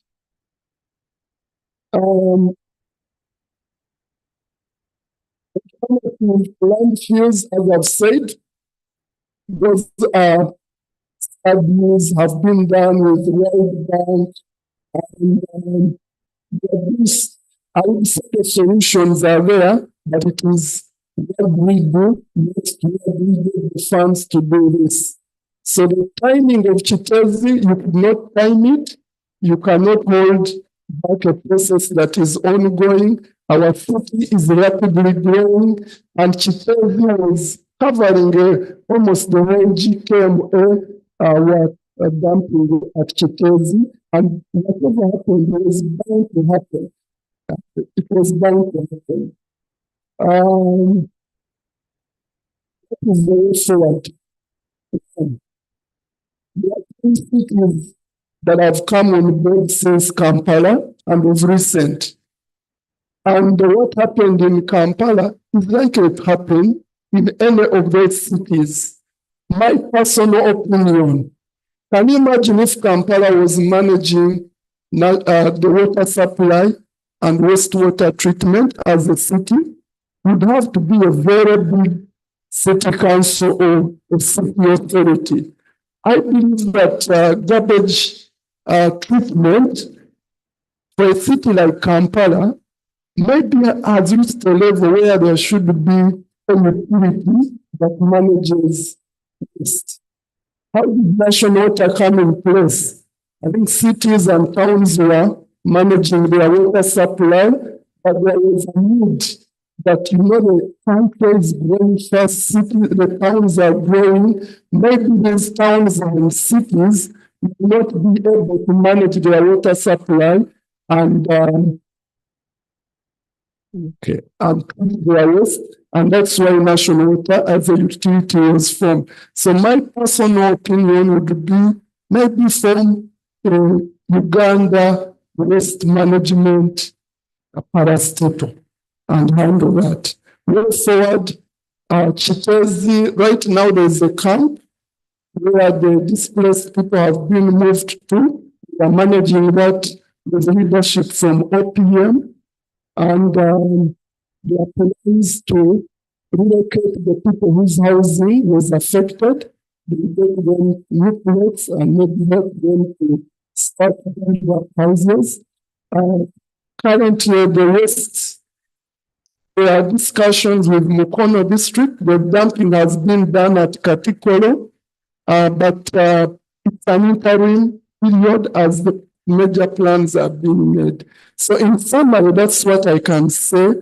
Person as Chitezi, not as a spokesperson of KCCA, also not as a person directly working in the unit of solid waste management. Thank you. Thank you so much, Engineer. I think you deserve a bigger hand clap than that. We really put in the whole sport, but I think he has addressed the questions. I'm told the questions from the audience, but the interest of time, I've been advised that maybe we can prepare a special session and maybe delve more into that. I think the food is getting cold. The different lists, Engineer Mtabazi Richard, thank you so much. Our Manager, National Research Commission in Makara Branch, Mr. Kawesi Henry, thank you so much. Deputy ED, CB, Madam Helena Kasudia, thank you so much. Madam Kaila Juliet, Community Vendors Committee member, thank you so much. And Mr. Samuel Wasomlongo, Youth Advocacy Structure member, Mbuya too. Thank you so much, sir. And with that, ladies and gentlemen, that marks the end of this Urban Wash Thematic Working Group side event. Thank you so much, and bon appetit. Very, very sorry. We're not going to have the summaries because our time is long spent. We shall have afterwards. Everybody has got a coupon. So let's do a very quick lunch. It's past 2 and we need to be here for 2 very important items that were supposed to come before lunch. The WIN presentation and the launch of the handbook. Those will take just a few minutes, but we have to go through them. So kindly, let's go and have our lunch very fast. Try to make it fast and be back by 2:30. Whoever is back by 2:30, we shall roll. Please, especially the presenters, I request you to be back before 2:30. I'm sorry, we have really not managed our time well today, but we try. And I thank you all for your participation. The rapporteurs will talk to you after lunch. Let's have a quick lunch. Admin, somebody help me today.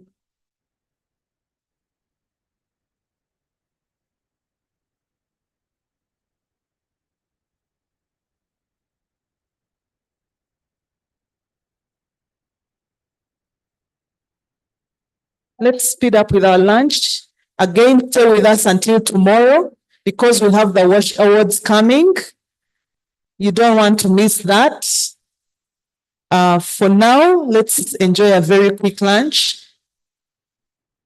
People globally with effective programs that measurably improve child and family well-being. We have supported communities through proven, evidence-based programs that are delivering meaningful impact, providing much-needed safe water access to 10 million people, drastically reducing parasitic worm infections, preventing anemia, and more.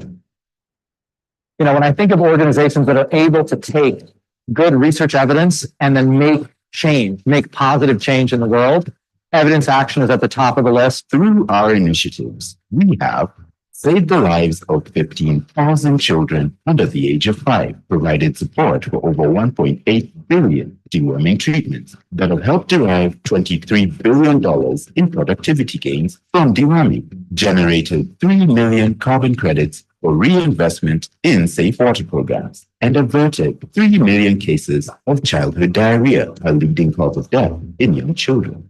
अगर ये कृमि मुक्ति अभियान नहीं चलता तो बच्चों के माता पिता को यह पता नहीं चलता कि कृमि मुक्ति दवाई से क्या-क्या फायदे होते हैं. There's been significant reduction of absenteeism of the learners, enabling them to continue with their education. If any school that was not part of it before is begging to be part of it or is indicating interest, the other organizations that will just choose on their own and go direct to district councils, introduce the project and they start implementation. But for evidence action, they had to engage the national platform, which is Ministry of Health Headquarters Technical Working Group, where experts would critique such activities. The fire for boiling water all the time. But now we just go to the borehole. I drop one drop in the jerrycan, I fetch water and we start drinking. And it has reduced the problem of sickness like stomachache all the time. Ninashukuru sana na ninapeana shukrani kwa sababu sisi wengi wetu tunatumia maji safi. Your impact is more than you know. When you start out and you think that probably the work that you're doing does not have a great impact, and you're feeling like these are just tasks that you have been assigned, you have a job description and therefore you carry on the tasks that have been assigned to you. But over the years, interacting with individuals at county level, sub-county level, and even teachers, you realize that the impact is so great that what you think is just day-to-day tasks actually is changing the lives of individuals, right from their childhood into their adulthood. By innovating effective delivery models, rigorous testing that works, and scaling evidence-backed solutions, Evidence Action has helped improve the lives of millions. We have been recognized by independent evaluators, achieving the greatest health benefits and impact per dollar. But more work remains to ensure every family can thrive, free from preventable diseases and poverty. Because we want to channel our resources where they will have the greatest, most cost-effective impact. Here's to the next decade of putting evidence to action to build an even greater legacy of global well-being. Over the past decade, Evidence Action has reached over 500 million people globally with effective programs that measurably improve child and family well-being. We have supported communities through proven evidence-based programs that are delivering meaningful impact, providing much-needed safe water access to 10 million people, drastically reducing parasitic worm infections, preventing anemia, and more. When I think of organizations that are able to take good research evidence and then make positive change in the world, Evidence Action is at the top of the list. Through our initiatives, we have saved the lives of 15,000 children under the age of 5, provided support for over 1.8 billion deworming treatments that have helped derive $23 billion in productivity gains from deworming, generated 3 million carbon credits for reinvestment in safe water programs, and averted 3 million cases of childhood diarrhea, a leading cause of death in young children. अगर ये कृमि मुक्ति अभियान नहीं चलता तो बच्चों के माता पिता को यह पता नहीं चलता कि कृमि मुक्ति दवाई से क्या-क्या फायदे होते हैं. There's been significant reduction of absenteeism of the learners, enabling them to continue with their education. If any school that was not part of it before is begging to be part of it or is indicating interest, the other organizations that will just choose on their own and go direct to district councils, introduce the project and they start implementation. But for evidence action, they had to engage the national platform, which is Ministry of Health Headquarters Technical Working Group, where experts will do critique such activities. Having the firewood for boiling water all the time. But now we just go to the borehole, I drop one drop in the jerry can, I fetch water and we start drinking. And it has reduced the problem of sickness like stomachache all the time. Ninashukuru sana na ninapeana shukrani kwa sababu sisi wengi wetu tunatumia maji safi. Your impact is more than you know. When you start out and you think that probably the work that you're doing does not have a great impact, and you're feeling like these are just tasks that you have been assigned, you have a job description and therefore you carry on the tasks that have been assigned to you. But over the years, interacting with individuals at county level, sub-county level, and even teachers, you realize that the impact is so great that what you think is just day-to-day tasks actually is changing the lives of individuals, right from their childhood into their adulthood. By innovating effective delivery models, rigorous testing that works, and scaling evidence-backed solutions, Evidence Action has helped improve the lives of millions. We have been recognized by independent evaluators for achieving the greatest health benefits and impact per dollar. But more work remains to ensure every family can thrive, free from preventable diseases and poverty. Because we want to channel our resources where they will have the greatest, most cost-effective impact. Here's to the next decade of putting evidence to action to build an even greater legacy of global well-being. Over the past decade, Evidence Action has reached over 500 million people globally with effective programs that measurably improve child and family well-being. We have supported communities through proven evidence-based programs that are delivering meaningful impact, providing much-needed safe water access to 10 million people, drastically reducing parasitic worm infections, preventing anemia, and more. When I think of organizations that are able to take good research evidence and then make positive change in the world, Evidence Action is at the top of the list. Through our initiatives, we have saved the lives of 15,000 children under the age of 5, provided support for over 1.8 billion deworming treatments that have helped derive $23 billion in productivity gains from deworming, generated 3 million carbon credits for reinvestment in safe water programs, and averted 3 million cases of childhood diarrhea, a leading cause of death in young children. ये कृमि मुक्ति अभियान नहीं चलता तो बच्चों के माता पिता को यह पता नहीं चलता कि कृमि मुक्ति दवाई से क्या-क्या फायदे होते हैं. There's been significant reduction of absenteeism of the learners, enabling them to continue with their education. If any school that was not part of it before is begging to be part of it or is indicating interest, the other organizations that will just choose on their own and go direct to district councils, introduce the project, and they start implementation. But for Evidence Action, they had to engage the national platform, which is Ministry of Health Headquarters Technical Working Group, where experts will do critique such activities. Having the firewood for boiling water all the time. But now we just go to the borehole, I drop one drop in the jerry can, I fetch water and we start drinking. And it has reduced the problem of sickness like stomachache all the time. Ninashukuru sana na ninapeana shukrani kwa sababu sisi wengi wetu tunatumia maji safi. Your impact is more than you know.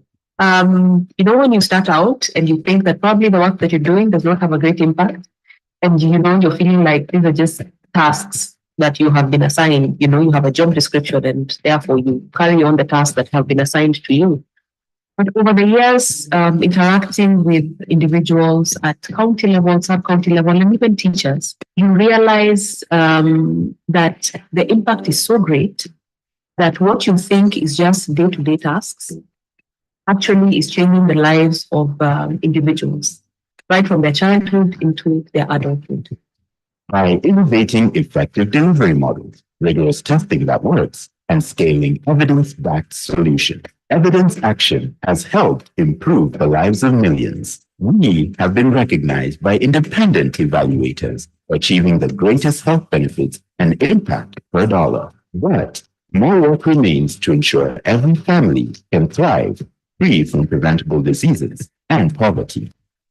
Because we want to channel our resources where they will have the greatest, most cost-effective impact. Here's to the next decade of putting evidence to action to build an even greater legacy of global well-being. Over the past decade, Evidence Action has reached over 500 million people globally with effective programs that measurably improve child and family well-being. We have supported communities through proven, evidence-based programs that are delivering meaningful impact, providing much-needed safe water access to 10 million people, drastically reducing parasitic worm infections, preventing anemia, and more.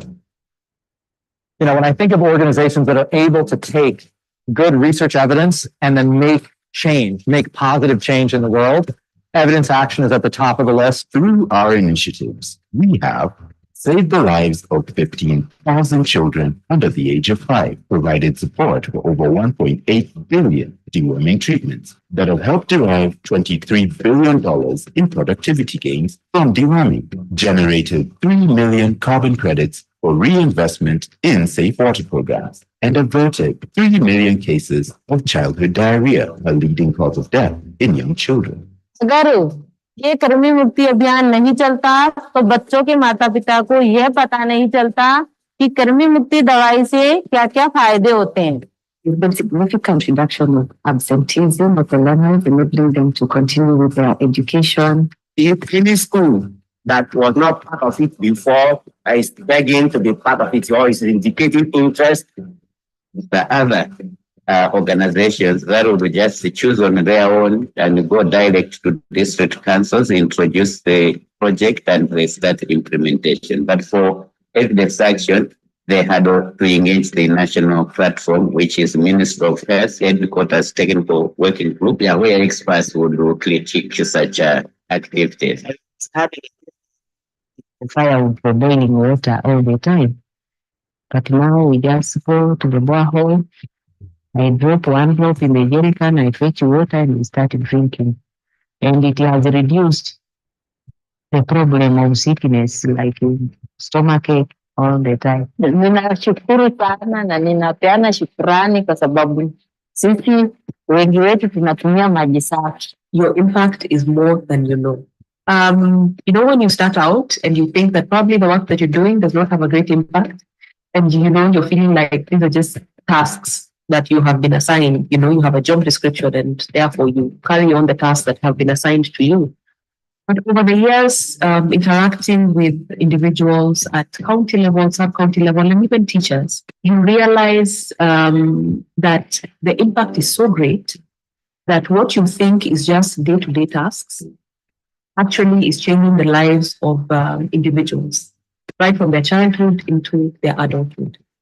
By innovating effective delivery models, rigorous testing that works, and scaling evidence-backed solutions, Evidence Action has helped improve the lives of millions. We have been recognized by independent evaluators, achieving the greatest health benefits and impact per dollar. But more work remains to ensure every family can thrive, free from preventable diseases and poverty.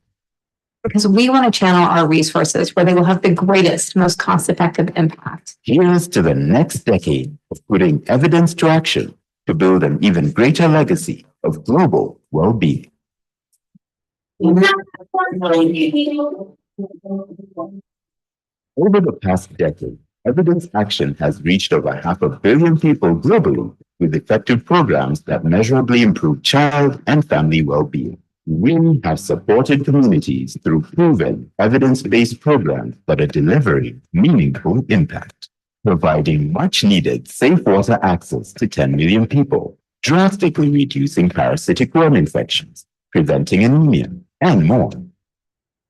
You know, when I think of organizations that are able to take good research evidence and then make change, make positive change in the world, evidence action is at the top of the list. Through our initiatives, we have saved the lives of 15,000 children under the age of 5, provided support for over 1.8 billion deworming treatments that have helped derive $23 billion in productivity gains from deworming, generated 3 million carbon credits for reinvestment in safe water programs, and averted 3 million cases of childhood diarrhea, a leading cause of death in young children. अगर ये कृमि मुक्ति अभियान नहीं चलता तो बच्चों के माता पिता को यह पता नहीं चलता कि कृमि मुक्ति दवाई से क्या-क्या फायदे होते हैं. There's been significant reduction of absenteeism of the learners, enabling them to continue with their education. If any school that was not part of it before is begging to be part of it or is indicating interest, the other organizations that will just choose on their own and go direct to district councils, introduce the project and they start implementation. But for evidence action, they had to engage the national platform, which is Ministry of Health Headquarters Technical Working Group, where experts would do critique such activities. The fire for boiling water all the time. But now we just go to the borehole. I drop one drop in the jerrycan, I fetch water and we start drinking.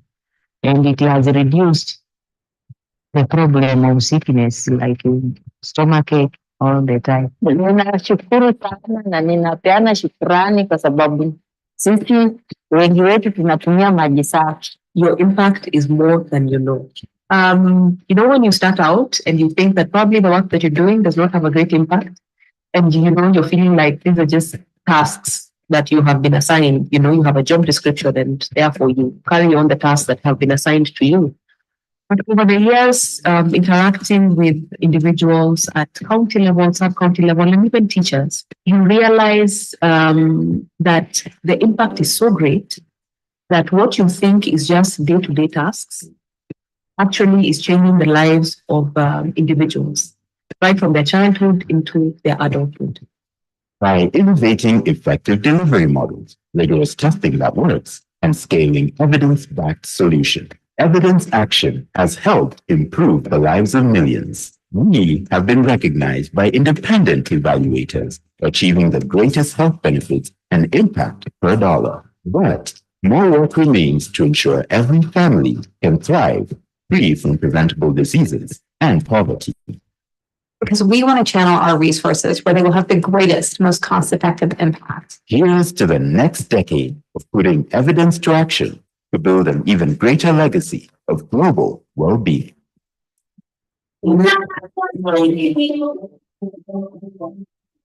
the past decade, Evidence Action has reached over 500 million people globally with effective programs that measurably improve child and family well-being. We have supported communities through proven, evidence-based programs that are delivering meaningful impact, providing much-needed safe water access to 10 million people, drastically reducing parasitic worm infections, preventing anemia, and more. You know, when I think of organizations that are able to take good research evidence and then make change, make positive change in the world, Evidence Action is at the top of the list. Through our initiatives, we have saved the lives of 15,000 children under the age of 5, provided support for over 1.8 billion deworming treatments that have helped derive $23 billion in productivity gains from deworming, generated 3 million carbon credits for reinvestment in safe water programs, and averted 3 million cases of childhood diarrhea, a leading cause of death in young children. अगर ये कृमि मुक्ति अभियान नहीं चलता तो बच्चों के माता पिता को यह पता नहीं चलता कि कृमि मुक्ति दवाई से क्या-क्या फायदे होते हैं. There's been significant reduction of absenteeism of the learners, enabling them to continue with their education. If any school that was not part of it before is begging to be part of it or is indicating interest, the other organizations that will just choose on their own and go direct to district councils, introduce the project and they start implementation. But for evidence action, they had to engage the national platform, which is Ministry of Health Headquarters Technical Working Group, where experts would critique such activities. It's happening. The fire with the boiling water all the time. But now we just go to the borehole. I drop one drop in the jerrycan, I fetch water and we start drinking. And it has reduced the problem of sickness like stomachache all the time. Ninashukuru sana na ninapeana shukrani kwa sababu sisi wengi wetu tunatumia maji safi. Your impact is more than you know. When you start out and you think that probably the work that you're doing does not have a great impact, and you're feeling like these are just tasks that you have been assigned, you have a job description and therefore you carry on the tasks that have been assigned to you. But over the years, interacting with individuals at county level, sub-county level, and even teachers, you realize that the impact is so great that what you think is just day-to-day tasks actually is changing the lives of individuals, right from their childhood into their adulthood. By innovating effective delivery models, rigorous testing that works, and scaling evidence-backed solutions, Evidence Action has helped improve the lives of millions. We have been recognized by independent evaluators, achieving the greatest health benefits and impact per dollar. But more work remains to ensure every family can thrive, free from preventable diseases and poverty. Because we want to channel our resources where they will have the greatest, most cost-effective impact. Here's to the next decade of putting evidence to action to build an even greater legacy of global well-being. Over the past decade, Evidence Action has reached over 500 million people globally with effective programs that measurably improve child and family well-being. We have supported communities through proven evidence-based programs that are delivering meaningful impact, providing much-needed safe water access to 10 million people, drastically reducing parasitic worm infections, preventing anemia, and more.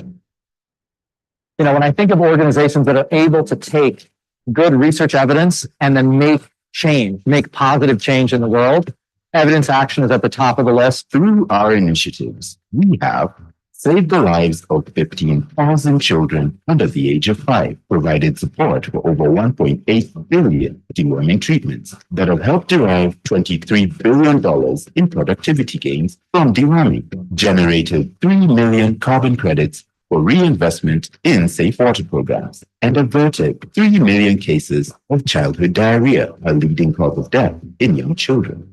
अगर ये कृमि मुक्ति अभियान नहीं चलता तो बच्चों के माता पिता को यह पता नहीं चलता कि कृमि मुक्ति दवाई से क्या-क्या फायदे होते हैं.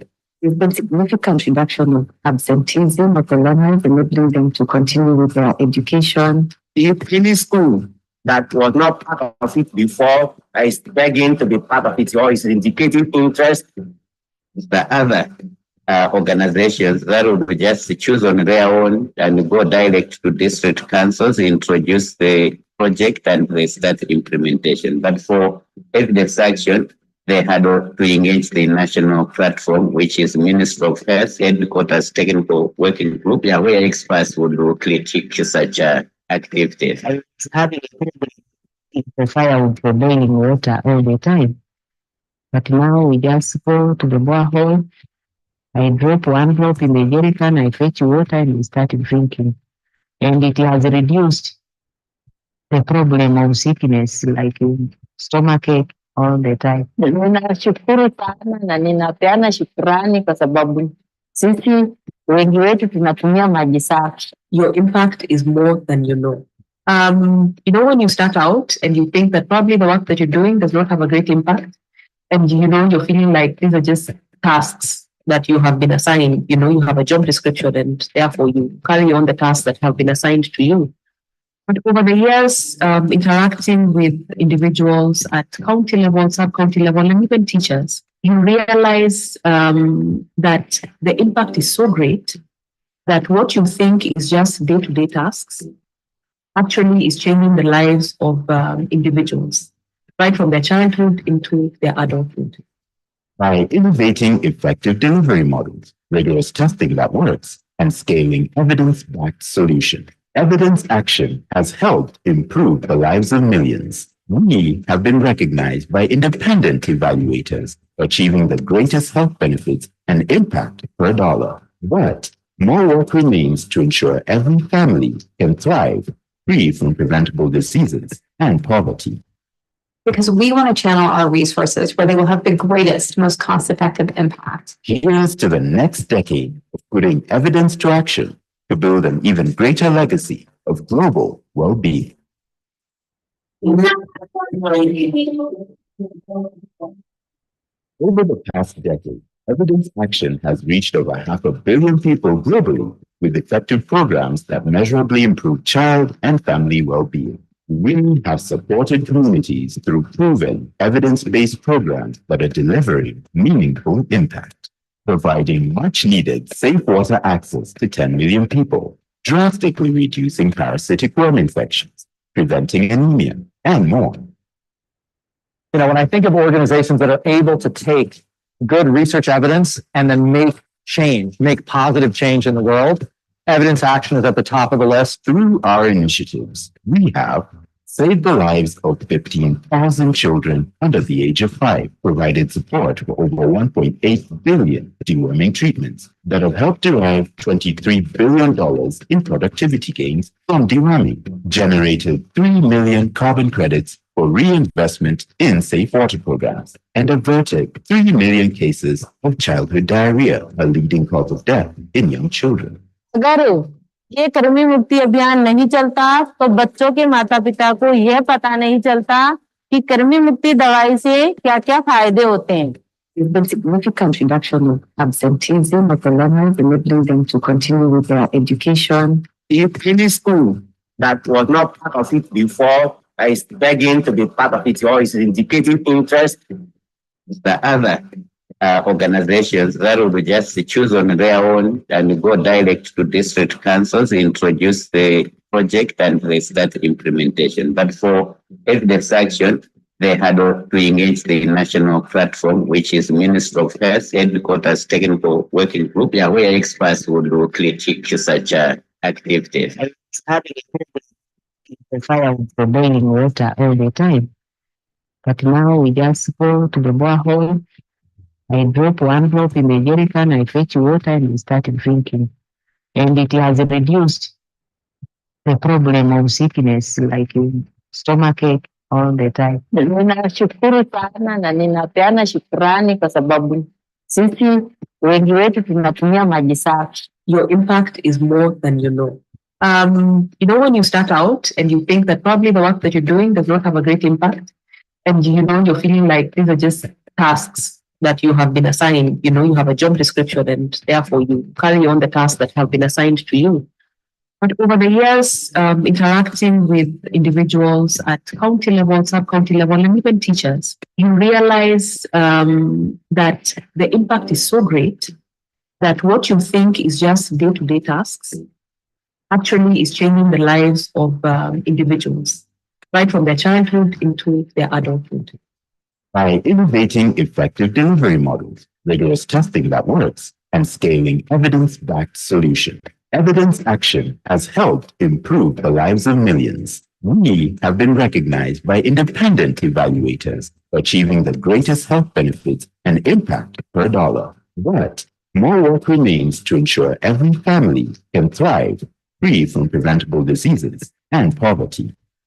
Because we want to channel our resources where they will have the greatest, most cost-effective impact. Here's to the next decade of putting evidence to action to build an even greater legacy of global well-being. Over the past decade, evidence action has reached over 500 million people globally with effective programs that measurably improve child and family well-being. We have supported communities through proven, evidence-based programs that are delivering meaningful impact, providing much-needed safe water access to 10 million people, drastically reducing parasitic worm infections, preventing anemia, and more. You know, when I think of organizations that are able to take good research evidence and then make change, make positive change in the world, evidence action is at the top of the list. Through our initiatives, we have saved the lives of 15,000 children under the age of 5, provided support for over 1.8 billion deworming treatments that have helped derive $23 billion in productivity gains from deworming, generated 3 million carbon credits for reinvestment in safe water programs, and averted 3 million cases of childhood diarrhea, a leading cause of death in young children. अगर ये कृमि मुक्ति अभियान नहीं चलता तो बच्चों के माता पिता को यह पता नहीं चलता कि कृमि मुक्ति दवाई से क्या-क्या फायदे होते हैं. There's been significant reduction of absenteeism of the learners, enabling them to continue with their education. If any school that was not part of it before is begging to be part of it or is indicating interest, the other organizations that will just choose on their own and go direct to district councils, introduce the project and they start implementation. But for evidence action, they had to engage the national platform, which is Ministry of Health Headquarters Technical Working Group, where experts would critique such activities. The fire would be boiling water all the time. But now we just go to the borehole. I drop one drop in the jerrycan, I fetch water and we start drinking. And it has reduced the problem of sickness like stomachache all the time. Ninashukuru sana na ninapeana shukrani kwa sababu sisi wengi wetu tunatumia maji safi. Your impact is more than you know. When you start out and you think that probably the work that you're doing does not have a great impact, and you're feeling like these are just tasks that you have been assigned, you have a job description and therefore you carry on the tasks that have been assigned to you. But over the years, interacting with individuals at county level, sub-county level, and even teachers, you realize that the impact is so great that what you think is just day-to-day tasks actually is changing the lives of individuals, right from their childhood into their adulthood. By innovating effective delivery models, rigorous testing that works, and scaling evidence-backed solutions, Evidence Action has helped improve the lives of millions. We have been recognized by independent evaluators, achieving the greatest health benefits and impact per dollar. But more work remains to ensure every family can thrive, free from preventable diseases and poverty. Because we want to channel our resources where they will have the greatest, most cost-effective impact. Here's to the next decade of putting evidence to action to build an even greater legacy of global well-being. Over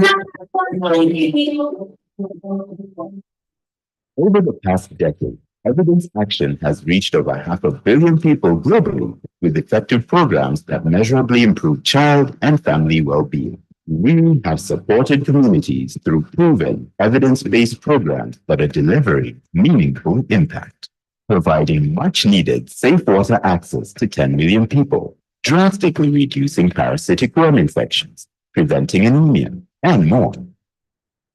When I think of organizations that are able to take good research evidence and then make change, make positive change in the world, Evidence Action is at the top of the list. Through our initiatives, we have saved the lives of 15,000 children under the age of 5, provided support for over 1.8 billion deworming treatments that have helped derive $23 billion in productivity gains from deworming, generated 3 million carbon credits for reinvestment in safe water programs, and averted 3 million cases of childhood diarrhea, a leading cause of death in young children.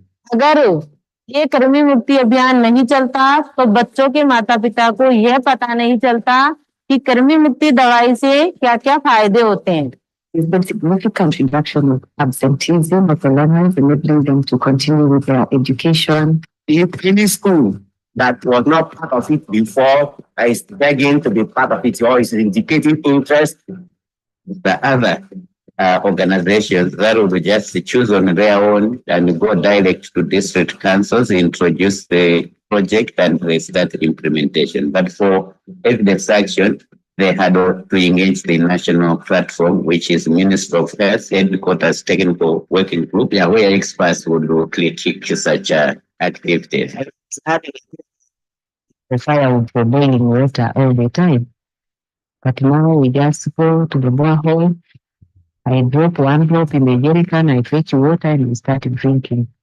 And it has reduced the problem of sickness like stomachache all the time. Ninashukuru sana na ninapeana shukrani kwa sababu sisi wengi wetu tunatumia maji safi. Your impact is more than you know. When you start out and you think that probably the work that you're doing does not have a great impact, and you're feeling like these are just tasks that you have been assigned, you have a job description and therefore you carry on the tasks that have been assigned to you. But over the years, interacting with individuals at county level, sub-county level, and even teachers, you realize that the impact is so great that what you think is just day-to-day tasks actually is changing the lives of individuals, right from their childhood into their adulthood. By innovating effective delivery models, rigorous testing that works, and scaling evidence-backed solutions, Evidence Action has helped improve the lives of millions. We have been recognized by independent evaluators for achieving the greatest health benefits and impact per dollar. But more work remains to ensure every family can thrive, free from preventable diseases and poverty. Because we want to channel our resources where they will have the greatest, most cost-effective impact. Here's to the next decade of putting evidence to action to build an even greater legacy of global well-being. Over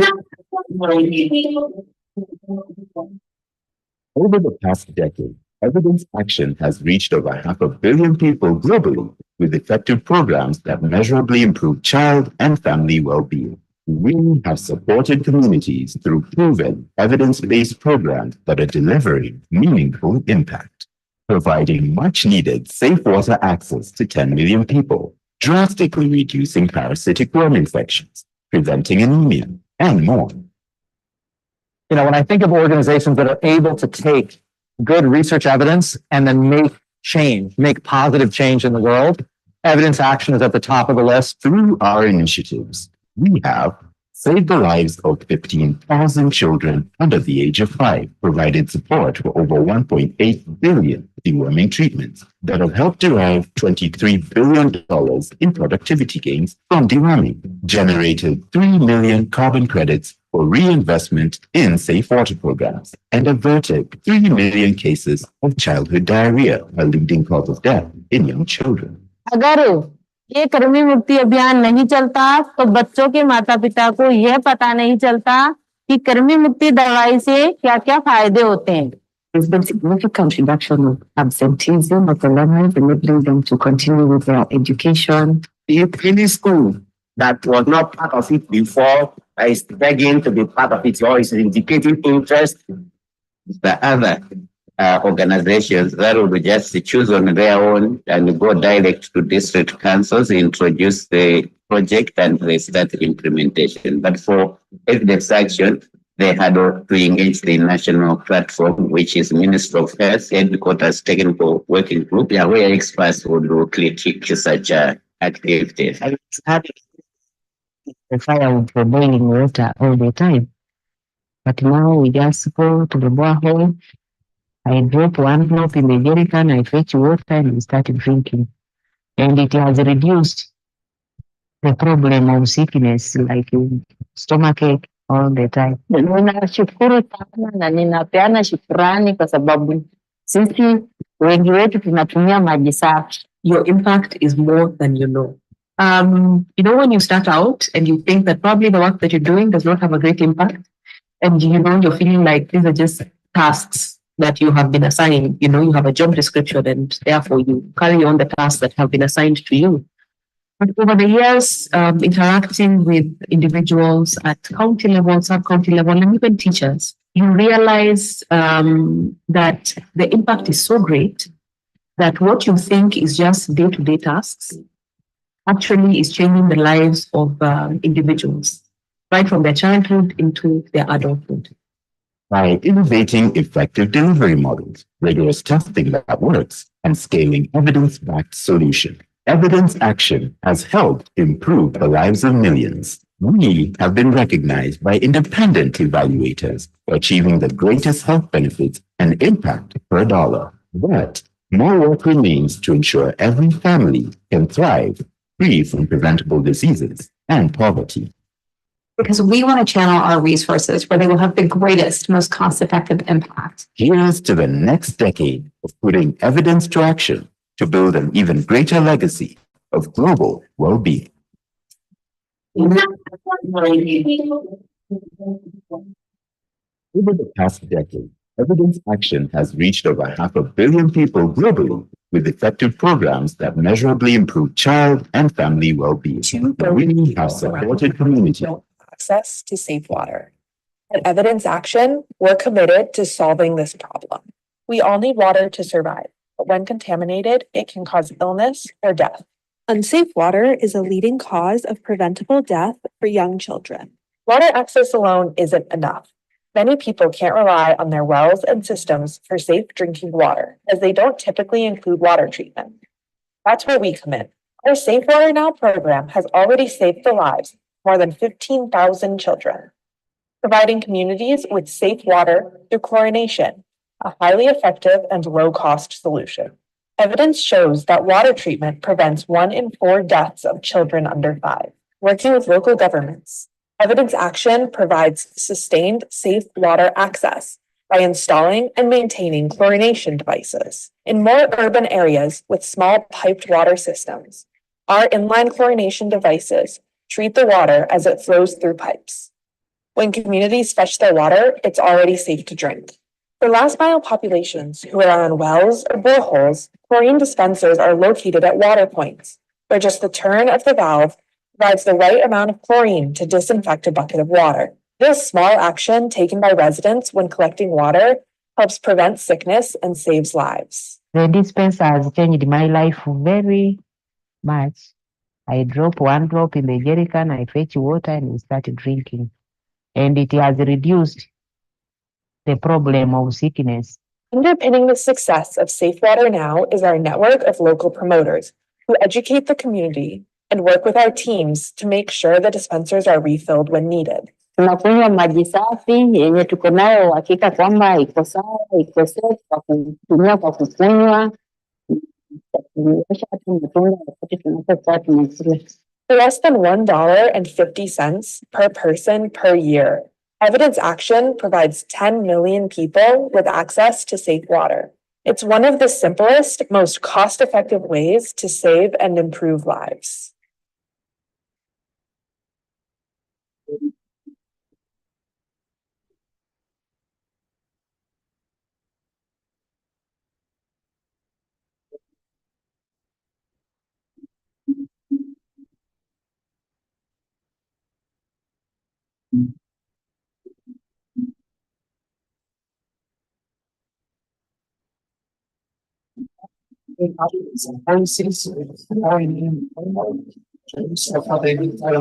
Issue this and all organizations have to build the capacity of local communities to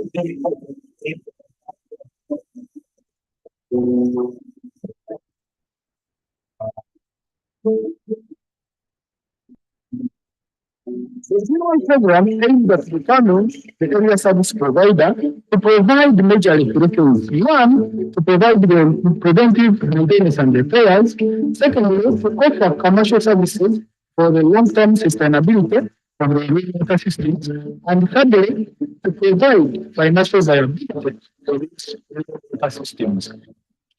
we decided to work on these different programs for really well, so that we are able to maintain the functionality of small roads which have been constructed. Next year in 2025, we are going to drill our 1,000 well and we are going to rehabilitate our 500 wells. So thousands of community members are using them on a daily basis, and of course they break down.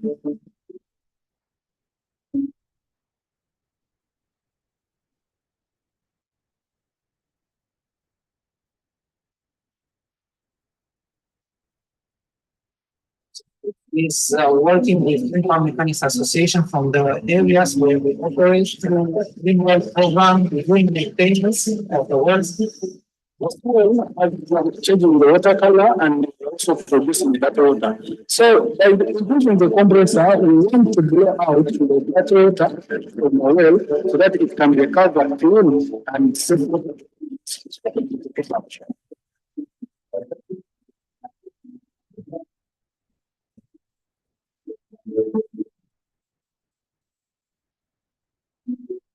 Purpose of life in the Greenwell program is to build capacity of the implementers of the program. Today, we are having a training for staff from Ubende Service Center on an app called M-Water, which is a platform that will enable them to be able to ticket issues with wells that are broken down. They will be able to register whatever complaints that have been listed from the broken down wells. They'll be able to follow up these wells until they have been repaired, thereby reducing on the downtime for these wells and effectively managing their business of air service provider, that is the Greenwell program. Greenwell program is the solution for a long-term sustainability of the wells and the water infrastructure we are building in Uganda.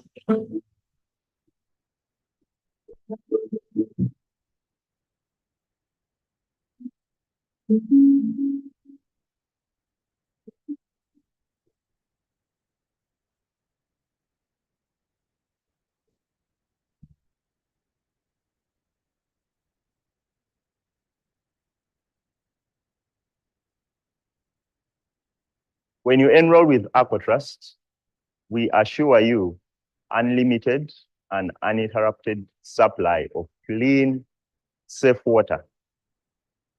Tubadde tukozesa nzizi amakubo oba obukubo bwe tuyitamu okutuuka ku mazzi ago buba busakaatidde nga security naddala ku baana ekyo kiba kizibu. Twali tetulina amazzi malungi ng'amazzi tukozesa ga nzizi ng'ate gava walako kati tuli bulungi n'abaana basobola okujja wano mangu ne baleeta amazzi mu ddakiika ntono nnyo.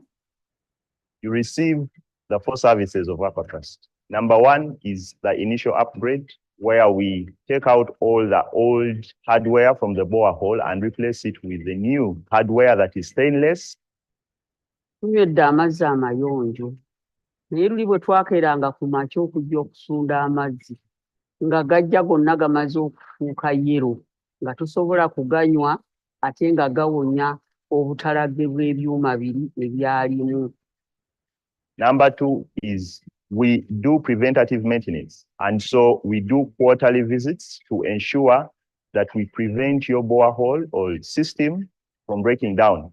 Number 3, when there is a breakdown, you call us and we shall respond within 24 hours. Bo olubakubira simu boa eyonooneseemu balespondingirawo. And then the 4th service of AquaTrust, we do overhaul of our sources. We pull out all the hardware, we inspect where there is wear and tear, and then replace them back into the borehole such that clean and safe water supply is maintained. Last year, we had brown water. I drank that brown water.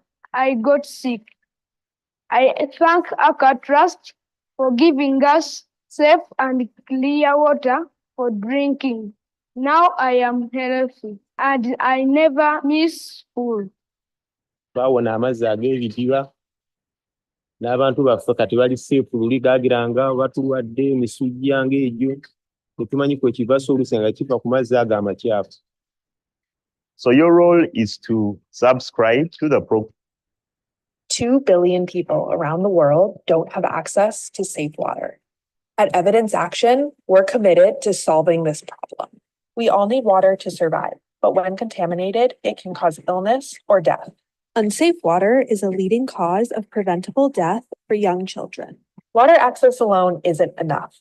Many people can't rely on their wells and systems for safe drinking water, as they don't typically include water treatment. That's where we come in. Our Safe Water Now program has already saved the lives of more than 15,000 children, providing communities with safe water through chlorination, a highly effective and low-cost solution. Evidence shows that water treatment prevents 1 in 4 deaths of children under 5. Working with local governments, Evidence Action provides sustained, safe water access by installing and maintaining chlorination devices. In more urban areas with small piped water systems, our inline chlorination devices treat the water as it flows through pipes. When communities fetch their water, it's already safe to drink. For last mile populations who rely on wells or boreholes, chlorine dispensers are located at water points, where just the turn of the valve provides the right amount of chlorine to disinfect a bucket of water. This small action taken by residents when collecting water helps prevent sickness and saves lives. The dispenser has changed my life very much. I drop 1 drop in the jerrycan, I fetch water and start drinking. And it has reduced the problem of sickness. Underpinning the success of Safe Water Now is our network of local promoters who educate the community and work with our teams to make sure the dispensers are refilled when needed. Tunakunywa maji safi yenye tuko nayo uhakika kwamba iko sawa, iko safe kwa kutumia kwa kukunywa na kwa kuosha hata matunda wakati tunapokuwa tunakula. For less than $1.50 per person per year, Evidence Action provides 10 million people with access to safe water. It's one of the simplest, most cost-effective ways to save and improve. Okay, I welcome you back from the lunch break. Let's start it. We have program and we need to contain. Welcome back from the break. For the phone here. Please take your seats and we'll get started right away. We went away at lunchtime because we had to, but there's a presentation that we did not have, and it's going to be very brief so that we don't lose much time. I know we're struggling to redeem about 2 hours, but let's see how it goes. I mean, we started very late, so we also have to make some sacrifices. So I invite everybody to resume their seat. And in the meantime, I am going to invite Mr. Osoro and Mr. Shivaji to briefly talk to us about KWASNet and the Water Integrity Network. They came all the way from Kenya to share with us, and we'll give them some 10 minutes, after which we shall have the dissemination of the WASH Budget Advisory Handbook. That will also be a very short ceremony. The presenter is already in our midst. And then I'll have a word with the chairpersons of the side events to see how we can make things work very fast this time. So ladies and gentlemen, please take your seats. Mr. Osoro and Mr. Shivaji, please make your way to the, I don't know how you want to present. Is it a joint presentation? All right. It is? Actually, they're more than.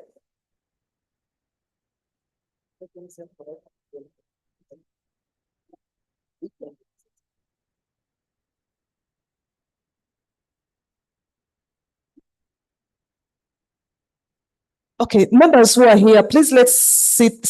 Let's take our seats so that we get started.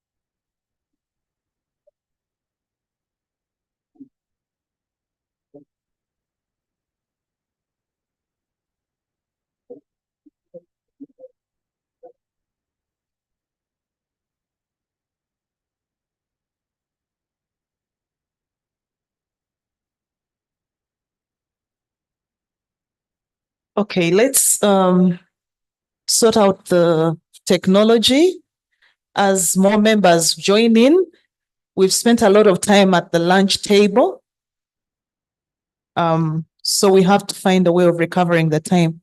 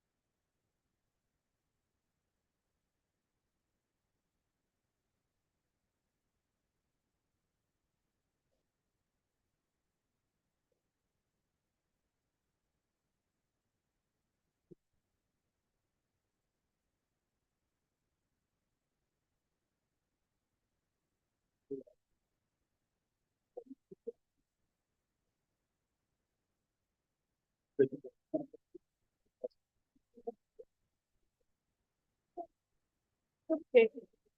All right. Apologies. We had a little hitch. I'd like to invite Mr. Shivaji and Mr. Osoro to walk us through WIN, Water Integrity Network, and KEWASNet. KEWASNet is the Kenyan equivalent of UWASNet. And we're really happy to have our colleagues join in this forum.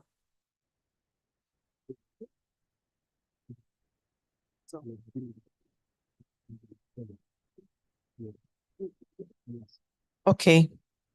I'm sorry. I've been advised that we're going to have a little switch of programs. We're going to have the dissemination of the budget handbook first, and then we shall have the Water Integrity Network and KEWASNet presentation. James?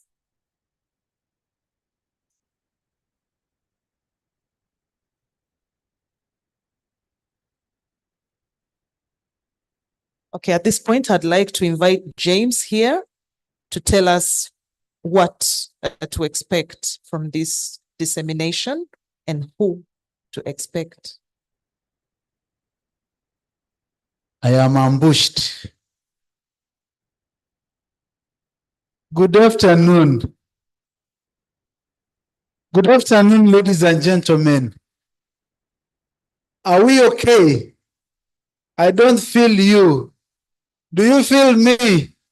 Wonderful. Now, I welcome you to this afternoon session, and we are continuing on the journey of learning, right? Earlier on, we mentioned about budget advocacy, and we are glad that in our midst, we've been joined by one of the gurus of budget advocacy, and that is none other than Mr. Julius Mukunda, the Executive Director of the Civil Society Budget Advocacy Group. He's here with us. May you just rise up and wave as we walk to the podium, and then give us your 30 minutes presentation, where we are going to be disseminating, I think 20 minutes presentation. We are going to be disseminating the WASH Budget Advocacy Handbook for the CSOs. So all the CSOs should have those tips of how to do budget advocacy in our respective local governments, but also at the national level. Thank you very much, and good afternoon to you all.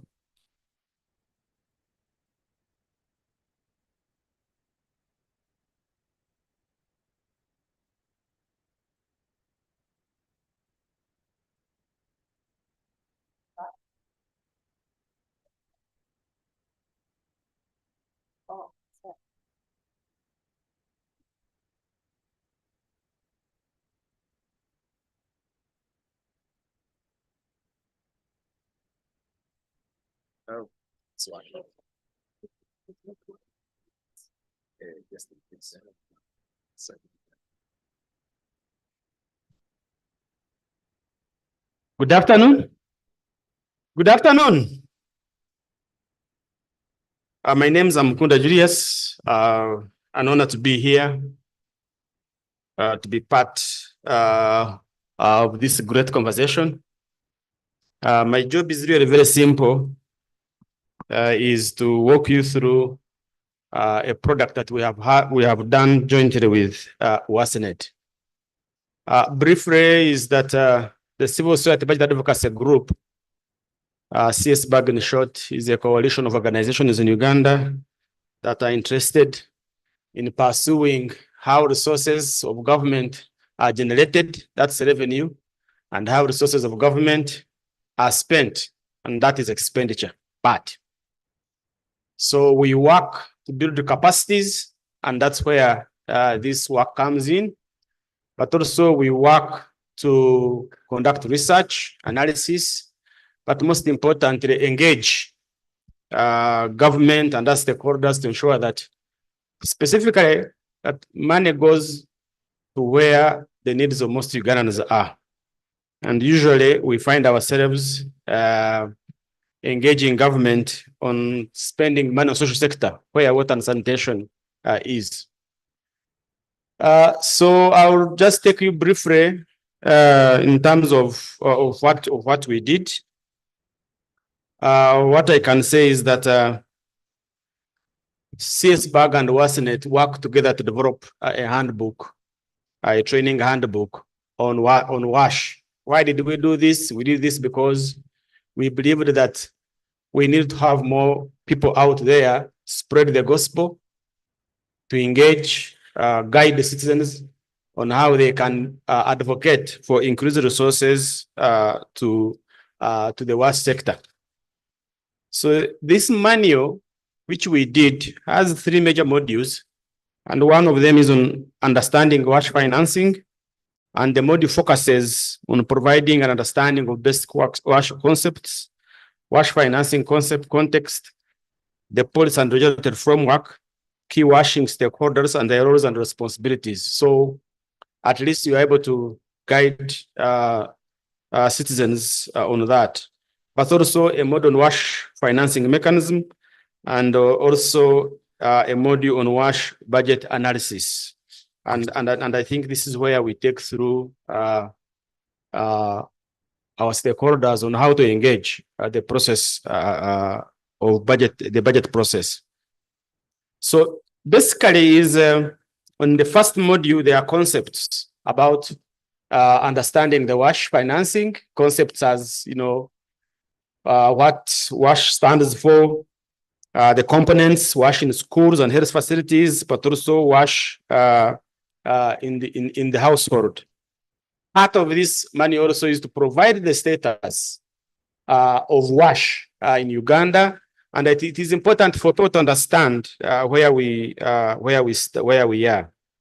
and give them a kind of statistics so that they can understand that this is where we are globally, but also this is where we are supposed to be. And in between, they should be able to say where they are and whether they could actually achieve the targets that we need. For example, globally, is that 446 million children lack a basic drinking water services at their school. And of course, the universal access should be, we wanted to ensure that at least this number is tremendously reduced. You will find out that 480 million in schools do not have hygiene services, and then you can be able to look at the target and see whether actually this particular target will be achieved. When you come to Uganda, and this is part of providing participants or trainees the status of where we are. When you come to Uganda nationally, access to basic water service in the school in 2021 was at 73%, with limited water services at 23%, and 4% of schools had no service. Furthermore, under sanitation, nationally, access to basic sanitation services stood at around 75%. 23% in school had limited sanitation services, while 22% had no services at all. So people can begin to understand that. But it would also be important that you want to look at, probably, if you're in a district, translate some of this information at the district level so people can be able to understand that. Okay, you also need to understand WASH in health facilities. And here you want to look at access to safe medical waste management, environmental cleanliness, access to hand hygiene practices, access to sanitation, access to water.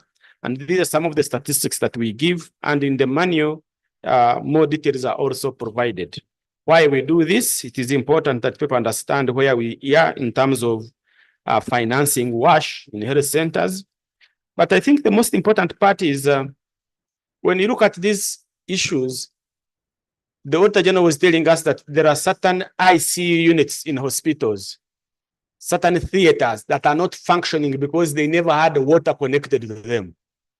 And that's how serious it is, that you have brand new equipment, you've built your your ICU unit properly, spent money on this, billions of money, you've built a theater, billions of money, it is not functioning because when you are doing that, you never planned for water. And therefore, it remains non-functional for a whole year. And that drives the point home of why it is important to ensure that we plan for these services. WASH in communities is also another area.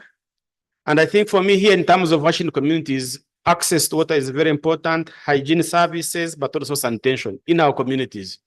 So when you are advocating for money, this is where you need to be putting more emphasis. We are having local government budget consultative meetings. They are ending tomorrow, and these are some of the things we ask. Where is the budget for WASH in your district? As simple as everybody wants a town council, wants an urban center, and you are asking them to tell me your strategy, your plan on how you are going to incorporate WASH issues in some of these areas.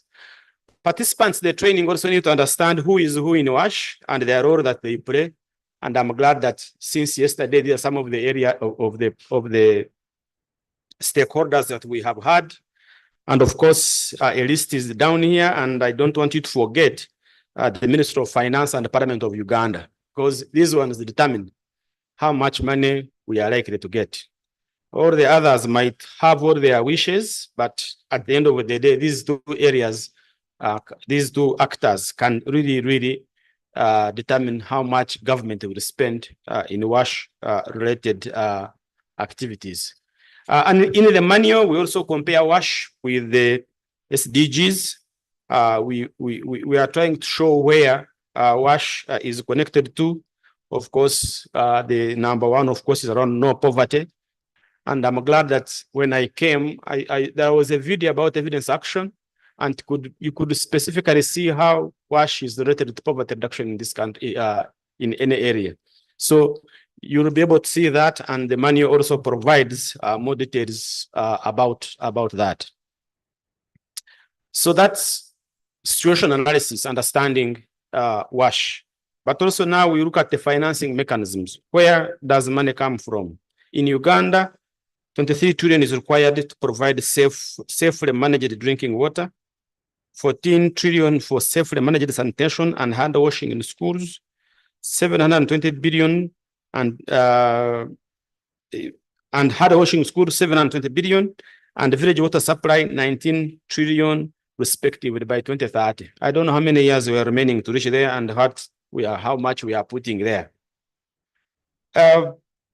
So if we need all these money, so where are you going to get this money from? And among them, of course, is we have development partners who have done an incredible job.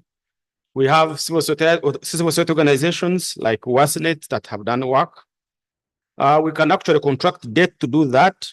Self-financing, public financing for WASH in Uganda, private sector investments. I think WASH is one sector where you find private sector is really at the forefront of financing some of these particular areas.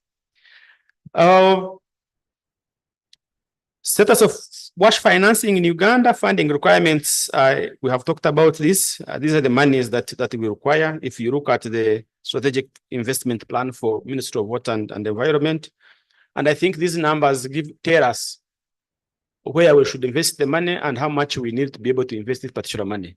So as we are engaging government or any other development partner, it becomes important that this becomes our reference point. The manual has even more details about that. But of course, is that if we keep on hitting government all the time, maybe government doesn't have the money. Although I'm one of the people that I know government has money, but it is dependent on who is going to get it, who is more important to government. So, but we can have also more innovative methods of financing WASH. Of course, one of them is crowdfunding, collective power of donors and supporters through using online platform to raise these monies. Impact investments. This financing mechanism targets WASH investments that produce social, economic, and environmental impacts while giving a return to total investments. Blended financing, results-based financing. These are some of the innovative financing mechanisms that we want to look at to see how we can be able to get these trillions we need. The 23 trillion, for example, in Uganda, to advance the WASH agenda. Building blocks for campaigning for increased WASH financing and investment. Of course, there is planning, financing, and monitoring. And think in terms of planning, we first make sure that everything is in the plan. So NDP4 is very important. And I'm glad that at least I have seen WASNet guiding us on what key issues should be in our national development plan for. Now, since that is done, we need now to go to the next step of financing. How is government committed to finance what is in the plan? Now, in this country, my country, Uganda, is that when it comes to doing plans, we are very excellent. We are very good at planning. In fact, we know some countries that have come, picked up our plans, put there, then removed Uganda and put there their own countries, and they start implementing the work. But when it comes to financing and implementing, that is where we face the biggest challenge. So as we have done well in the NDP to improve these issues, remember that the midterm performance of NDP was at 17%, an indication that we only performed at 17%. So the other percentage, God knows. Therefore, it's very important that we strategize on how we can finance WASH issues that are already embedded in the National Development Plan. So that becomes very critical and that becomes very important. But also is that we need to understand that money can be in the budget, but it is never spent or it is spent on other things. And that's why monitoring comes in and it becomes a very key important element.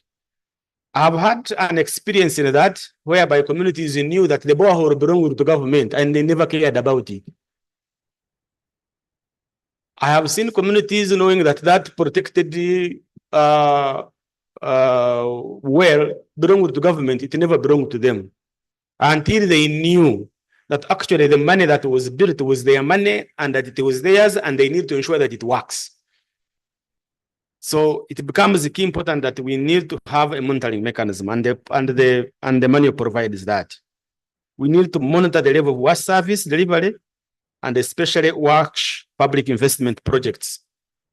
I'm yet to get information from the Ministry of Water because some boreholes that are not functioning are also considered as water points. So I wanted to get clear information about that because Otherwise, I don't think if it's not functioning, anybody can access water from that. It will be very important that we get to know that. I had some conflicting information about it. So this is the time when we are monitoring our own to know that this bore is not functioning. What should we do as a community?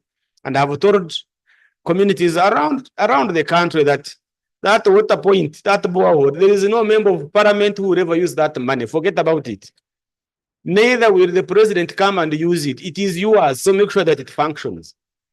So ensuring that our water points are functional, wash services are also functional becomes important. They will not if we don't monitor, if we don't conduct a monitoring strategy, if we don't have a monitoring strategy. The manual third module is around WASH, budget analysis and advocacy. And I think this is the key most important element. Even today, these 3 days, you'll be looking at it. And it is to understand, you can't advocate if you don't understand how a budget is structured. To know that right now, for example, is that the government of Uganda has got a program approach to budgeting, which for me I felt is one of the fundamental achievements we've got, that we are delivering as one. Remember, and for me is, you send this kid to school, to primary school, and you think that by building a school you are done. So kids should go to school, but they will not. If these kids are not immunized, if parents are not taught, mindsets change, the importance of sending the kid to school, but also if there are no wash facilities. And we have seen the effect of lack of wash facilities in the schools. So understanding that kind of structure helps you again to engage the budget process very well. So the manual provides that, and you really can be able to do that in so many ways. The manual also provides the Uganda budget cycle. Uganda budget cycle is that the budget in Uganda and the budget process, it starts 1st July and then it ends 30th June. That's what you need to know. But in between, there are steps that you must go through. I was always challenged when I started the budget advocacy and I go to Minister of Finance, and they would always challenge me and say, please, you are coming at a time when we are serving the food on the table and you are asking a different type of meal. They say, please, always, if you want to eat something, tell us in advance so that we can prepare. This is the same thing with the budget cycle. Right now, tomorrow we are finishing the local government budget consultative meetings, where these issues again are, people are pushing for the ideas to be in the budget. So between August and September, we have the budget consultations. October, November, we have the sector budget framework papers submitted to finance. And by the end of December, the government has already developed what they call the national budget framework paper. It is, in short, it is a draft budget. By December 31st, the draft budget is tabled in finance. So, and when you come to March, ministerial policy statements must be submitted. But between ministerial policy statement and national budget framework paper, we need to engage those that are supposed to, especially Parliament, to ensure that issues of WASH are part of the budget. So, and if you come in June and you are engaging government to allocate money for WASH, probably that is a very wrong time. So the money also provides that very well. And also the money provides issues around you understanding the budget analysis, understanding revenues, understanding expenditures, how objectives are set within the budget. And there is an item which I always want you to look at. At one time, I think 6 years ago, we were against VAT on water and the government on National Water and Sewage Corporation. And government convinced and said, don't worry. This 14% is to create a water fund to increase the coverage of water across the country. As of now, I'm still looking for that fund and how it is being utilized to expand water across the country. It is something that you need to look at. So that's the side of revenue, what we tax to increase water coverage. I'm almost coming to the end. The other element, is, of course, is there are areas where we are trying to show why does the budget analysis matter. To ensure that you look out for these issues, to ensure that you look at the numbers. I want to interest you in the national costed service delivery standards. What do they say about WASH? How many boreholes do we need? How much does the borehole cost for government? We need to understand that. So if you have budget analysis with that, it also helps you to move. The other point is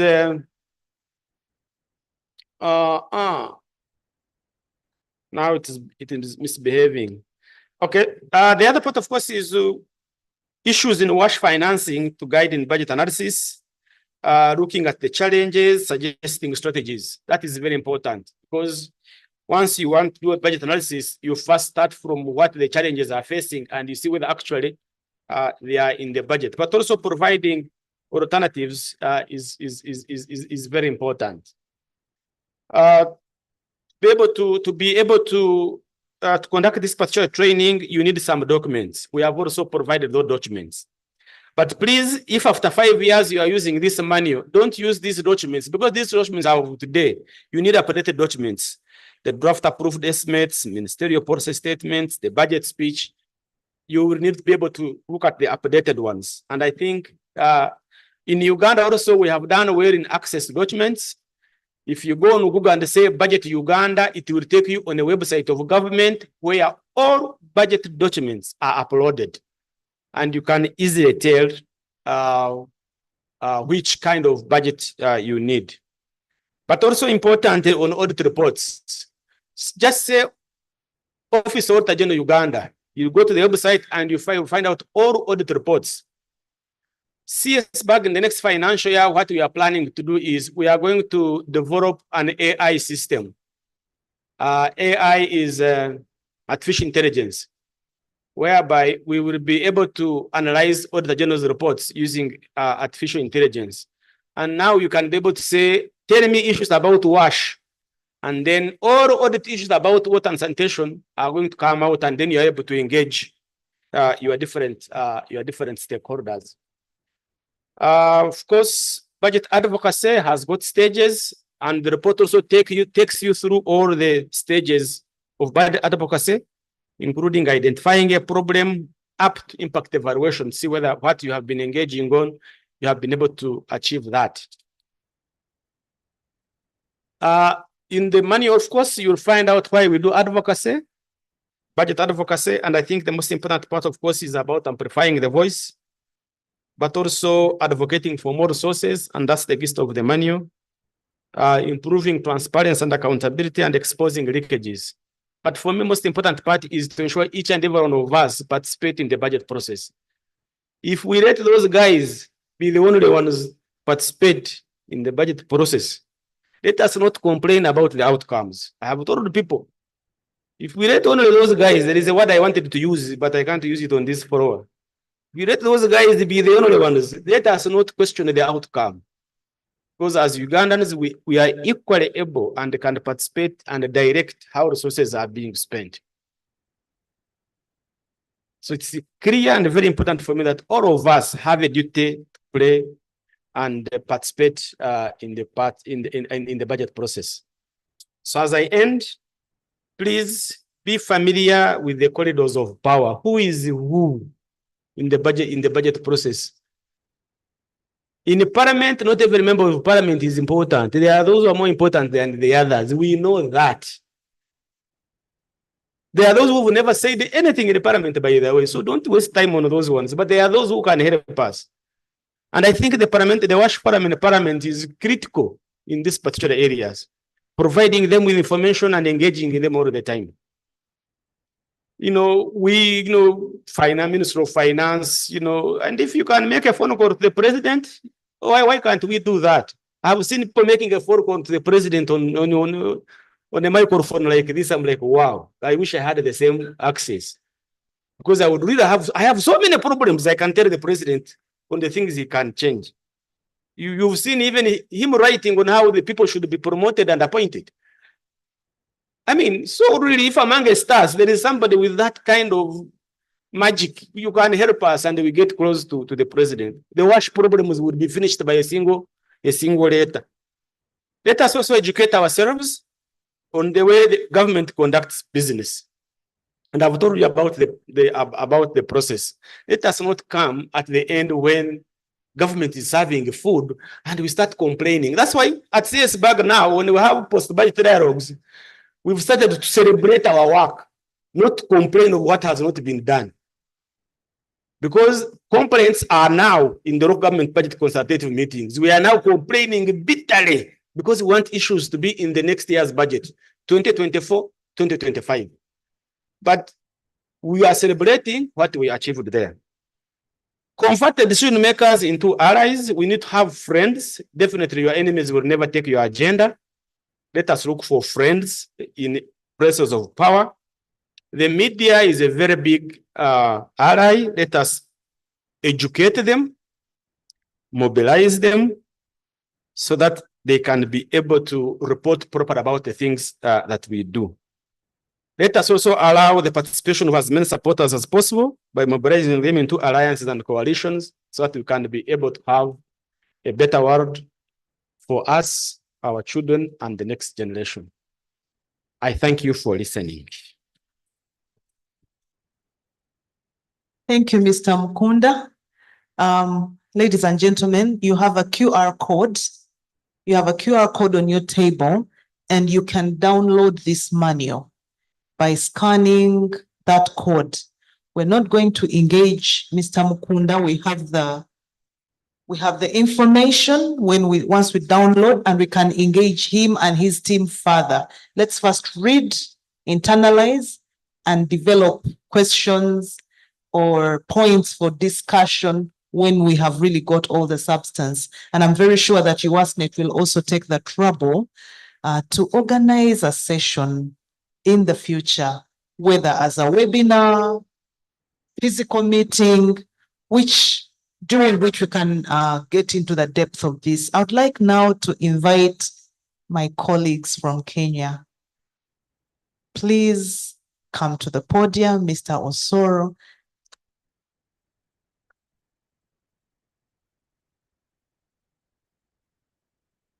IT, please.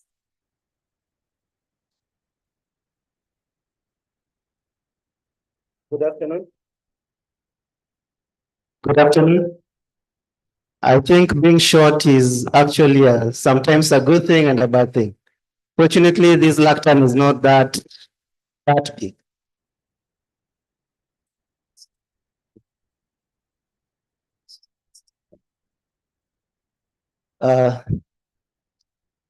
You'll allow me to skip through and introduce my organization. I work for the Water Integrity Network as the regional coordinator for East Africa, working in Kenya and now venturing to work in Uganda. So we're interested in working in the three districts of Lira, Kabarole, and Bunyangabru. An overview of the Water Integrity Network is that we champion integrity in water and sanitation. We work across the entire value chain. We work with government, research institutions, civil society, and water service providers, both utilities and small-scale service providers.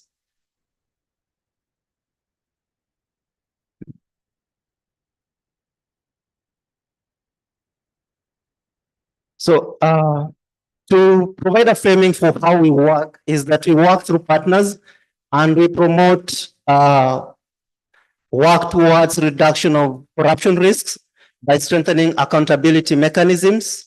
We also, as I've said earlier, we work with small water supply systems and work with regulators. For example, in Kenya, we work with WATREB, and also we work with the financial arm in Kenya, which is the Water Service Trust Fund on integrity risk management.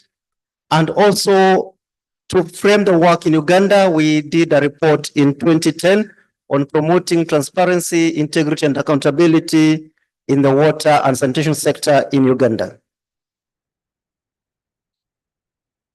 So our work in Lira, Kabarole and Bunyagabu basically focuses on the water umbrellas, water associations, and that is at the local level. At the national level, we seek to engage with the UASNet and the ministry. So this proposal was written together with UASNet and in consultation with the Ministry of Environment. Mr. Epitu was key in the development of this proposal, and the project runs from April to June 2026.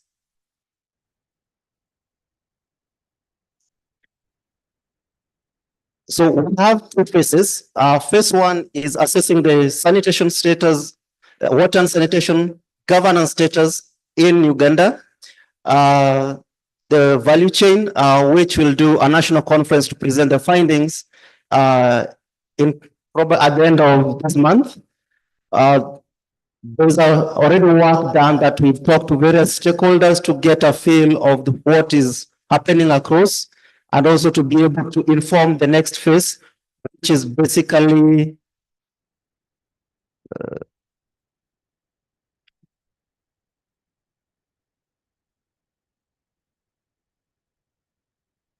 which will basically be deriving activities from the assessment. So we expect that the recommendations gathered from the assessment will help us improve existing governance structures in the 3 districts among the utilities, and also to some extent conduct research work on sexual corruption, gender-based violence, and other water-related challenges women are facing in the 3 districts, and to enhance peer-to-peer learning between KWASNet and UASNet.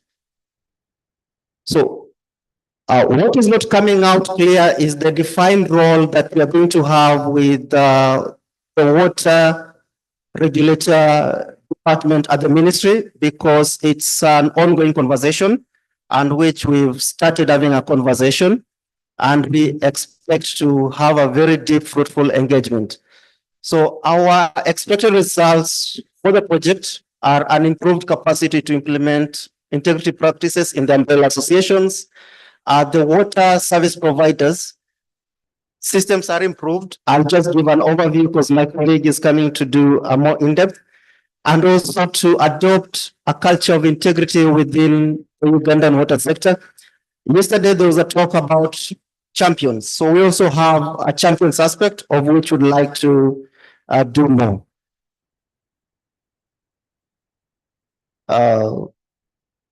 I think the picture speaks, and you'll allow me to invite my colleague Malesi to come. So 2 things, we work using tools, and it will come out in the discussion that my colleague is going to do. Thank you.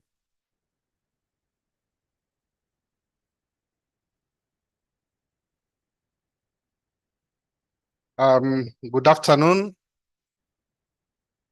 Again, my name is Malesi Shivaji.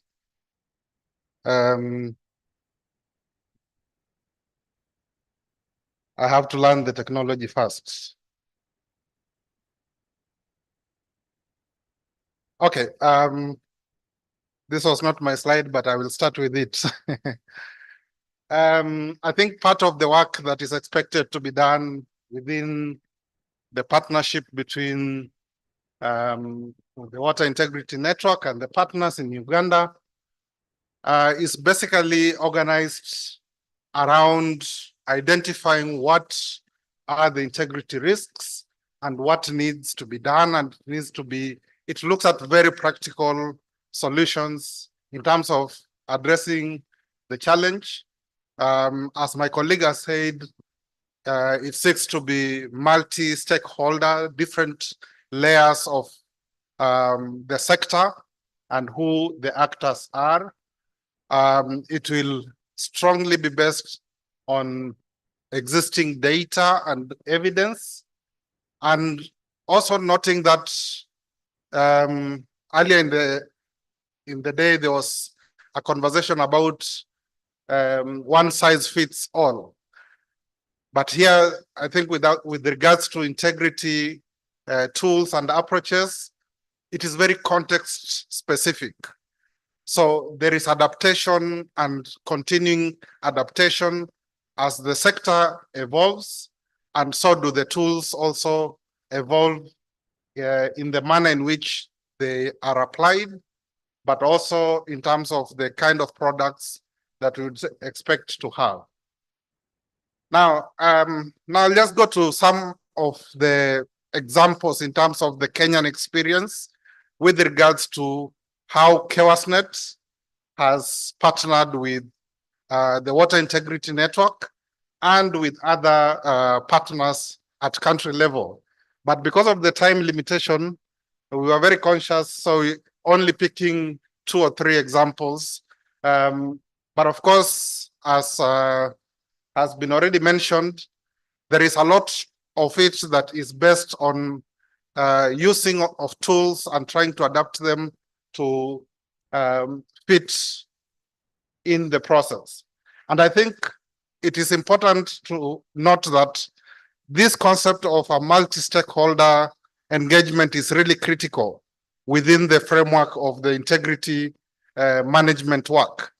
And really taking the recognition, just like has been said here since yesterday, that we as partners engage in this sector with the knowledge that government is the leader, government is the duty bearer, and therefore we align our engagements, our approaches to that leadership of government. And in Kenya, it's the same context where we rely a lot on the Ministry of Water, Sanitation and Irrigation, which is our version of the ministry in Kenya, and the agencies within the ministry, including WASREB, which is the regulator. We have the Water Resource Authority, the Water Sector Trust Fund, and Council of Governors. But also noting that in the Kenyan context, we have a devolved system of governance, and therefore engaging with governments at the local level is also, again, very critical. But also noting that at the devolved level, our system then provides for working with the water service providers. But also the critical role of non-state actors, including the public benefit organizations, the private sector, and because of the issue of data and how critical it is, the constituency of research and learning. But even as we do it all, it is really critical to know that while we have bilateral conversations with the different partners, it is also really important to make sure that we attract the participation of the external support agencies, critically the funding partners, but also others who may not be having a direct funding relationship, but who can also influence the behavior of the sector in terms of how decisions are made and how resources are allocated.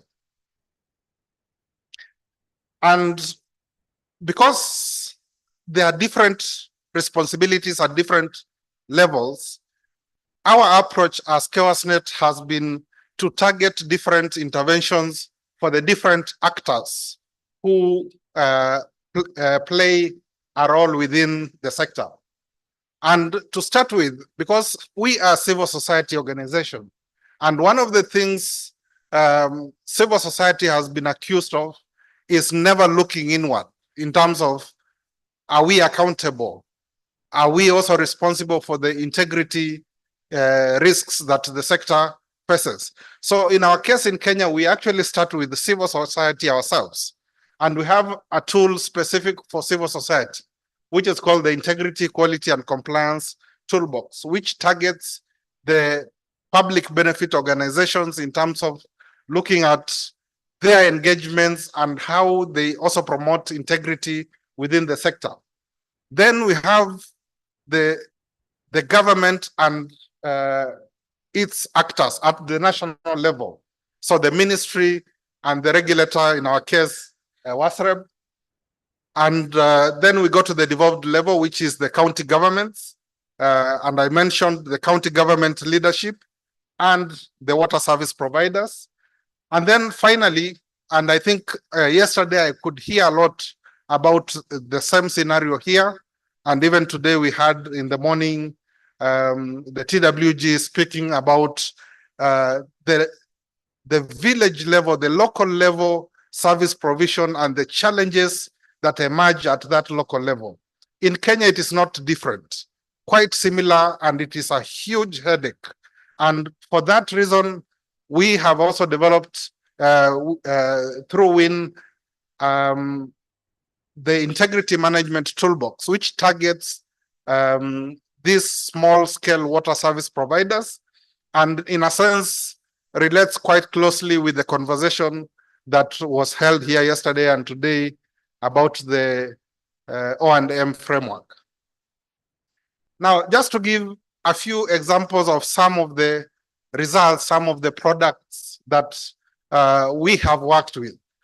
One of them, and I think the discussion from CSBAG is really related to this, because it was talking about what is the framework for finance flows within the sector, whose responsibility is it to collect resources, disburse those resources, and report on those.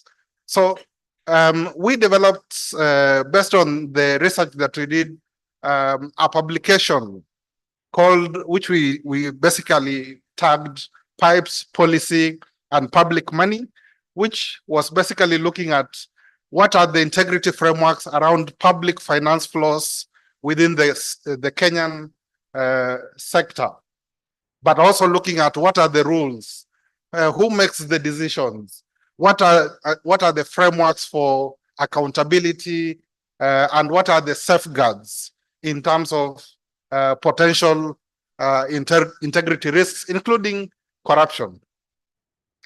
The other tool which I selected to choose to talk about is what we call the WIRI, which is the Water Integrity Risk Index. And basically this is an institutional level tool that then tries to look at 3 levels of integrity. Basically at the investment level, at the operational level, and the engagement between the utility or the city with external stakeholders, and whether in those interactions there are any potential pitfalls. Finally, with regards to our approaches around integrity, we have really been targeting the engagement of young people, the youth, because largely young people are absent in the water sector, the water and sanitation sector in Kenya. And we have taken an approach of dialogue and dissent, where like the picture below, we see young people having a dialogue with the deputy governor in one of the counties, expressing their needs, and so on. In the top left, doing something I call the journey of water, basically looking at protecting the conservation around water. And on the other side, also saying they can raise up the banners and say no if they also find pitfalls. And you see, even when they protest, they are very happy. And that is one good thing with the young people. Now, I'll take another 5 minutes because Madam Edie asked me to speak about something additional with regards to the Water Sector Trust Fund. The presentation from CSBAG said there is a percentage collected for the water fund and it is not traceable. So I'll give the very short overview of how the framework is in Kenya and how the financial flows, particularly with regards to pro-poor approaches, are taken. So within Kenya, there has been established the Water Sector Trust Fund through a creation of the Water Act 2016, which has basically been established as the sector financing institution, but with a particular mandate to provide conditional and unconditional grants to the devolved levels of government, but also really focus quite strongly around financing water and sanitation services to the marginalized and underserved areas in Kenya. And what that translates to is really providing financing to the rural areas and to the vulnerable urban areas where there are formal service providers. And without necessarily going through that, there has been also a bit of disaggregation of what those two areas of mandate then translate, including working with communities, working with service providers, securing resources from partners to develop infrastructure and providing services, but also to conduct research that supports addressing the issue of the right to water in the country. And then this then further is organized into, that mandate is then broken down into mobilizing resources, defining the rules of application of how resources are then used, making sure that when resources are secured, they are equitably allocated across the country, to monitor the implementation, because they are not implementers of projects themselves. They are providers of financing, to lend and to borrow, to define new mechanisms of funding, but also to understand that there are emerging critical issues, including issues around disaster, climate change, that affects how resources then needs to be applied. Now, where does the money come from? Quite a number of areas, but I will not go into the depth of this. A bit of it is from the budget allocation. Most of it is from bilateral partnerships with the development partners. There is also the issue of the water levy that my predecessor was speaking about, that is happening here in Uganda. In Kenya, it's been also proposed. It's not been applied, but it is also there. I will maybe skip how they do the projects, but it is NGOs, CBOs can receive money. County governments can receive money through the water service providers. Water resource users, which are community organized formations, community forest associations, and other conservancies can also receive money. And then for research, there are also other kinds of partnerships that can be put in place. Now, this graph basically shows, since the Water Trust Fund was established in 2002 initially, what has been the growth. And if you can see, so that you're also not very hard on government, the Kenyan government has been providing the money at the bottom. So most of the funding that has been coming with regards to the Water Sector Trust Fund, which is a corporate public entity, has been from other partners, from the development partners largely. And you can see that is what constitutes most income whatever is in red is what is coming from development partners, and it has had an exponential increase because the water fund has also demonstrated quite a good performance over the years. And when you look at the distribution of those resources, currently when you look at the total from 2004 when they were established to 2024, where we are at, the World Bank is the biggest financier of the Water Sector Trust Fund. But as you will know, the World Bank currently doesn't provide a lot of grants. So most of these are basically it's equity loan that then needs to be repaid back. And then you'll notice right at the top there is others, the 2%, which is on the top left.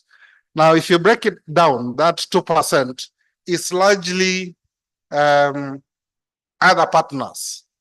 And you can see even KeosNet is there with a small percentage. Water Integrity Network is there. And it's not necessarily through giving money to the Water Sector Trust Fund, it's through the valuation of the partnership and the support that we then offer in establishing of processes, tools, capacity strengthening of the people they work with, and so on. I think that is it. Thank you very much for your attention.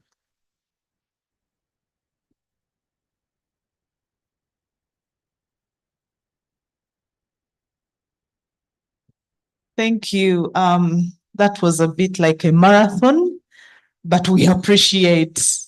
We know that our friends in Kenya move much faster than Ugandans, so you can task them to do a marathon in any field and they'll do it. So we thank you for compressing it and making it fit in the available time.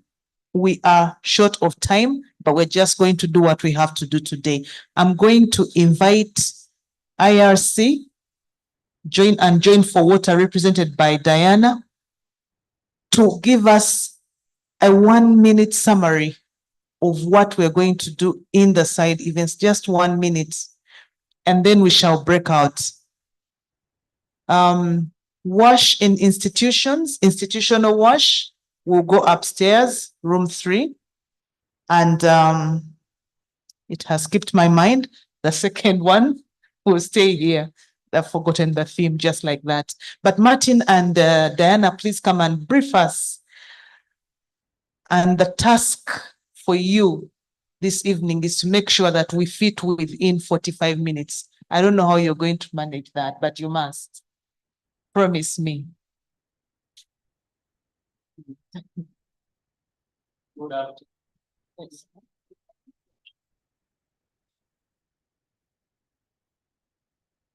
Good afternoon, everybody. I believe all of you have gone through 2 institutions. You are either born in a hospital or you gave birth in a hospital, or you have gone to a hospital. You also went through a school, or you take your children to the school. And our focus of the institutional wash is to look at wash in these 2 critical institutions: wash in healthcare facilities, wash in schools.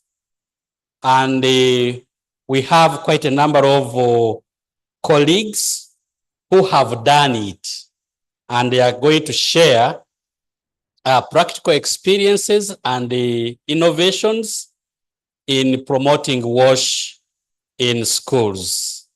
And you will get to know also what actually, you'll be surprised that government knows exactly how much is supposed to be spent to promote wash in healthcare facilities. So join us.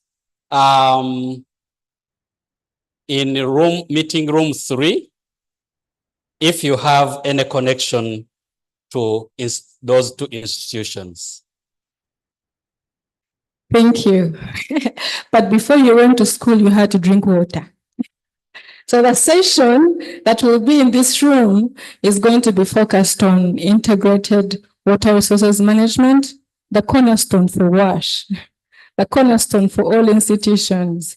And during that session, we're going to have very interesting presentations being made. Do you know about the presidential directive about wetlands? What did he say? We have the commissioner from wetlands that is going to delve into that. We're going to be looking at initiatives that are meant to protect our environment, looking at water resources monitoring. We're going to be looking at nature-based solutions. We're going to be looking at a wetland inventory that has been developed for Porto City. There is usually a difference between what you see in the maps and what you actually find on ground. There may be some ghost wetlands. This session is going to be delving into those as well. So I urge you all to stay here and get to find out more about that. I will just continue. Should we just continue to the next? But let's transition. For those that are staying here, we could move towards the front and then others can go to the upper room.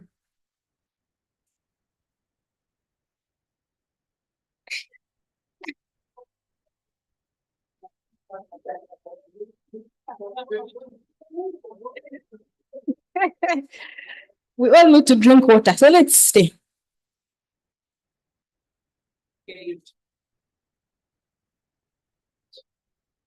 Let me take a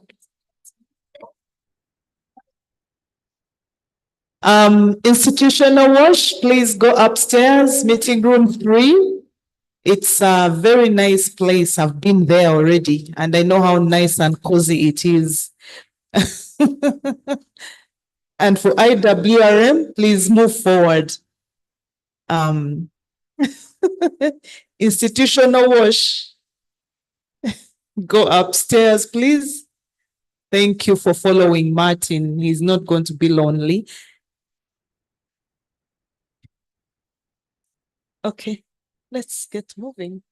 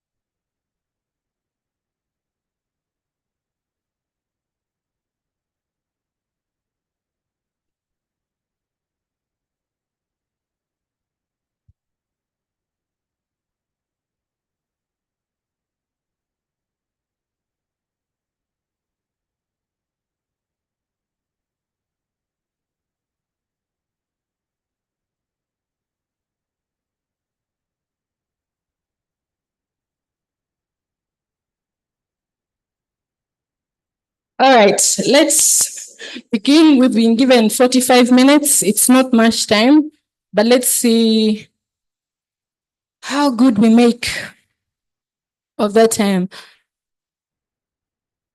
Please, if you can, move towards the front.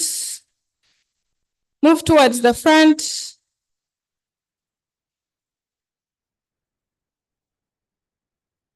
Move towards the front.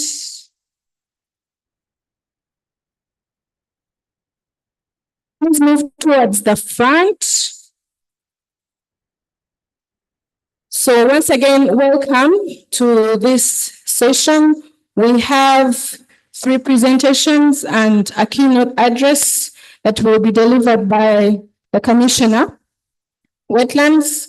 And without wasting any more time, I would like to invite the presenter and the Commissioner to come and take their seats here. But starting off with the Commissioner, Wetlands, please come and take your seat. I'll also invite Stanley Oketayot, Water and Sanitation Engineer, Water for People, that will be sharing his presentation on nature-based solutions and water resources monitoring. Please come and take your seat. Evelyn Usinje, a senior consultant from Aid Environment, will be sharing with us the initiatives from Join for Water. Please do take your seats. And then lastly, the Executive Director, Environmental Alert, Jacinta Nekesa, please also do come and take your seat. So we'll start off this session with a keynote address from the Commissioner Wetland that will be delving into the presidential directive on wetlands. Over to you, sir.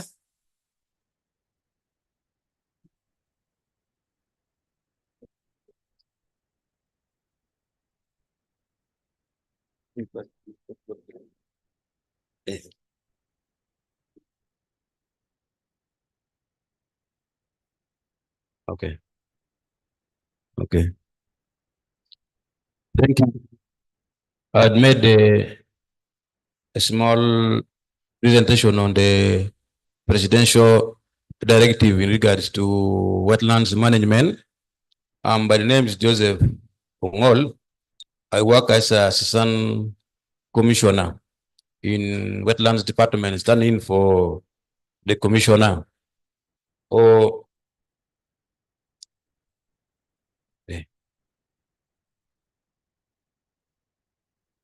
How do I move this? Respond.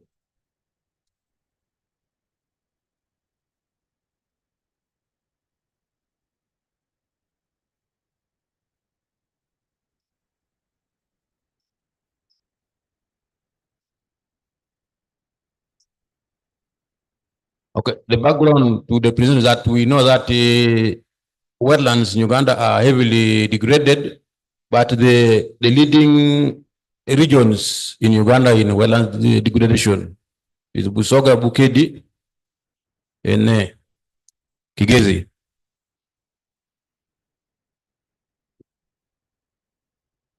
The first directive of His Excellency President in regard to wetlands management came in on the 9th of November 2019, where he directed for the immediate restoration of wetlands in Kigezi sub-region and Ngora district. So in that directive was Kigezi and Ngora district.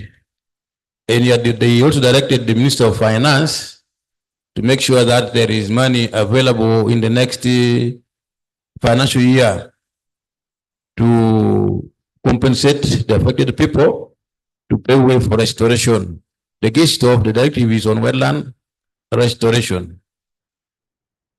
Following that, then there was a cabinet sitting on the presidential directive, which talked about cancellation of titles issued in wetlands and other protected areas, and then apprehension and prosecution officers who had facilitated issuing of titles in wetlands, enforcement of the lake shores and riverbank protection zones, and suspension issuing certificates of environment and social impact assessment for developments in wetlands. I think this one stands still to date. Then directive number 2 came on the 31st of July, 2022, where His Excellency the President, in his letter to the Minister for the Presidency, directed her to devise mechanisms of compensating encroachers in wetlands in areas of Busoga, Bukedi, and Kigezi sub-regions now. The first one was on Kigezi and Ngora district. Now it is on Busoga, Bukedi, and Kigezi regions. This was based on the understanding that these people were misled to encroach onto wetlands when government wanted the production to be more, to double production. So they were asked to go into wetlands for irrigation. I think that was around the time where Kibimba Rice irrigation scheme was in place. And then now the action is taken that with his directive, the Minister for the Presidency organized a technical committee meeting, which involved NEMA, Minister of Water, Lands, Justice, to look through and see how we could implement the directives. Or what came out from the meeting to implement the presidential directive was that for titles which were issued in wetlands before the promulgation of the 1995 Constitution, they are legal since there was no restriction on wetlands use in the 1967 Constitution. However, we noted that in that 1995 Constitution, government reserves the right to regulate land use. So much as they have the title, is okay, but I cannot build a grass thatch house on Kampala Road, much as it would be my plot, because government regulates use. And then for titles issued after promulgation of the Constitution and before the enactment of the Land Act in 1998, they are also legal, because by that time there was no law, no land law regulating land use in Uganda, much as the Constitution pronounced itself on the same. And then for titles issued after the promulgation of the Constitution and the Land Act, Cap 227, they were deemed to be illegal and subject to cancellation without compensation. And then the restoration orders under Section 130 of the National Environment Act should apply. And then for individuals who are settled by government of Uganda in wetlands, individuals allegedly settled by government of Uganda in wetlands can only occupy the same in line with the restrictions provided for under the National Environment Act and the Constitution. And then on issues of compensation, which is normally the key issue, we noted that for titles which were issued after the enactment of the Land Act in 1998 and the National Environment Act number 5 of 2019 should not be cancelled, as they were not obtained in contravention of the law. However, owners of such property are subject to restrictions and regulations. So they are saying that there is no need to cancel those titles. Let those who have their titles, but they use it in accordance with the law. That's why normally when we are dealing with them, okay, thank you.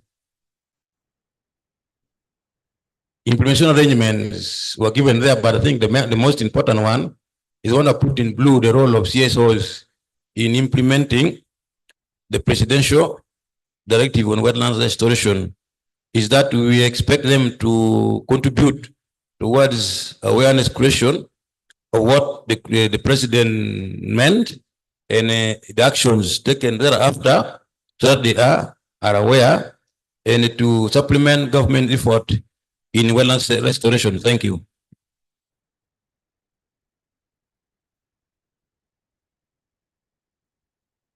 Thank you so much. Someone came to me and said, thank you so much, Commissioner, that the president is issuing very many directives. What is happening to the policies that we have in the sector? Are the directives overruling the policies and what we have to implement? A discussion that we need to have as well. Please do take note of your questions. We'll take them all at once all the presenters have delivered what they have to share with us. I'd like to call upon our second presenter, Stanley Oketayot. Please do come and share with us your lessons. You have 7 minutes. I'll just keep on putting up the timings. Thank you, Diana. I will try to manage the presentation within 7 minutes. Good afternoon, everyone. Yesterday, in the presentation of the NDP4, Commissioner Dennis Ochare well brought out the aspect of the need of integrated water resources management in order for us to sustain the WASH infrastructure that we were putting in place. So basically, I'll be sharing with you our experiences in regards to water resources monitoring and application of nature-based solutions and sustain WASH services, a case of what we are doing in Kamwenge. My name is Stanley Hoketawot. I work with Water for People, Uganda.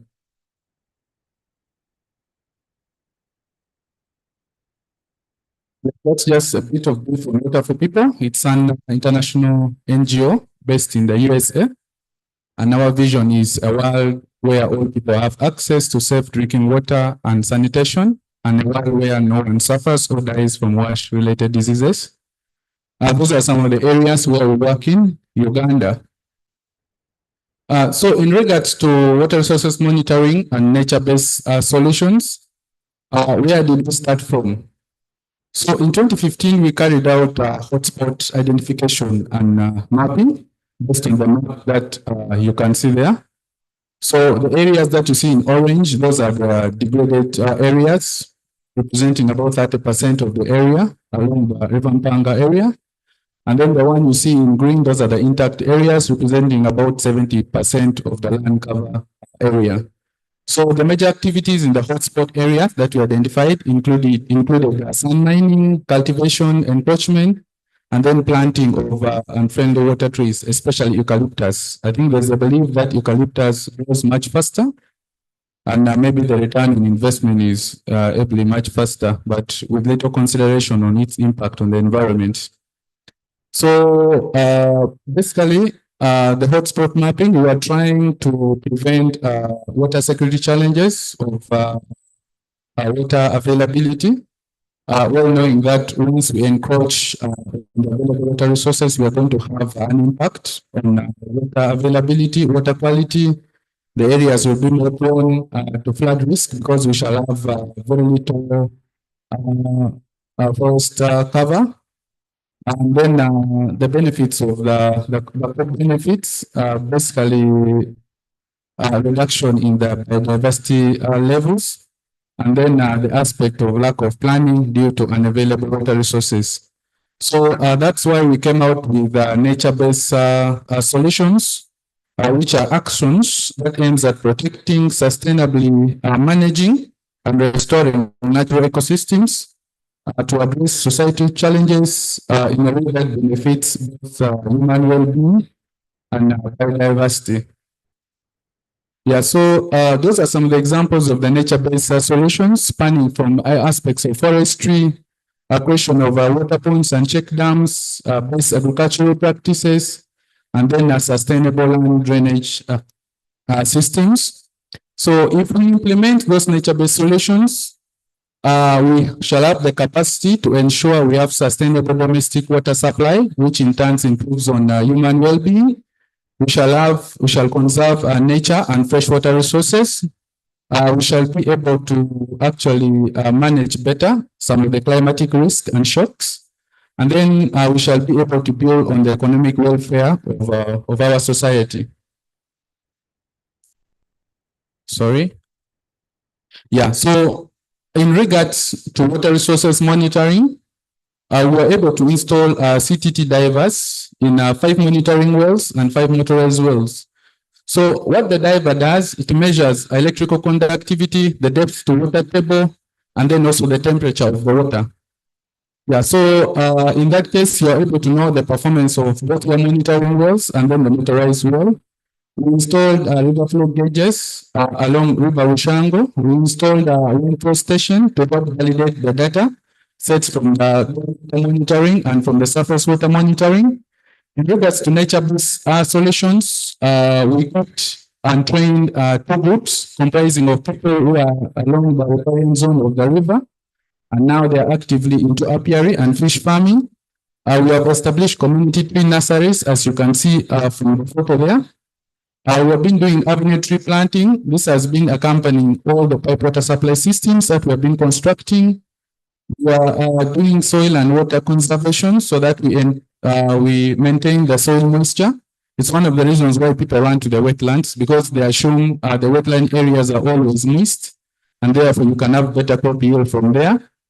And then we have been doing riverbank stabilization using bamboo. Our success drivers, one, they need to sustain the number of pipe water supply systems that we have put in place. The political will, especially in the district of Kamwenge, they have been actually at the forefront, especially in areas of enforcement. We have demarcated close to 85 acres of wetlands and then 60 kilometers along River Mpunga. Demarcation is critical because it shows the people who are living within the buffer zone where they are supposed to stop and where they can control activities.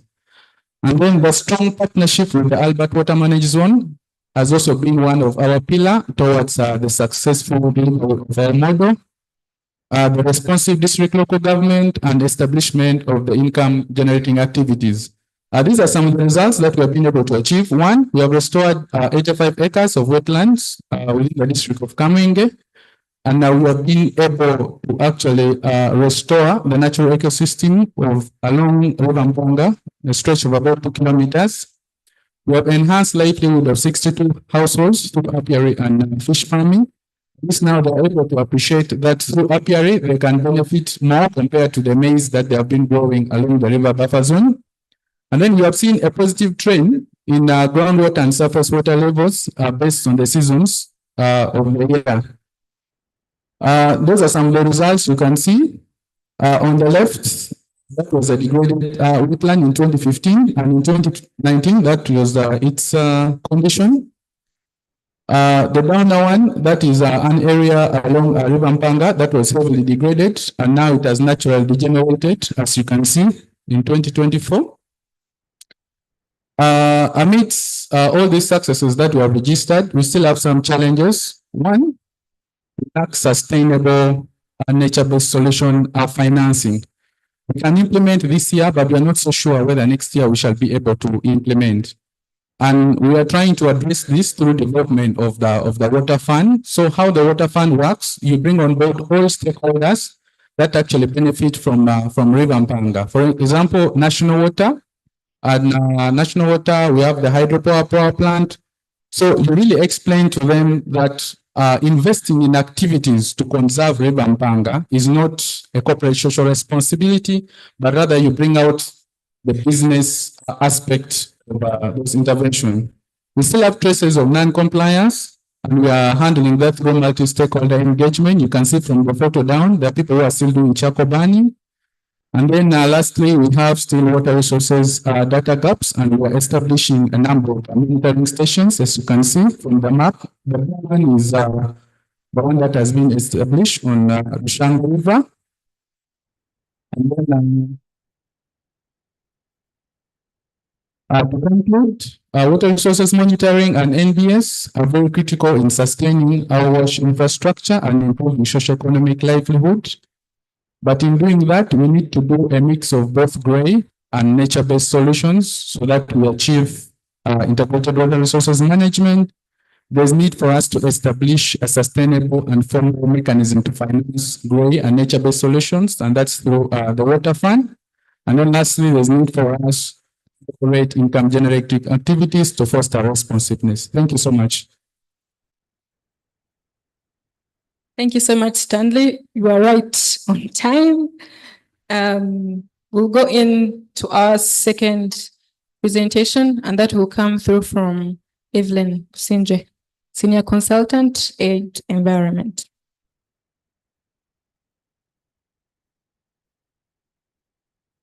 Seven minutes.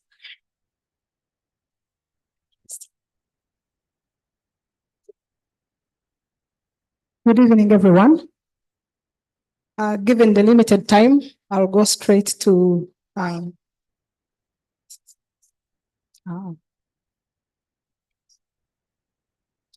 thank you. So I'm Evelyn Businje. I work for Aid Environment. But for the benefit of this meeting, Aid Environment was hired by Join for Water to handle a consultancy on the wetlands inventory for Fort Portal City. And so I'm here to represent Aid Environment.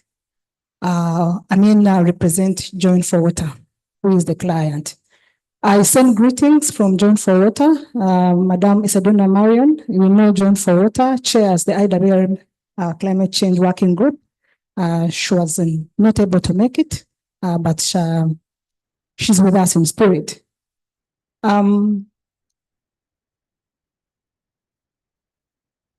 So I will briefly talk about the context, what the project is about briefly, and then dive into the wetland inventory, some of the findings and the limitations.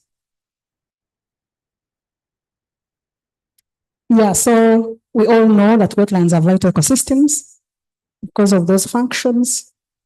And we know that in urban areas, of which Fort Portal City is not an exemption, are among the most critical spots for wetland degradation, for obvious reasons. So as part of background, Fort Portal City, most of the leaders were attributing the continued wetland degradation due to the absence of the inventory of the existing wetlands, but also claiming that the government has failed to gazette the wetlands, of which that limited their enforcement, but also issues of poverty and population pressure. But also to understand that there was already an existing wetland inventory that was done in 2020 and in existence in Panga Catchment Management Plan, which was developed in 2012 for the Kabarole district by then. But this, now that it is a city, they were very generic with insufficient specifics for the city, and of course not reviewed. And that's the reason why Join for Water and its partners, crafted this idea on how to protect and conserve the wetlands and secured funding from Hilton Foundation. So the reason why we were brought on board to handle that consultancy, to undertake an inventory of stock taking wetlands, their locations, issues affecting them, and also develop a sustainable management and restoration plan with, of course, the corresponding implementing strategy. So the project is building resilient communities and wetland ecosystem through promoting catchment-based, equitable, and sustainable management of water resources in Fort Portal City. And of course, the purpose is having that framework and an action plan, to help guide how better to protect, manage, and restore the wetlands within the city. So that is the map of the Fort Portal City and the different sub-count. For now it is divisions. We are all aware all the wetlands in Uganda have been gazetted, and they classified the wetlands in Fort Portal as quaternary under the Albertine system. That's the size of the city and the area it covers. And the divisions, but also categorizing the wetlands as both permanent and seasonal flooded wetlands, but also to assure you that this inventory has been aligned to the National Wetlands Inventory Guidelines, and we received support from the Wetlands Department while undertaking this inventory. So the findings. So there are primarily 13 primary wetland systems. But as we speak, the wetlands are really highly degraded, and some of the issues really due to increased need for settlements and how they do it. They dump soil to create more space for housing, farming, doing a lot of channeling and draining these wetlands.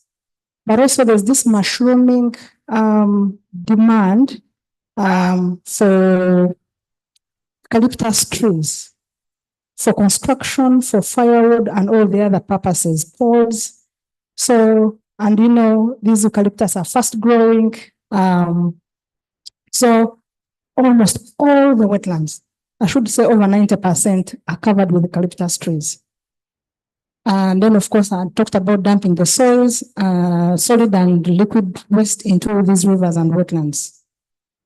Now, but also we appreciate the economic value of these wetlands as attested by the stakeholders, especially in regard to infrastructure development. We've seen in Fort Portal City, there are lots of recreation facilities, hotels, ecotourism areas like Amabere, Ganyinamero. I know most of you probably have visited those places. Some mining is there, but a little bit minimal, and farming is the main activity. Also fish farming to a small extent, majorly mudfish, and small scale beekeeping, and of course, one of the other purposes of these wetlands is where they get water for drinking. Yes, part of the findings, we see that subsistence farming and settlement in terms of land use cover, they have increased with those hectares. For example, like subsistence farming covering 933 hectares and increasing to over 1,584. That of course has a repercussion. But also in the settlements, increasing from about 14.2 hectares to over 68.7 hectares. That of course has a repercussion. And as you see from the maps, the wetland coverage is drastically reducing in the city. But we appreciate, the community perception in regard to wetlands within the city. One, that there's a lot of impunity, of which even some of these plans for housing are approved by, agencies. There's a lot of order from above, and some of these people, individuals, are untouchable. But the fact that also NEMA goes ahead to also give permits and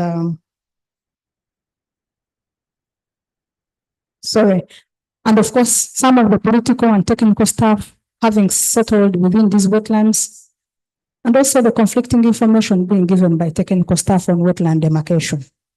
So those are some of the findings so far.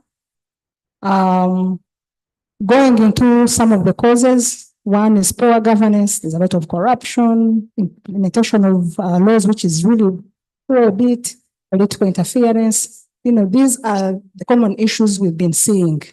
And also issues of commodity degradation, like I mentioned, like eucalyptus. People are opting, utilizing these wetlands for planting eucalyptus. Also harvesting these resources for infrastructure development, but also a source of livelihood. But also a lot of pollution due to poor waste management.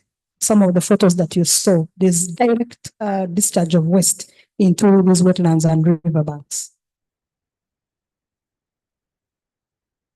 Yeah, but also we realize that most of the wetlands actually, there are no wetland management committees in existence, environmental committees in existence. Also user groups that are organized to really handle managing these wetlands. So for women groups that are harvesting crafts, materials for crafts. So basically in terms of governance, it's a little bit weak, but we also recognize that there are a number of players within the city that are really doing intervention that are geared to restoring wetlands.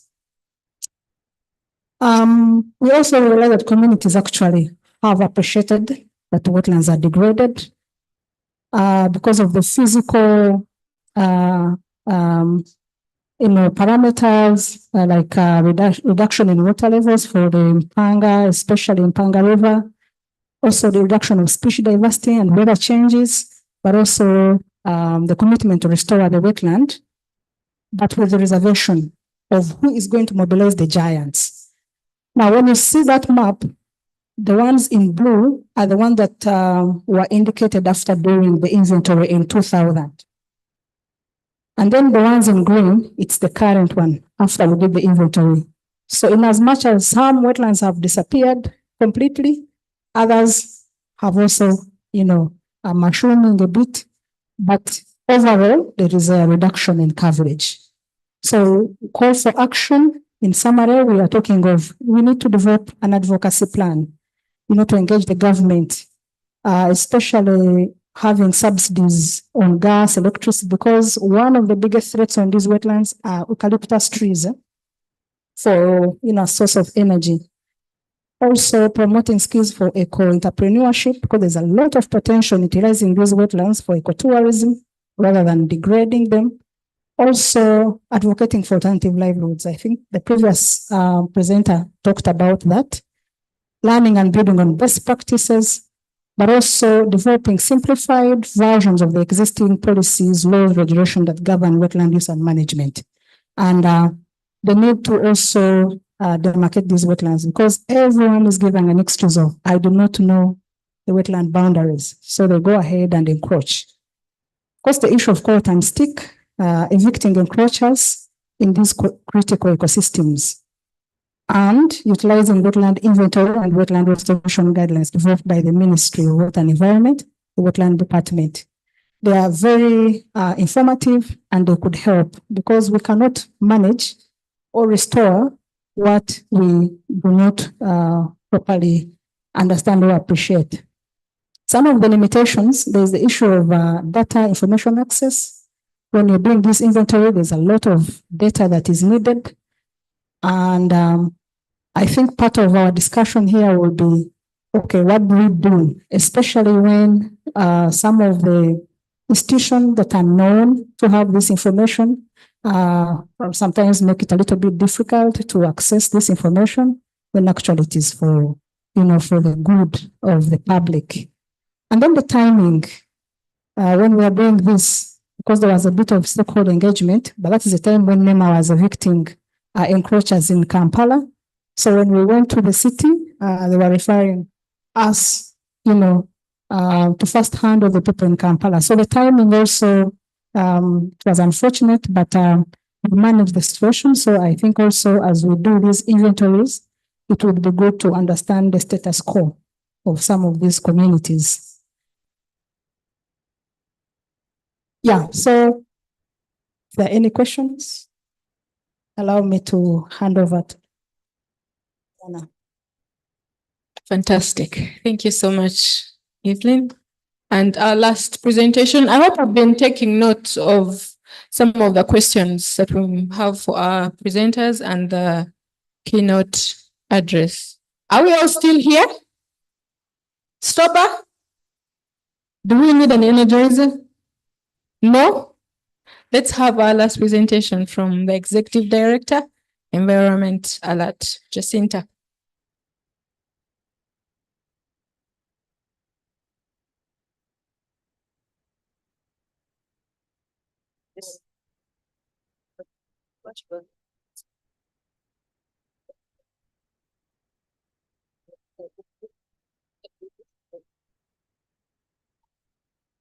Okay, good afternoon, everyone.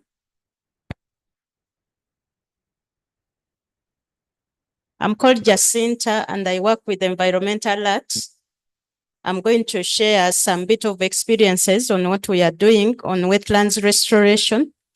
And this is based on a project called Building Resilient Communities, Wetland Ecosystems, and Associated Catchments in Uganda. This is a project that is funded by Government of Uganda through the Ministry of Water and Environment, by the Green Climate Fund, UNDP, and the Environmental Alert is one of the implementing partners.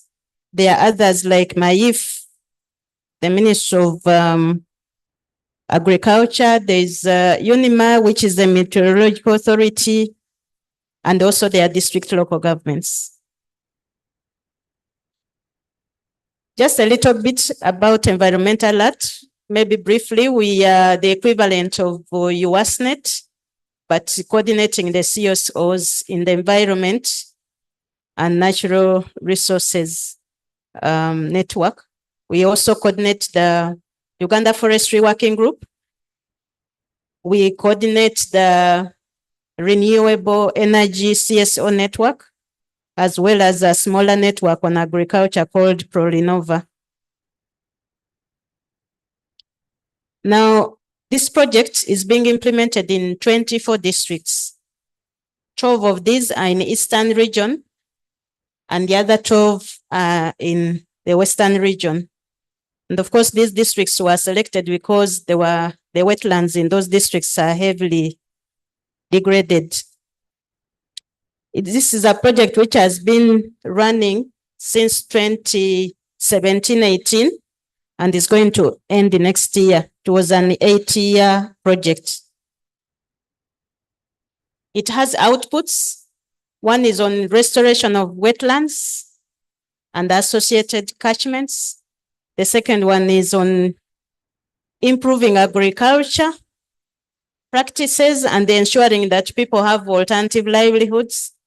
And the other one is strengthening access to information. But I will mainly talk in relation to output one. So, government of Uganda has initiated restoration activities and demarcated wetlands. And this was done since 2013, which has helped to increase from 8.9 to 9.3 as at end of last year. And over 100,000 hectares have been restored. So the ministry also developed wetlands guidelines, the management guidelines. These were developed in 2017 and they're a bit outdated, but there's a hope that they are going to revise them. But why are we talking about wetlands restoration? We all know what the functions of these wetlands. They have values, many uses. They control flooding. They contribute to addressing issues of climate change and many other challenges that we face on a day-to-day basis. They provide the basis for enforcing compliance to the policies, but also we need to ensure that we are mobilizing stakeholder support and creating awareness about the critical functions of these wetlands. There are many values, one of which is water, which is the reason why we are here. So the wetlands contribute to regulating the ecosystem services, but also they have cultural values that are attached to these wetlands. So there are many uses of wetlands, why we are talking about restoration. So restoration of wetlands is a process. Like the colleague of previous speakers have said, you start by demarcating and assessing the status of these wetlands. What is the extent of degradation? Before you move in to do any work, you have to develop a restoration plan. You have to put in place a team of people to be able to do restoration. You may need sociologists, for example, for mobilization and sensitization of communities. You might need GIS specialists for mapping. So you need to constitute a team of people to be able to do restoration of these wetlands. Then there's the need for stakeholder engagement, because many times it involves communities that are living in and around these wetlands and utilizing them. Then after engagement of stakeholders, you move in to do the actual restoration, but also you can have post-restoration interventions. This is just an example of what happens in the wetlands. We know there's a lot of degradation of the wetlands through farming. This has been said before by the previous speakers. So under this project, what have we tried to do to address this is to ensure that we engage in communities and talking about sustainable agricultural practices with the communities, engaging them in private tree planting initiatives on their farmlands, but also planting trees adjacent to wetlands. We see also a lot of degradation through activities such as sand mining and the excavation of clay for bricks. What has the project done is also to ensure that we are providing alternative livelihoods so that we convince people to leave the wetlands. Water for People talked about issues around fish farming, apiary, many of these so-called nature-based solutions, but also ensuring that we engage and sensitize the communities to willingly get out of wetlands. We see also a lot of pollution of the wetlands from, for example, from factories. And so what has the project done in some of the districts is to ensure that we are demobilizing and removing what we would call the alien projects, objects from these wetlands. And this can only be done, for example, through removing these unwanted structures, including even eviction. When the carrot has failed, you apply the stick. And this is what has happened even in the case of Rubiji in Kampala. Other interventions, for example, is digging channels, trenching, especially on the hills. And some of these are really very basic and easy ways, least expensive in terms of restoration of degraded wetlands. Backfilling of drainage channels. This is just an example in one of the districts where the project is being implemented. Revegetation of these wetlands, which also involves the replanting plants or species of native wetland plant species to ensure that we restore the degraded wetlands. But also there are post-restoration activities, which involves planning sessions to see how the restored wetlands can be maintained, and so that the encroachers don't get back there. We also, Water for People talked about the buffer zones, ensuring that we ensure the communities are aware of the buffer zones, so demarcating the wetlands and ensuring that community activities don't go beyond the demarcated areas. That's just an example of the demarcation that has been going on in the districts. Sensitization. Sensitization is really an ongoing process. It starts before, during, and even after the restoration has happened to ensure that communities are not getting back into the wetlands. Then monitoring, which is also a post-restoration activity, ensuring that we monitor the restored wetland sites to ensure compliance, but also to ensure that the communities are not getting back into the restored areas. What are we learning? One is that it's very important to document these processes prior, during, and after the restoration so that we can have evidence-based reporting. But also restoration is not cast in stone. It depends on the conditions on the ground. That's why we need to do assessment at the beginning. It also, usually there are grievances. And that's why you see even when it happened in Rubiji, people were up in arms.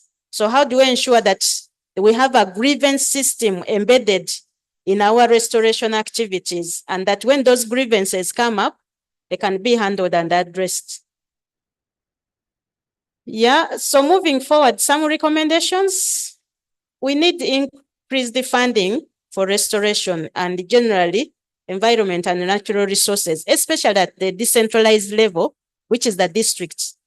Usually you find the environmental officers, they don't have the money. Sometimes they have only 5 million shillings a quarter, which they cannot use really to be able to follow up some of these things. Then we need to prioritize review of the guidelines. They have been in place since 2017.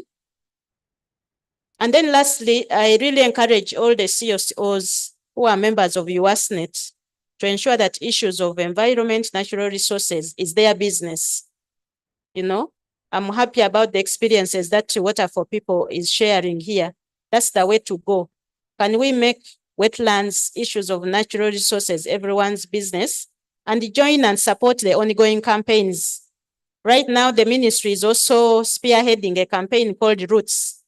Roots is running out of trees.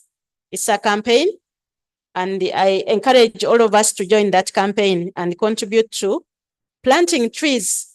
The target is to plant 40 million trees each year, and we have 40 million Ugandans about. So if each of us plants a tree, we can actually be able to achieve that target. Thank you so much.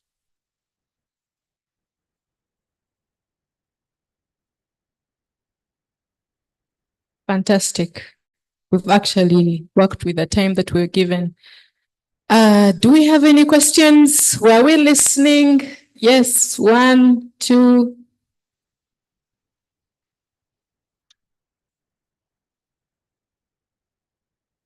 We only have one microphone, so I will do the back and forth. So let's ask the questions and then we'll give back to the presenters.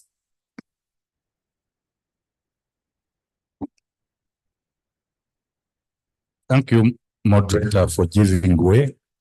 I want to thank the presenters for a good job done. Before I go to my questions, I just want to give an advice to your UASNet who have brought us here together. When I looked at the content being presented this evening here, I wish you UASNet you brought these content when the ministers were here. These are key people for action. They should hear directly, especially now like the research. The last presenter presented is very critical and the issues there are very important. So I think next time take a key on that. So, when the KCCA presenter made his presentation, an opportunity never came for people to raise their questions. And that area is very critical. I rest that. Now let me go to the presentation of the Commissioner for Wetland. I have a few things here. When I listened to your presentation, I was a bit perturbed. You seem to be working on directives as opposed to the policy positions to your area of meetings. Now, no. I was now battling with myself here because it was like a reflection that there are gaps in the existing wetland policy. That's why these directives are coming. So the policy position should take care of those things being raised. To the Commission again, when you receive these directives, they go with the resources. Do you have a supplementary budget to cater for that? Do you have a contingency budget for that? Are we not going to face queries at the end of the day? For shift resources.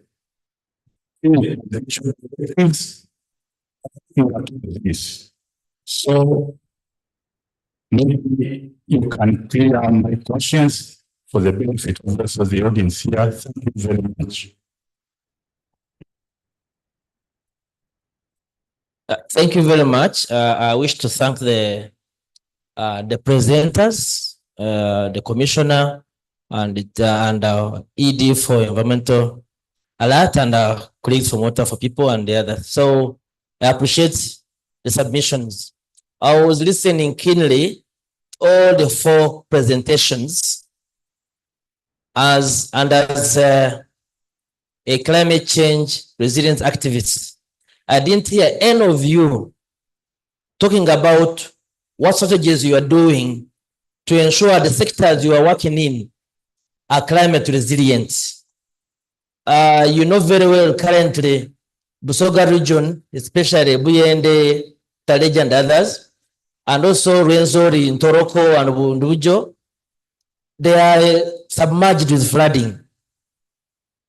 But I didn't hear what you are doing in relation to climate resilience for those sectors where you work in, which is very imperative to ensure that our nature is saved. So what are you putting what are you doing to ensure that you integrate climate resilience within your interventions for ensuring that our water and the population are safe from the disaster? Thank you very much. Thank you. There was another question. Thank you. My name is Donny Silas Nazima from One Vision, and the advocacy research and policy specialist. I extend my sincere thanks to all the panelists, and I just have a few concerns. One is really tree planting, which we are advocating for, but research has shown that tree planting is not effective to improve environmental restoration, because in West Nile, where there is a lot of environmental degradation and breakdown of ecosystems, tree planting has been adopted, but you find that the survival rates of these trees is very, very poor. One, it requires money, and people are really poor in West Nile, so it's very hard for them to nurture these trees.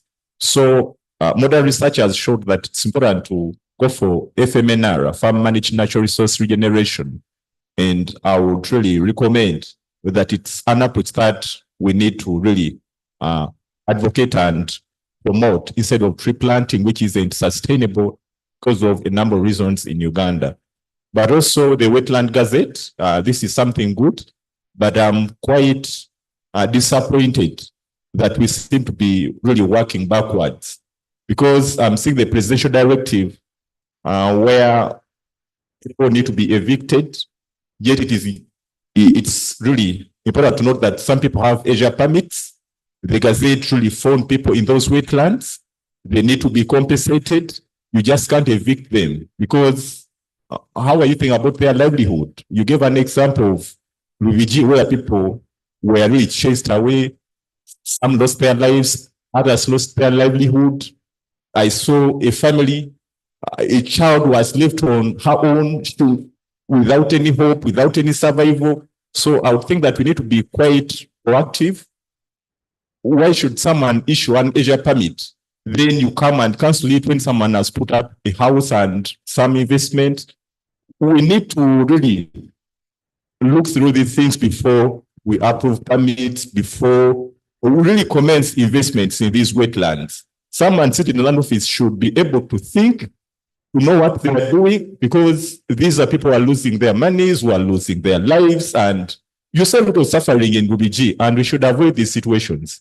The same thing happened in Chitezi, where people lost lives, even up to now. But I thank my appreciations, I extend my appreciation to the president for dismissing the KCA director, but also the vice as well. It was something good. But other people also need to go to book, especially those in planning. How are they planning when they're talking of the environment? Because what I'm seeing right now when it comes to waste management, we are using these wetlands to dispose waste. Yet we also need to conserve these wetlands, but now they are used as centers for waste disposal. This is what is happening in Chitezi. It's what we are planning in Katikolo. It's what we are planning in Bundu, which is very wrong. But also, I recommend that we link WASH to nutrition, because the two SDGs are moving together. And this discussion, I haven't had anything linking the two. When you're talking of wetlands, we need to have a link with nutrition, we need to have a link with WASH. The three are moving in tandem, and this discussion, we are only focusing on WASH and environment without really getting the broader picture that this leads directly to nutrition. Thank you. Thank you. We have any other questions? All right. So let's get back to our presenters. We'll start off with the commissioner.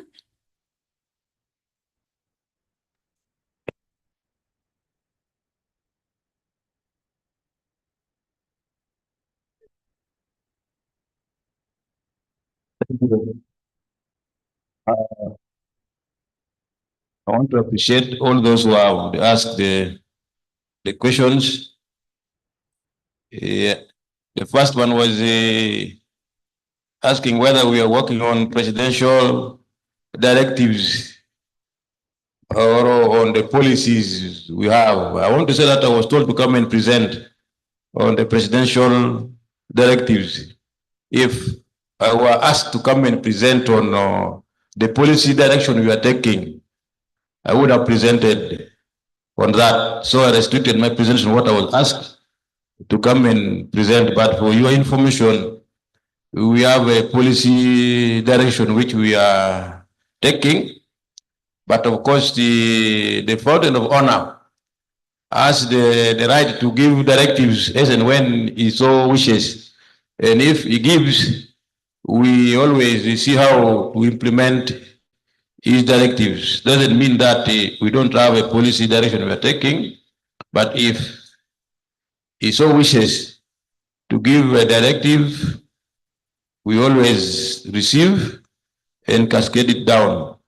We normally, in our policy direction, we are handling issue of wetland restoration, demarcation, management planning, and awareness and research.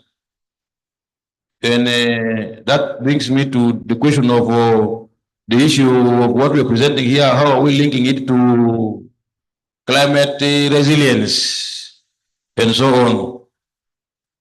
And about the flooding which has happened, you are aware that our effort is to make our people resilient to climate change or climate hazards.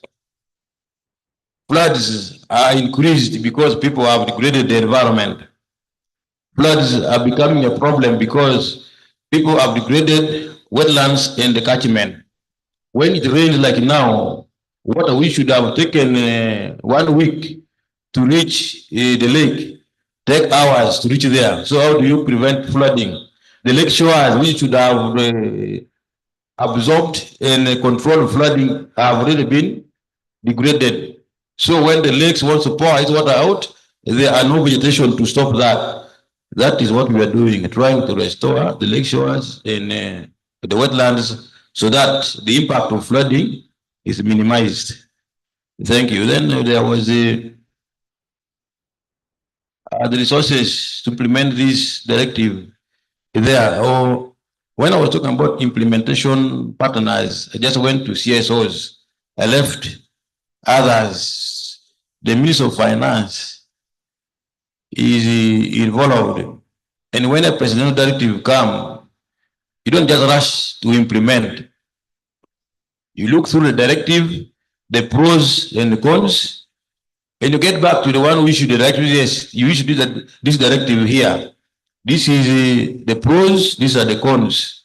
These are the challenges we have in implementing your directive. I advise us, how do we go about implementing it? Because what you're asking us, we don't have the money. Where do we get the money?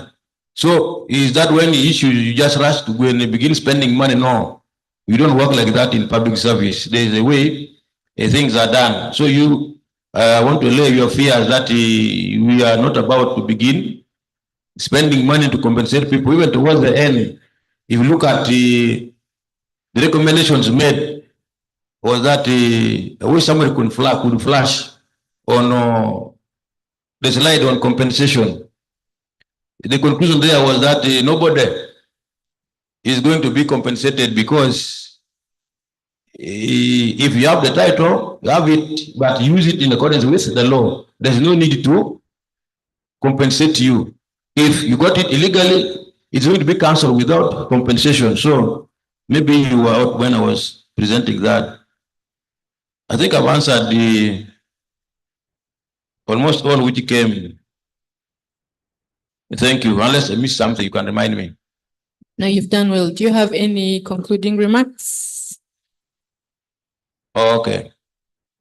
As a concluding remark, would want to concur with the presenter next time where if we have time to interact, when there is more time, these issues of wetlands and natural resources always generate issues and needs ample time to discuss. Thank you, but let's go back. And if we are in wetlands, like somebody was talking about Lubigi, I cannot open how we went through sensitizing these people when Lubigi was still intact. For those who have been in Kampala around from 2010, you saw that Lubigi was not degraded and heavily built the way it was. That was the time we started talking to them, telling them not to degrade the wetland, but human beings are human beings. They kept on coming one by one until there were too many.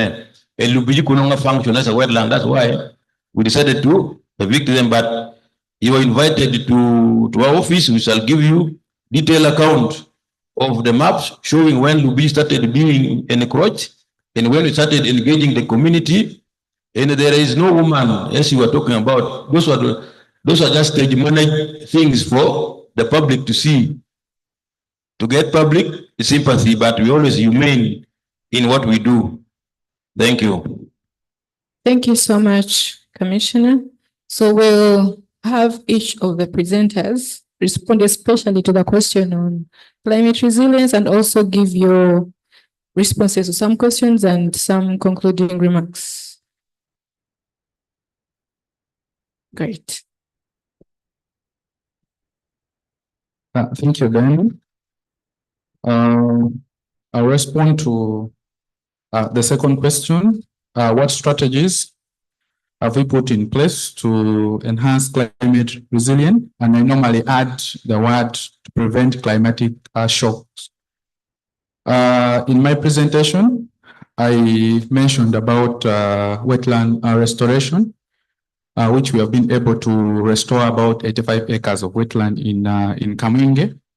Wetlands are very crucial because they are the ones that have the capacity to hold actually most of the water, which if tampered with will result into flooding. We have been able to naturally generate a span of about 2 kilometers along River Mpunga. That is one of the strategies to enhance climate resilience, because if you have adequate soil cover, it's that soil cover that has the capacity to actually prevent sediment transport, because sediment transport is the one that displaces the cross-sectional area of the river. So if the cross-sectional area of the river reduces, then you'll have much of the water spilling out of the river, which results into flooding. Additionally, when you have adequate soil cover, it also helps to reduce on the flow, the speed of the, let's say like the rainfall runoff. And in that manner, actually, you are able to actually protect the river bank. So that's one of the strategies. The soil water conservation measures that is going on, one of the strategies. Tree planting, which we are doing, much as someone hinted that it's not very effective because of its survival rate, in the sense that it requires the economic perspective of its maintenance. Currently, we are glad that there's an organization called EcoTrust that are heavily investing in aspect of carbon credit. So that is a very good strategy that is helping actually to maintain most of the trees that are being planted. Then in terms of water supply construction, which we are doing, we are adopting so much solar powered systems. I think that is one of the measures. And then heavily investing in the areas of environmental and social management plans for those systems that are being constructed. And then there was a last question on the linkage between wetland restoration and nutrition. I think that is one aspect that we are also trying to do. I presented on some of the nature-based solutions, including fish farming. I think it directly links wetland restoration to the aspect of nutrition. At the same time, also the apiary project, which is one of the nature-based solutions, also provides a direct link between some of these restoration activities to actually the aspect of nutrition. Thank you. Thank you, Stanley. We'll go to Evelyn and end with Madame Jacinta.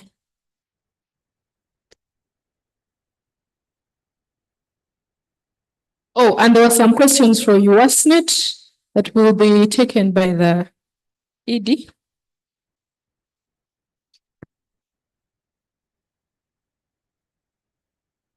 Yeah, thank you for the questions.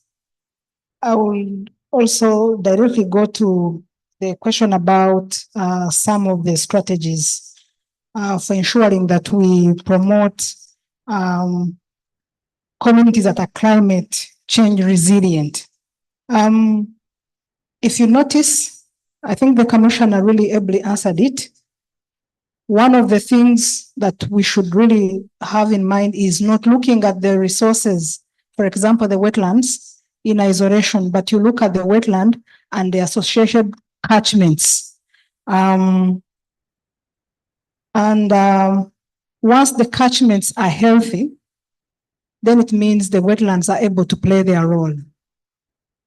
So usually when you focus on restoring wetlands without the associated catchments, and then we are doing it wrongly.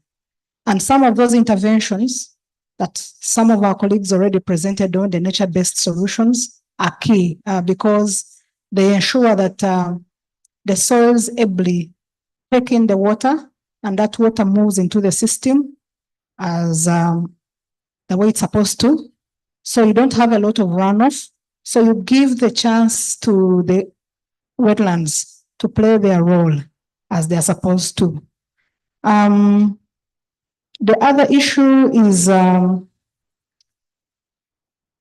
compensation. Talking of the wetland gazette being in place, but having found people already settling in the wetlands, and then we turn a blind eye on this. I'm looking at the scenario of Kabale during the colonial period. You know, it is really hilly, and this by then they enforced, you know, constructing terraces.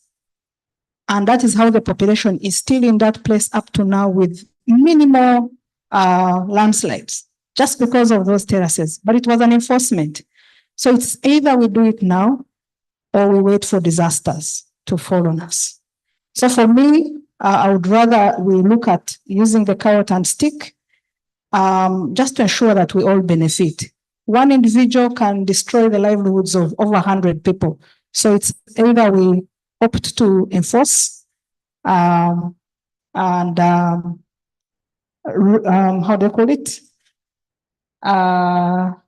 Force people out of the wetlands so that they recover and they play their role. The other issue of tree planting, I don't think there is a cast in stone intervention that really helps in restoring catchments. Me, I would rather opt for a combination of the FMNR approach combined with tree planting. And we do some bit of assessment to see where these interventions are feasible, such that we do the appropriate or intervention matching, such that we don't have scenarios of tree failures and things of the like. So for me, I would like to conclude that wetland restoration is a process. It's a sensitive resource because partly it helps with ecosystem stabilization, but also the livelihoods of the people, because we are all eyeing the wetlands. Now, when we are approaching the restoration, there is need to, you know, to look at the interests of all the stakeholders and agree, and then go a step-by-step process and see how it ends. But most important, having institutional structures that are established to continue guiding the process up to the part of the restoration and also monitoring. So those are my concluding remarks. I wish to thank you all for coming. Thank you so much, Jacinta.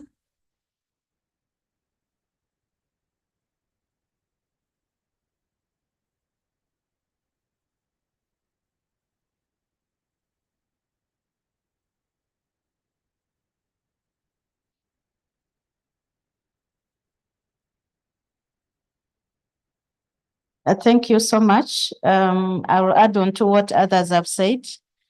In terms of climate strategies to address climate change, one of the things we've done as Environmental Alert is to work with communities in agriculture to implement what we call climate smart agriculture, climate smart initiatives.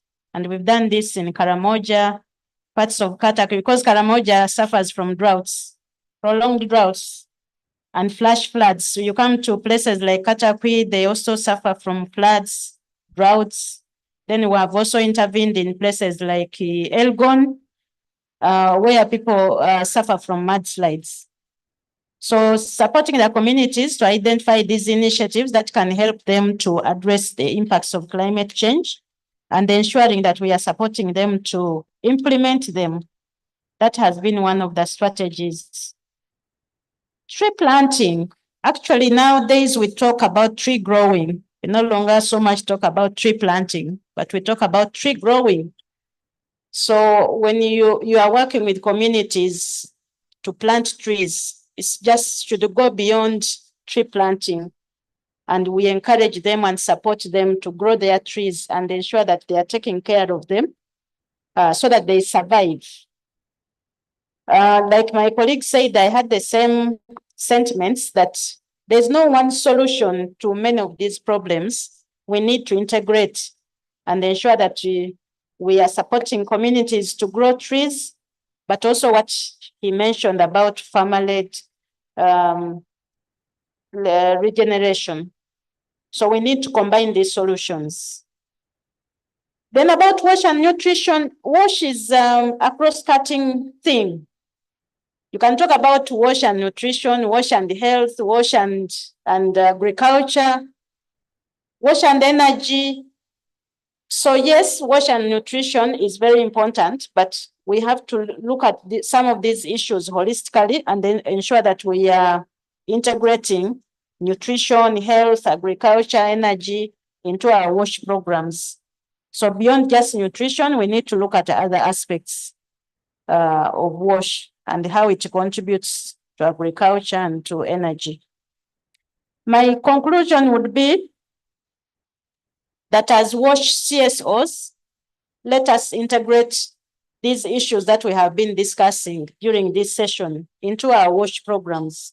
So when you're doing your projects, doing your proposals, can we ensure that issues of environment, issues of natural resources, climate change, that they're integrated so that you start talking about climate resilient WASH. Thank you.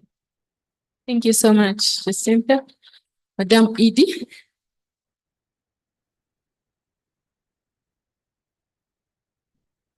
Yes, really, maybe this is feedback I should have given when the rest of the team are back. For do you expect others, though we have people have gone? Okay. Even Mr. Semakula, who raised this, is not around. But the clarity I wanted to give is Mr. Semakula from CD mentioned that it's unfortunate that the key issues that have come up here that require additional advocacy, the key people from the line ministries should have had them. What I can say, and maybe clarity that I need to give, is that as you WASNet, and I think we've been sharing this since yesterday, that all the key advocacy agendas, we get them, these are the voices that we pick from our members, and this is what we've just done. And the cycle of our advocacy really starts in such a forum, especially this one, the annual CSO forum, where we have still It's the thematic working group heads who are heading each thematic area. You'll find that we haven't been in the one upstairs right now for institutional wash, but I'm sure there's a key message that came out of there. So we've requested each of the heads to come up. What are the key issues coming out of there, from which we are going to compile our policy statement, which we are given an opportunity to present to government, to align ministries during the follow-up meetings of the annual program performance reviews. But also, we still call on our thematic working group heads to make use of the different advocacy and dialogue channels that we have, like the monthly webinars and engagements, where such conversations can continue, and also to still jointly, we can always, if there's a specific advocacy agenda, hold a specific meeting for that, where we still call for dialogue and advocacy between the civil society and the different stakeholders that are required to address that specific issue. So the opportunity is still there. Even tomorrow is the PSC is going to have to close the meeting. So we are going to converge. We expect these key messages to be compiled and delivered to him. So there are still opportunities. Thank you. Thank you so much, Executive Director. That brings us to the end of the IWRM thematic working group side event. We appreciate you, our presenters. Commissioner, thank you so much for your keynote address. Please, the event is chaired by Join for Water. Marion Ichoduna lost her mom, so she couldn't be here with us today. The vice chairperson of the group, Rika, has been taking note of each and everything that has been discussed, and they will be sharing in plenary tomorrow about our key message from all these discussions. So thank you, and to you, Lydia. Thank you so much. You can take the seats. Thank you, IWRM team. Thank you, Evelyn, Jacinta, Commissioner. Thank you so much. And thank you to the audience for your patience and active participation despite the stretch. Our time is beyond fast spent, but we're happy that you could still give us input. Now, we're not going to have the plenary as we had expected because of obvious reasons. The group upstairs is actually still having their discussion. They've not finished, but we're not going to wait for them. We have allowed them to take their time and finish what they have to finish, and then they'll share with us tomorrow in plenary. So over here, we're going to close. We're going to close for the day, and we'll reunite in the morrow. Please, the rapporteur, make sure you have the summary because we'll have an opportunity to share. One of our challenges today has been that we started late owing to inclement weather. I pray and believe that tomorrow will be better, and therefore we shall be earlier in terms of reaching here and starting. We are looking forward to a beautiful, busy, insightful day. Now to close, I'm going to invite Peter. He will close for us this session and the day. Just before I give him, don't remember, scan the QR code for all the documents you need. Tomorrow we have the WASH Awards. Please don't miss that. Be here for the WASH Awards. Thank you so much, everybody. Yeah. Oh, thank you very much. And I think most speakers have started their talks by saying, I promise you to be brief. And then it goes on, but I will be very, very brief. This has been a very interesting session. I chose to be here because I really find this discussion on the wetlands and so on extremely interesting. And thank you to the Commissioner for taking us back in the history also and how this came about. And I remember you saying that for those of you who lived here by 2010, you were trying to take us back to remember how things were at that time. I was actually here 22, 6, 7, and 8, and again 11, 12, 13, and moving to Juba. But my family is still there in Naguru here, in a safe place here, not the that of Juba. So the wetlands, of course, we've seen the change over those years. And I think we have to look at the lake itself as a really tremendously important source of livelihoods for so many people, not only Ugandans, but all those living around there. Now, what we saw back in the day was now that green algae coming everywhere.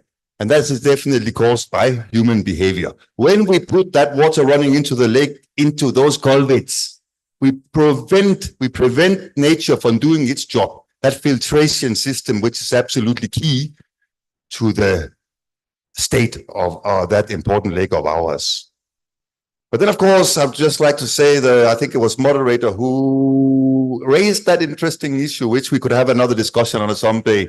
When we move in to do something about such a case, is it going to be by presidential decree, or is it going to be by changing the existing laws that are already there in place? Yeah. No, I think this has been a great day. We are seeing many changes. When I was here the first time, we used always to take charcoal when we went to West Nile. Not thinking about the trees that were now cut down because of that. I'm sure some of you are still taking, but you won't, you will just not tell me the truth. Huh? Huh? You have to eat. Uh-huh. Okay.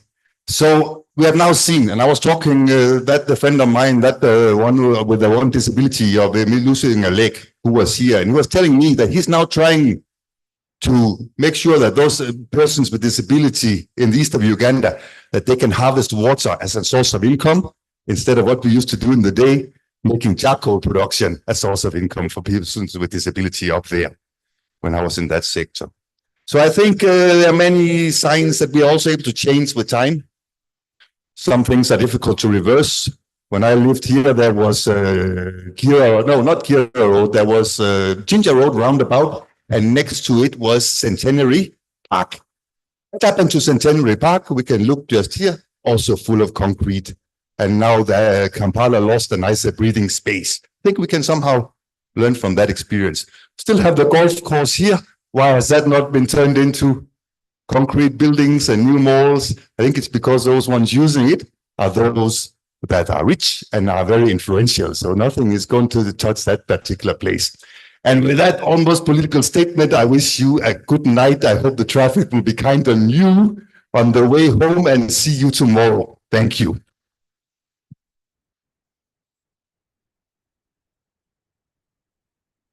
Members, please have some tea. Have some tea as you go home. Don't go hungry.